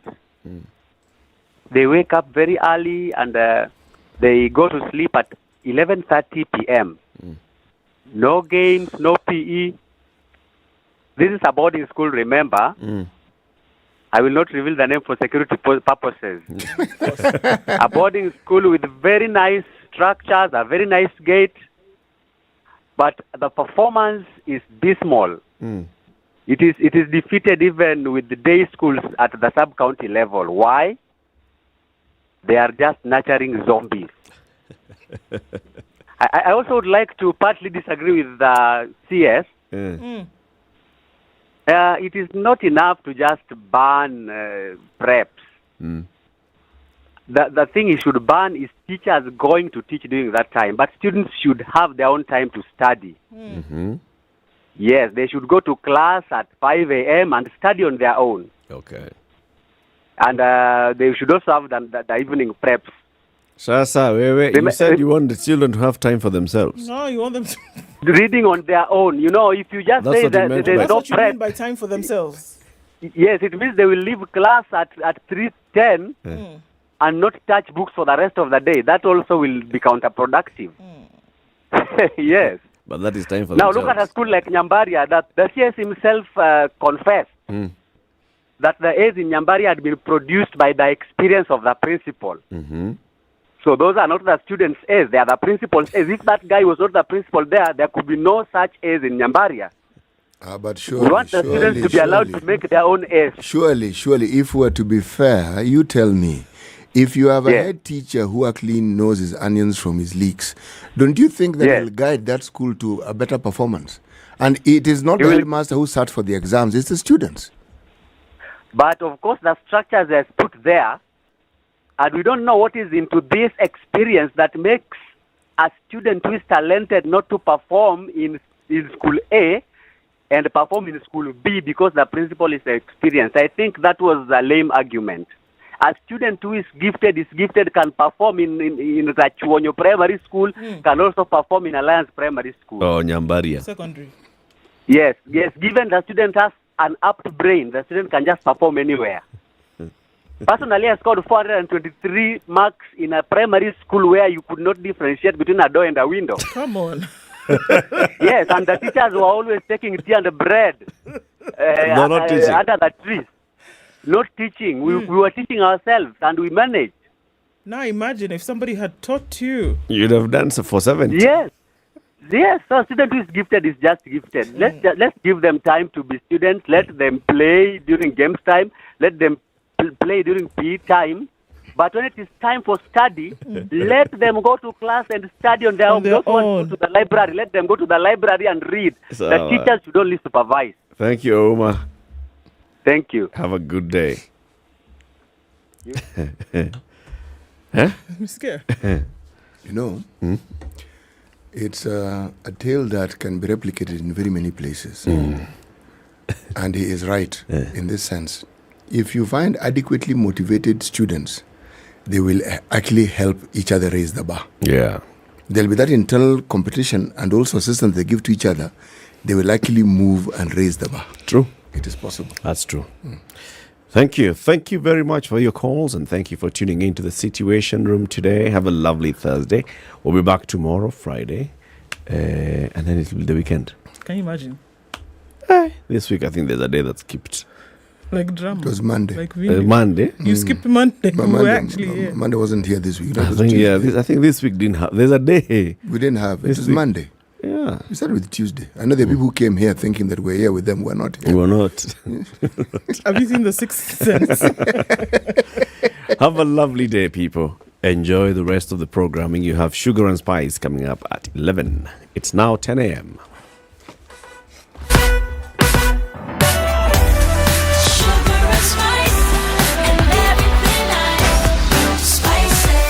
Spice up your life.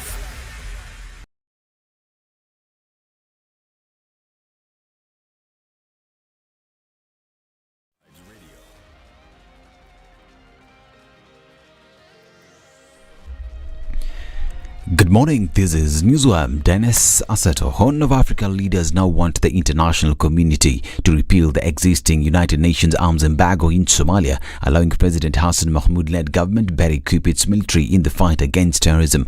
In a communique following the Heads of State Summit in Somalia, President William Ruto, his Djibouti counterpart Ismail Omar Gule, and Ethiopia's Prime Minister Abiy Ahmed said the Somalia federal government had exhibited their ability to manage arms proliferation within their borders. The United Nations Security Council imposed an open-ended arms embargo in Somalia in January 1992 before it was partially amended in February 2007 to allow arms supplies to Somali government forces. The leaders acknowledged the need to mobilize regional support for timely and decisive operations against the Al-Qaeda-linked terrorist outfit, saying a well-equipped security personnel are in a better position to fight the Shabab militants.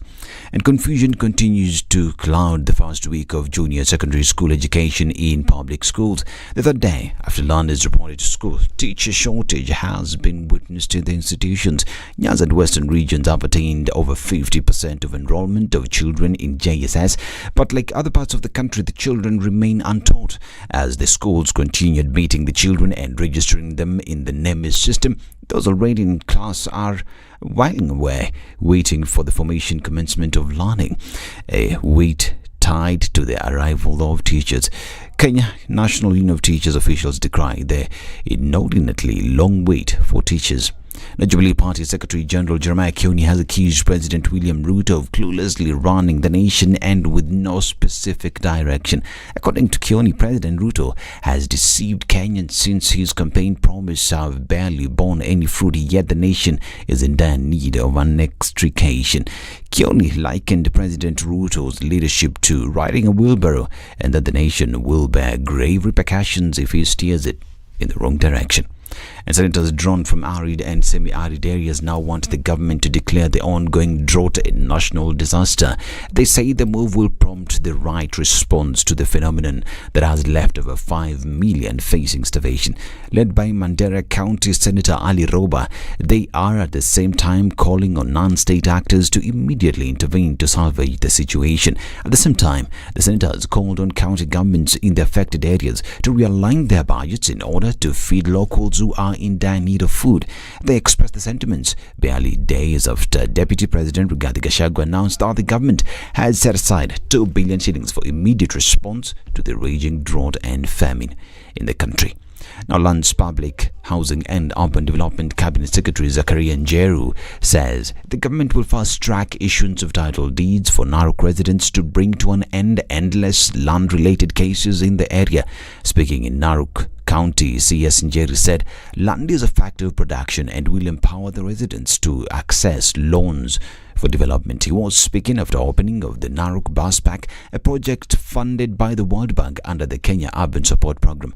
The bus pack comprises 116 parking bays, 180 stalls, 5 offices and 3 ablution blocks, and will enhance efficiency in the transport sector in the region. The Kenya Urban Support Program disbursed a total of 169.9 million shillings to the county as urban development grants for development, which was used to construct the bus pack and upgrade several roads to bitumen standards, with the county government topping up the funds. Housing PS Charles Hinga said the project will bring sanity to the transport sector as it creates employment for the youth. And Kenya internet service provider Mawingu has acquired 1.1 billion shillings funding in a Series B round to expand across the country. The startup, funded in 2012, provides shared internet packages in the rural and peri-urban areas, targeting homes and small businesses, as well as dedicated connections and services for large enterprises. Now, Equatorial Guinea's President Teodoro Obiang Nguema has appointed his Vice Minister of Education, Manuela Roca Botei, as Prime Minister, the first time a woman has held a role in the West African country. Obiang was re-elected for a 6th term in office in November with 95% of the vote, cementing his place as the world's longest-standing ruler. The United States said at the time it had serious doubts about the credibility of the announced results in the election and called on authorities to work with all stakeholders to address allegations of voter fraud. This is Newswire. I'm Dennis Aseto. Good morning.